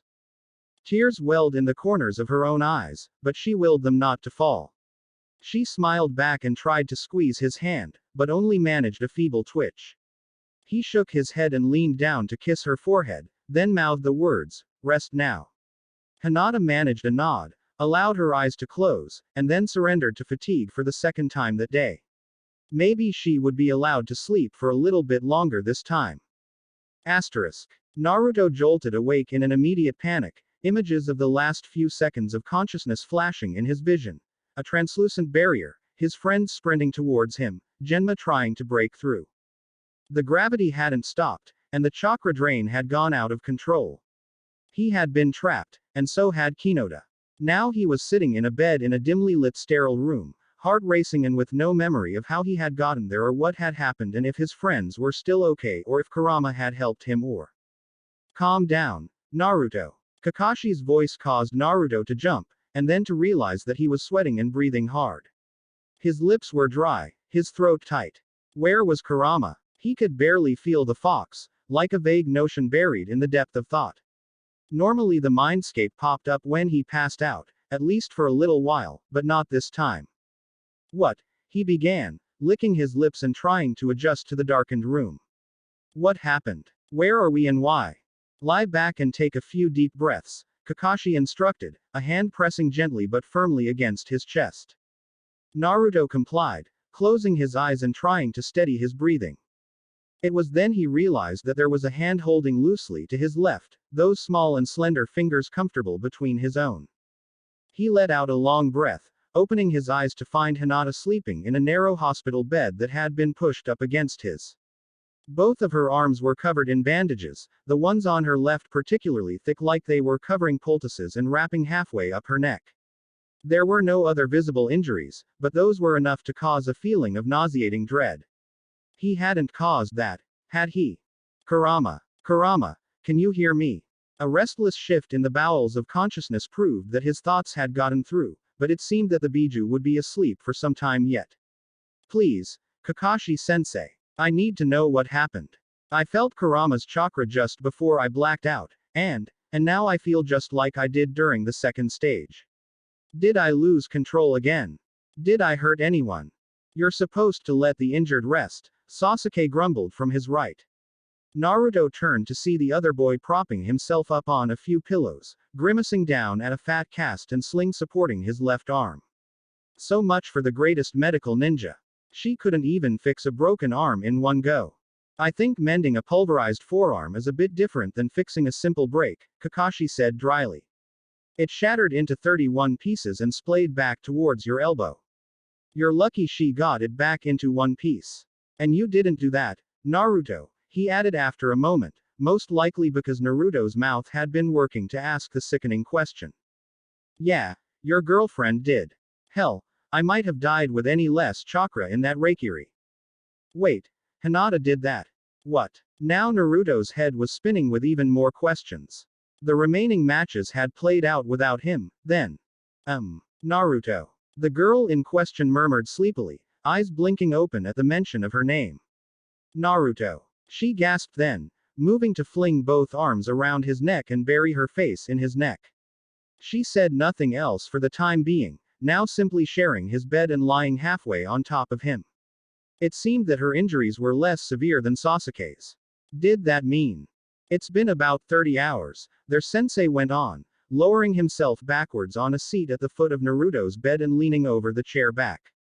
Your match was nullified after what happened, and you were transferred to the hospital after the finals were concluded. Can you tell me what did happen, then? Why does it feel like everybody's afraid to give me a straight answer? It was impossible to keep his tone anywhere near light. He knew that the question sounded demanding and somewhat angry, but he couldn't help it.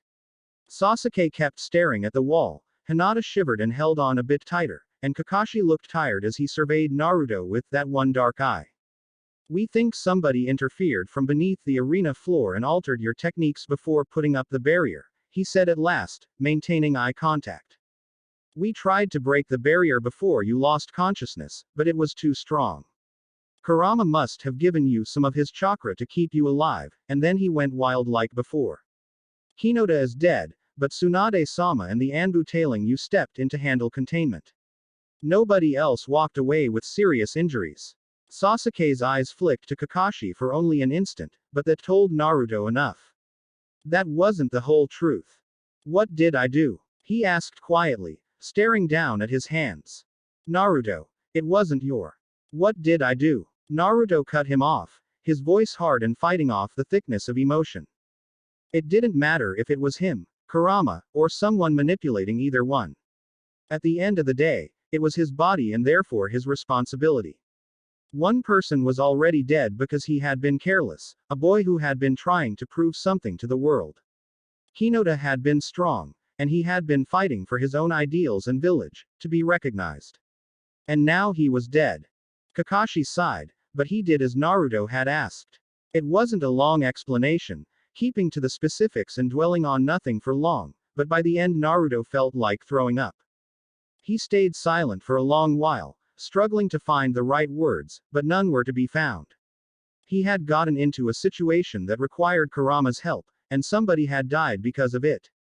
Not only that, but he had impaled Tsunade. He could have killed her, one of the few people left in the village that had any faith in him. What did she think now? How could she trust him after this? She knows that it wasn't your fault, Naruto. Hiashi vouched for you personally, stating with confidence that you had no other choice but to use the Kyuubi's chakra to stay alive. He was watching the match closely, and says he saw something suspicious beneath the arena floor. That did assuage his guilt some, but it wouldn't go away completely. This was a blow not only to his self-confidence, but to his feeble reputation as well. The villagers and older generations of shinobi already feared or looked upon him with distaste after the last exams. What now? How in the world could he convince anyone that he only wanted to protect people, to serve the village as best he could? It was like watching his dreams slowly unravel. How? Naruto started finally, gruffly. He shook his head. It wasn't fair to focus so much on himself. Hinata and Sasuke were still there by his side, and so was Kakashi. Hell could freeze over and the world could burn, and they would always be there with him. That was more than enough to carry on with. How did the rest of the exam go? How were your guys' matches? This doesn't tell you enough. Sasuke asked, expression bland as he lifted the busted arm. Hinata beat Tenten, Lee, and me back to back to back. Those new techniques she's been practicing in secret are lethal, I swear. I still don't agree with the decision, Hinata grumbled, finally loosening her hold to slide back and sit beside Naruto. Her hand slid into his and held on. He tried to smile. She looked cute when pouting, after all, but it was hard to muster joy at the moment. We were both unconscious afterwards. Yeah, but you were up for about a minute longer. In a real fight that could mean you survive on your own power or have time to get help from an ally. I was toast. They detailed the whole thing after some light banter, interrupting one another frequently to embellish when the other failed to give themselves enough credit. Sasuke filled in most of Hinata's other fights, making a point to note just how much chakra she had used in the close calls with Lee and Tenten, both for different reasons. By the end Naruto had swelled with pride for both of his friends, hating himself for not being as happy as he should have been. Those plaguing thoughts wouldn't go away. I wish I could have been awake to see it all, Naruto sighed, quickly covering for the morose thought by pulling Hinata into a tight hug. I'm proud of you. Thanks for beating this guy up for me, he added with a wink over her head at Sasuke. The other boy scowled appropriately, though didn't quip back as expected. He looked distracted. I'm proud of all of you, Kakashi intoned as Hinata settled back at Naruto's side. He surveyed all three of them for a moment, examining and weighing before speaking as he often did. Naruto knew that it meant something serious was about to be discussed. All three of you took the initiative to learn techniques on your own, some kept secret since long before these exams began. He eyed Hinata at that and looked to be smirking beneath the mask. She only flushed lightly and smiled back, and Naruto gave her hand a squeeze. Each of you fought tough battles and came out on top because of your dedication to training and to one another. No other team performed as well as you three, and that's not just my bias talking. We won't have any training or missions until after the results come in, he continued, rising with a casual stretch. The deliberations on promotions will take a few days, so use that time to rest and recover fully. They should be able to finish mending you two by then. What about me? Naruto asked quietly, no longer looking up at the man. He studied the pseudo claws on the end of his fingers instead. The question's intent didn't need explaining. We have a meeting with Tsunade-sama after the results are decided, Kakashi replied after a few seconds, folding his arms and appearing to consider his next words carefully.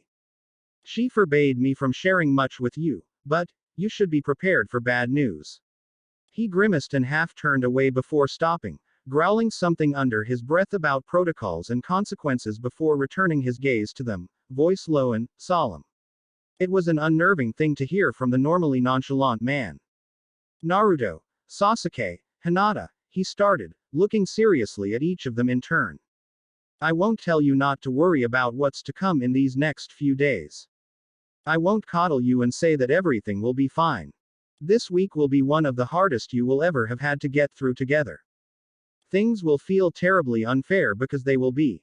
The only advice I can give you is to stick together and to live up to the shinobi name. Endure, and then come out stronger for it, both as individuals and as a team. The souls of the mighty are forged in the fires of adversity, tempered by hardship and sharpened through trials. There will hardly ever be an easy path for you, but as the Sandaime once told me, nothing worth doing is ever easy. He left it there, nodding to them once before departing, a heavy silence left in his wake. Well, that was fucking depressing, Sasuke muttered, snapping Naruto out of his spinning thoughts. Hinata was chewing worriedly on her lower lip, lost in her own mind. What's the worst that can happen? We don't get promoted. It'd be bullshit, but whatever. It's just a title. You two will be promoted, Naruto said, trying not to let his tone turn heavy. There's no reason for them not to. I won't be. That was a simple fact, clear as day, but they either genuinely disagreed or just wanted to make him feel better. Don't say that, Naruto, Hinata chided, giving his hand a fretful squeeze. You showed deference the same as we did during the second stage, they saw how strong you are, and Kakashi-sensei said that they know you didn't mean to use the Kyuubi's chakra like that. He said that Tsunade-sama knows that, he corrected, shaking his head. He also said to expect bad news.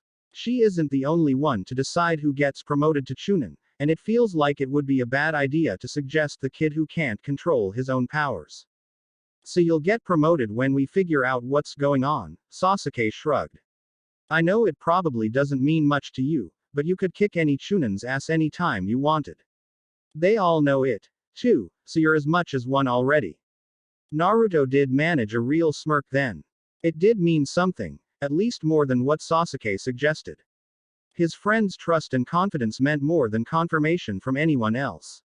That would be enough for now, and forever after if necessary. I think there's something else. Hinata spoke softly, carefully, as if trying to navigate the idea before forming the appropriate words. Kakashi-sensei wouldn't be that grim unless something serious were about to happen to us, and he was clearly frustrated or upset about it. He's never been like that before. There's no use worrying over the unknown, Naruto shrugged, settling back against his pillows, staring at the ceiling. He tried contacting Kurama again. Nothing. All I know is that I need to find out what's getting to Kurama, or else I won't be safe to be around anymore. And there's no point arguing that, he went on, glancing aside at Hinata, who closed her parted lips in response. He smiled again, fondly and sadly, running his thumb across her bandaged fingers. I could have killed either of you in that state and not remembered it, the same as I don't remember killing Kinoda or stabbing Tsunade-sama. I need to figure this out, or else I might as well lock myself in that cell Gaara was in. Well, that's not happening, Sasuke said shortly. And quit saying, us. We're a team, and we're your friends. We're going to figure it out together. Remember what you told me years ago, about Itachi. We'll do it the right way, and we'll do it together. Thanks, Sasuke, he replied wryly, quieting for a moment before saying in a lower voice, thanks. I don't know what to do. I don't like feeling powerless and like I'm being manipulated. It's maddening, and it's scary. We're here, and we always will be, Hinata soothed, touching his cheek before leaning over to kiss the same spot. He swallowed and nodded, shifting to lie facing her. She closed the distance between them without pause, pulling his head gently to her chest and cradling it there. He nestled closer, closing his eyes and taking deep, calming breaths, making himself focus on Hinata. Her fingers running through his hair, her hand resting on his back, her gentlest murmurs warding against troubled thoughts. A wonderful, comforting scent came with every inhale, like standing in a field of lavender covered with a crisp pre-dawn dew. They were all safe, and they were all together. That was all that needed to matter right now. Unfortunately, dreams were far less forgiving than reality. Asterisk. 3 days passed without word from Tsunade, though Kakashi stopped by the hospital several times to give what updates he could. Apparently the public outcry about Naruto had been less severe than expected, most likely dampened by the successful completion of the exams. That didn't mean it was absent, however. A petition to lock him up circulated the village and found its way to the Hokage within the first day, and there were many more high-ranking officials demanding audiences than usual. According to Kakashi, Someone had even tried to submit a mission request, A rank, no less, to address the problem. Tsunade had apparently ignored or furiously refused all of them, making several proclamations in Naruto's defense, or at least in neutrality. That was heartwarming for certain, but it didn't quite outweigh the entire village being against him. Naruto spent most of the time away from the hospital, taking long walks or training to keep his mind off of things, but mostly just trying to stay out of the way and out of sight. He had been entirely healed after the first day, and the medical staff had been more than willing to discharge him early. The muted conversations and frequent glances had been enough on their own to make him want to leave. Nobody there seemed to hate him necessarily, but the constant undertone of fear pervaded in its place. Who could blame them? After Kurama had come out and incidentally killed a handful of villagers and destroyed whole blocks, then after 2 incidents during this exam, it was a wonder they had given him a bed. Iruka had only been overflowing with concern, of course. He didn't care what the villagers, other ninja, or even Tsunade thought. He expressed complete confidence and support for Naruto, fussed over him as always, and made lunches and snacks to take to Sasuke and Hinata every day besides. It was one of the few bright spots in an otherwise difficult time. Chuki and Ayame at Ichiraku were much the same, only informing Naruto just how proud they were that he and his teammates had done so well, and that they could all eat free for a week as a proper reward. It was another instance to remind him that he wasn't alone, that not everybody thought the same things about him, and that circumstances could get better. It wasn't until halfway through the second day that Kurama woke up at last. Again the fox was in a brief fury before simmering down to cold rage, though the haunting thing was that he hadn't seen anything this time. Nothing. Naruto asked, using the Hiraishin to move from his bedroom to training ground 3, fingers brushing the seal he had placed on the centermost post. Last time you saw an eye at least. Nothing. One moment I was forcing my chakra into you, and the next I was waking up today, the QB spat. It was the same feeling, however, so it would be safe to say that it was the same technique. It could have been a delayed activation genjutsu, or maybe you weren't looking directly at the Sharingan this time. The stands were packed. It could have been anyone above the spectating area. That's the last place I was looking, wasn't it? A grunt of confirmation was all he got in response. Kurama wasn't up for much conversation, preferring to brood for a time while trying to work things out on his own. Naruto left him to it, opting to practice the Hiraishin with changes in inertia. That could keep his mind off of anything, since the slightest distraction could still cause some real problems. Tasks that required heavy focus had taken up a good portion of the days recently. Hinata and Sasuke recovered swiftly enough, with his taking markedly longer for the severity of the injury. According to him, the last medic nin to do a round of healing had expressed wonder that he had recovered so completely, stating that such a wound could easily have rendered the arm permanently lame, or at least the hand. Hinata had gone completely white after he had informed them during a casual conversation, apologizing so many times in a short time span that Naruto wondered if she might ever recover from the guilt. Hinata, seriously, for the last time I'm fine, he grumbled as they walked together towards the Hokage's tower, raising the hand in question and flexing every finger in turn before making a tight fist. Check with your Byakugan if you have to, but it's all in one piece, and bones grow back stronger after a break. So really, you only did me a favor in the long run. But I could have. She began in protest, but Naruto gave her hand a squeeze to put the train of thought to rest. I think you were the one who told me not to dwell on what ifs, remember? She looked a bit put out at that, but did give a reluctant nod. You fought Sasuke with everything you had, and that's what he wanted. Right, Sasuke? The other boy raised an eyebrow and nodded as if that should have been obvious. So technically, it's his fault. See? Nothing to worry about. Sasuke punched his arm in response, and Hinata smiled and gave another nod. Sometimes I think people just need a good solid punch in the face, Sasuke muttered after a while. Naruto glanced aside, catching a glimpse of the Sharingan as his friend glared at anyone caught watching the trio. At first it looked like he was just using it to look more intimidating, but it became clear what he was doing after a sour-faced woman gasped and fell to her knees, now trembling and staring horrified at Sasuke. Sasuke. Hinata whispered sharply, drawing a scowl from the boy. They might be rude and misguided, but that doesn't mean you should use genjutsu on them. That's against the law. Whatever. They deserve it. His eyes remained the same, but it looked like he stopped using illusions to intimidate passersby. Naruto said nothing, keeping his gaze forward and trying to ignore everyone who scowled or literally spat in his general direction. He would have pulled his hand away from Hinata's if not for the knowledge that she would have scolded him and taken it back immediately. He didn't want them to be so closely associated with him in the villagers' minds, but there was nothing else for it but to appreciate what they were doing for him. After a time, Hinata activated her Byakugan, though without scowling at every other person. He suspected she only did it to make more people avert their eyes, basically doing what Sasuke had been without treading into illegality.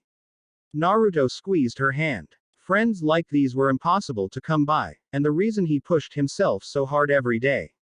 He knew it was the same for them as well. They weren't made to wait at all upon arrival at the Hokage's office, which had only been expected. This meeting had been set up for days, and most likely planned around by all parties involved. An Anbu agent let them pass after announcing them inside, and Kakashi was already standing in front of Tsunade's desk when they came in. Naruto lined up with his friends beside their instructor, facing an exceptionally tired-looking Godime who for once had no stacks papers on her desk. Instead there was one scroll, two medium-sized wooden cases, and three sets of nearly identical documents. Shizune was absent, and in her place Jiraiya stood just behind and to the right of Tsunade's chair, frowning out the window. Thank you all for arriving punctually, she started, hard eyes studying them for a moment before going on. I'm sure Kakashi told you already, but just to be certain that you know, it was by my order that he did not tell you the nature of this meeting. Jiraiya and I personally saw to the warding of this room against every conceivable threat to security, and there are more Anbu hidden around the tower right now than you probably thought existed. That caused Naruto to blink, but it wasn't yet time to ask questions. Severe security measures only meant severe matters to discuss, and they had expected as much. I say all of that to preface this. Aside from the announcement of promotions, everything said, heard, observed, or even perceived within this room today will not be revealed to anyone outside of it. The six of us will be the only ones privy to this information henceforth. Do I make myself clear? Yes, Hokage-sama, they said together, eliciting a nod from the woman. Good, then we'll start with the results from the Chunin exam. As you likely expected, all three of you scored highest among your peers. That includes you, Naruto, she added, prompting him to blink away a startled look. That couldn't possibly mean what he thought it could. However, she went on, as you also likely expected, only Sasuke and Hinata have been given clearance for promotion as a result of the disturbances during the second and third portions of the exam. I will stress, however, that this was my decision, not theirs. Judgments are mostly a formality, and the final decision on whether or not a genin becomes a chunin is mine to make regardless of what those fools say. The situation stands thus. The visiting nations don't trust you, Naruto. The villagers don't trust you. A good portion of our own forces don't trust you. If I were to grant a seemingly unstable Jinchuriki higher rank, it would cause political and civil outrage. It could quite literally cause a small-scale war, and that isn't something I am willing to risk for the sake of a title. I understand, Tsunade-sama, Naruto put in, keeping his features placid. Kurama was growling in the back of his head, but he ignored it. They had known that this had been coming. I'm sorry, Naruto, she continued, and it was clear that she meant it. I know what promotion means to you, and so I did the next best thing. She lifted one set of documents and held them out, waiting until he reached out to receive them before speaking again. Those are papers detailing your promotion to Chunin following an investigation into the cause of your instability. If it is found that there was foul play involved, you will be promoted immediately. The arbiters were willing to allow that much, though only because they think an investigation would result in confirmation of their own beliefs. Naruto swallowed, struggling to find the right words to express his appreciation. Tsunade only smirked at him and shook her head, and he quickly bowed.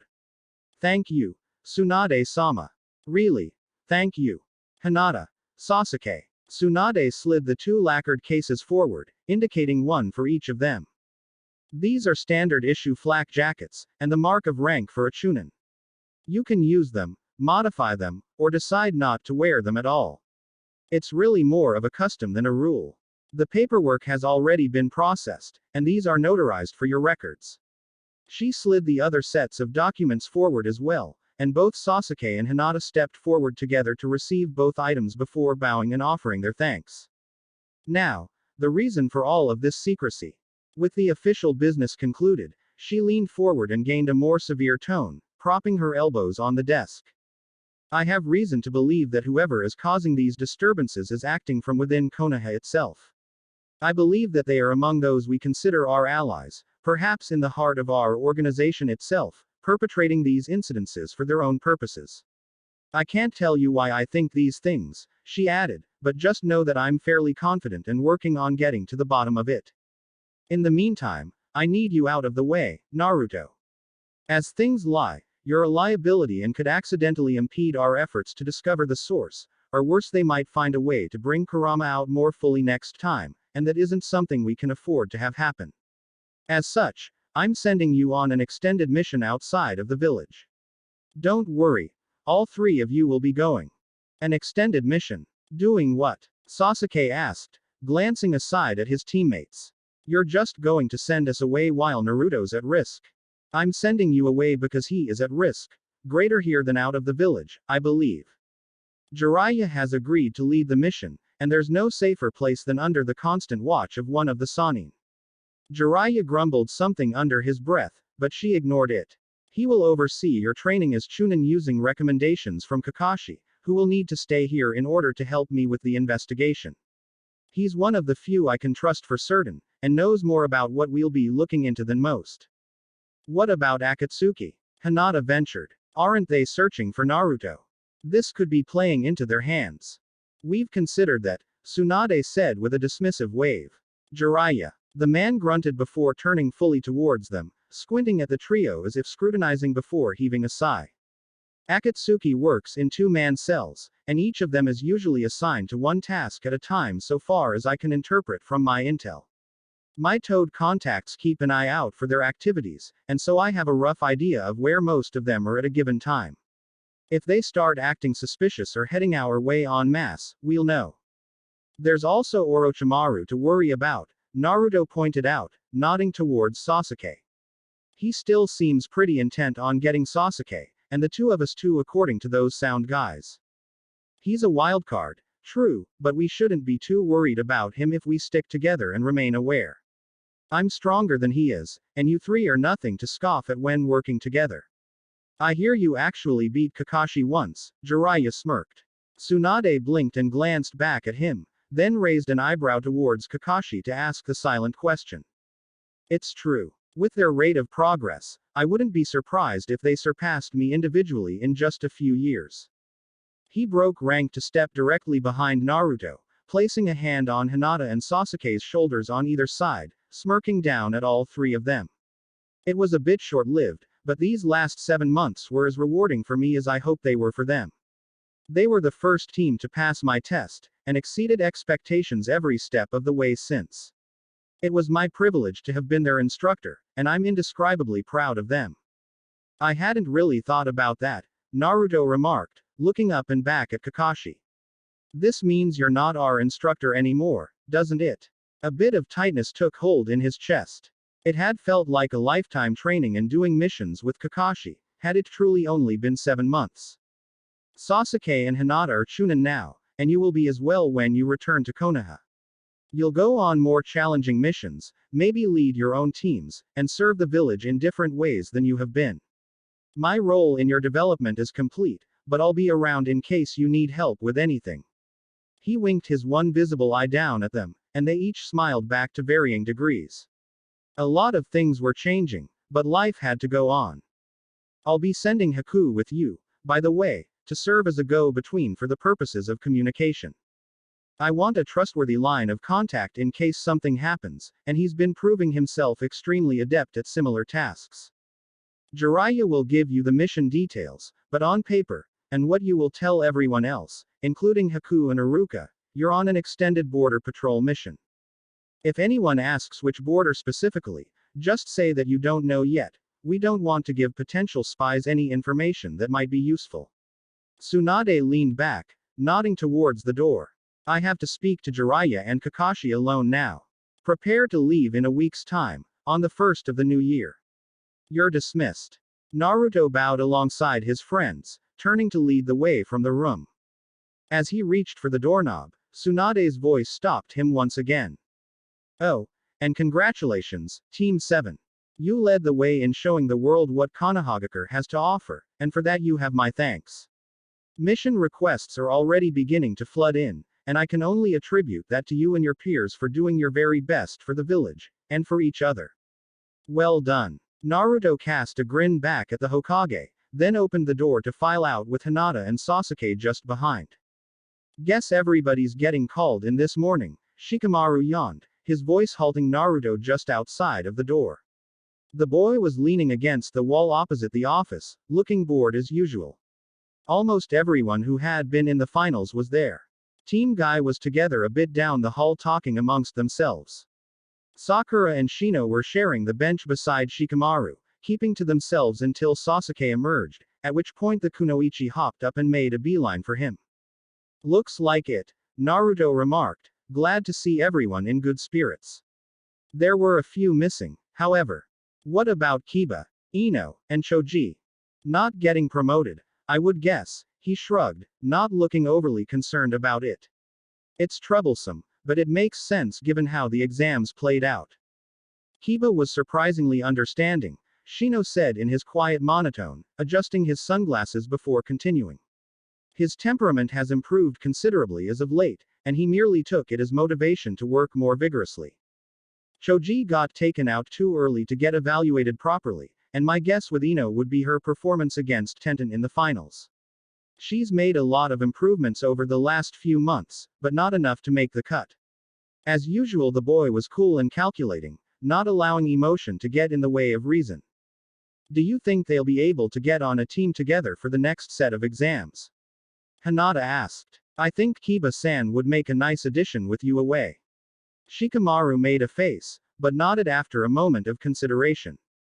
With Ino and Choji's recent training regimens, they're both much more flexible with team composition than they used to be. I expect all three will be able to adapt well enough. What about you guys? The Godime have any specific? You're leaving. Sakura exclaimed over Shikamaru, causing every head to swivel their way. When? For how long? Sasuke looked particularly annoyed at her outburst, but answered levelly enough. Sometime next week, and we don't know how long yet. It's just border patrol crap. Nothing particularly exciting about going between and checking in on our outposts. Those types of missions can take anywhere from a few weeks to several months depending on the territory you will be assigned to, Neji put in, approaching with Tenten and Lee. Not considered particularly dangerous in the current era, but I was under the impression that you three are being targeted by a few dangerous groups. Yeah, weren't those 5 from the sound after you? And what about Orochimaru or those 2 guys who showed up while Naruto was gone? Tenten asked, flashing a grin at Hinata before going on. Seems to me that some other group could do that just as well without the same risks. Hey, don't ask me. Take that up with Tsunade-sama. Naruto tried to laugh in a convincing enough manner. They weren't allowed to tell the real reasons, after all. I'm sure we'll be fine. Jiraiya-sensei is going with us too. That seemed to assuage most of the group's concerns, though Sakura was still speaking to Sasuke in low tones off to one side, and Neji didn't look wholly convinced. We've gotta head out and do some planning, and probably some resupplying. Lots of stuff to do before a long trip. We'll definitely all get together before we leave, Hinata assured as Naruto started making his way down the hall. I wouldn't be able to go without spending some time with everyone first. You'd better come by later, Sakura muttered to Sasuke as he slipped away from her. We've got a lot to talk about. Yeah, see you around sunset. He scowled while catching up to Naruto and Hinata, but it was clear that he wasn't actually upset. It was plain to see that the separation would cause at least some amount of displeasure. None of the trio spoke as they exited the tower, all walking slowly and deliberately eastward. There was no need to exchange words at the moment. They moved as if of one mind, feet carrying them along a rarely trodden path around the mountainside. It wound steadily upward, circumventing the great stone faces and eventually arriving at the very top, above and behind all of Konoha. Naruto found himself staring down at it, at everything he had ever known. Sure, they had been outside of the village on missions and for the exams, but this was different. This was to be a true departure, one whose length was so far indefinite. They could be leaving for weeks or years, it all depended on how long the investigation took. This was where he had grown up, where he had fought for and ultimately failed to earn the village's trust. This had been the place of so much pain, so much joy, and everything in between. This was where he had been brought into a family, where he had made his first friends, where he had fallen in love. Maybe it was silly to be so sentimental, but he couldn't help it. I feel like more is changing than just our ranks, Sasuke remarked quietly, Sharingan glinting in the light of the rising sun. Kind of feels foreboding, doesn't it? Not foreboding, Hinata said after a moment, her hold tightening on Naruto's hand. Just uncertain. But a shinobi's future is never certain, is it? Do humans make everything dramatic? Kurama sighed. Naruto couldn't help but grin. Shut up, you dumb fox. He continued aloud, squeezing Hinata's hand in return. Maybe not, but there's one thing I am sure about. We're going to figure this out, stick together, and come back a lot stronger than when we left. I bet if we work hard, we can make Jonin in just a few years. Hinata smiled, and Sasuke scoffed. A few years. Not sure about you, but I'll get there in one.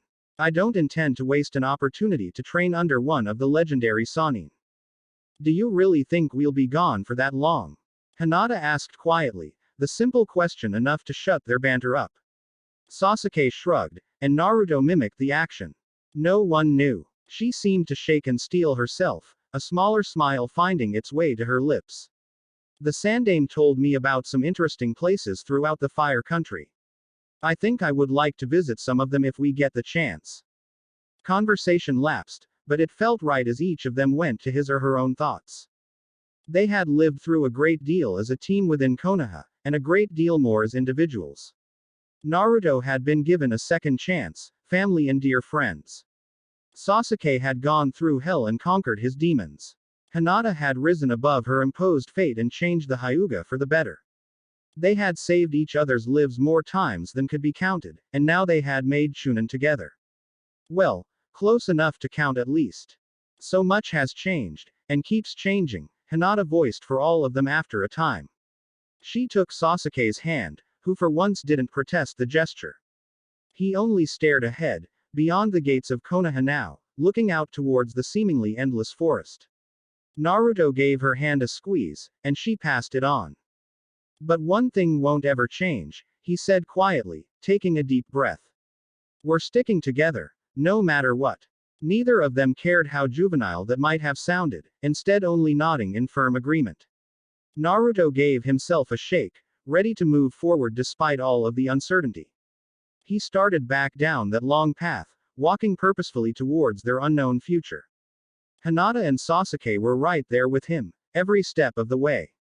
That's it for this story. If you enjoyed it, then like, share and subscribe for the next video as it's going to be more interesting, and also check out my other playlists. Hope you would like them too.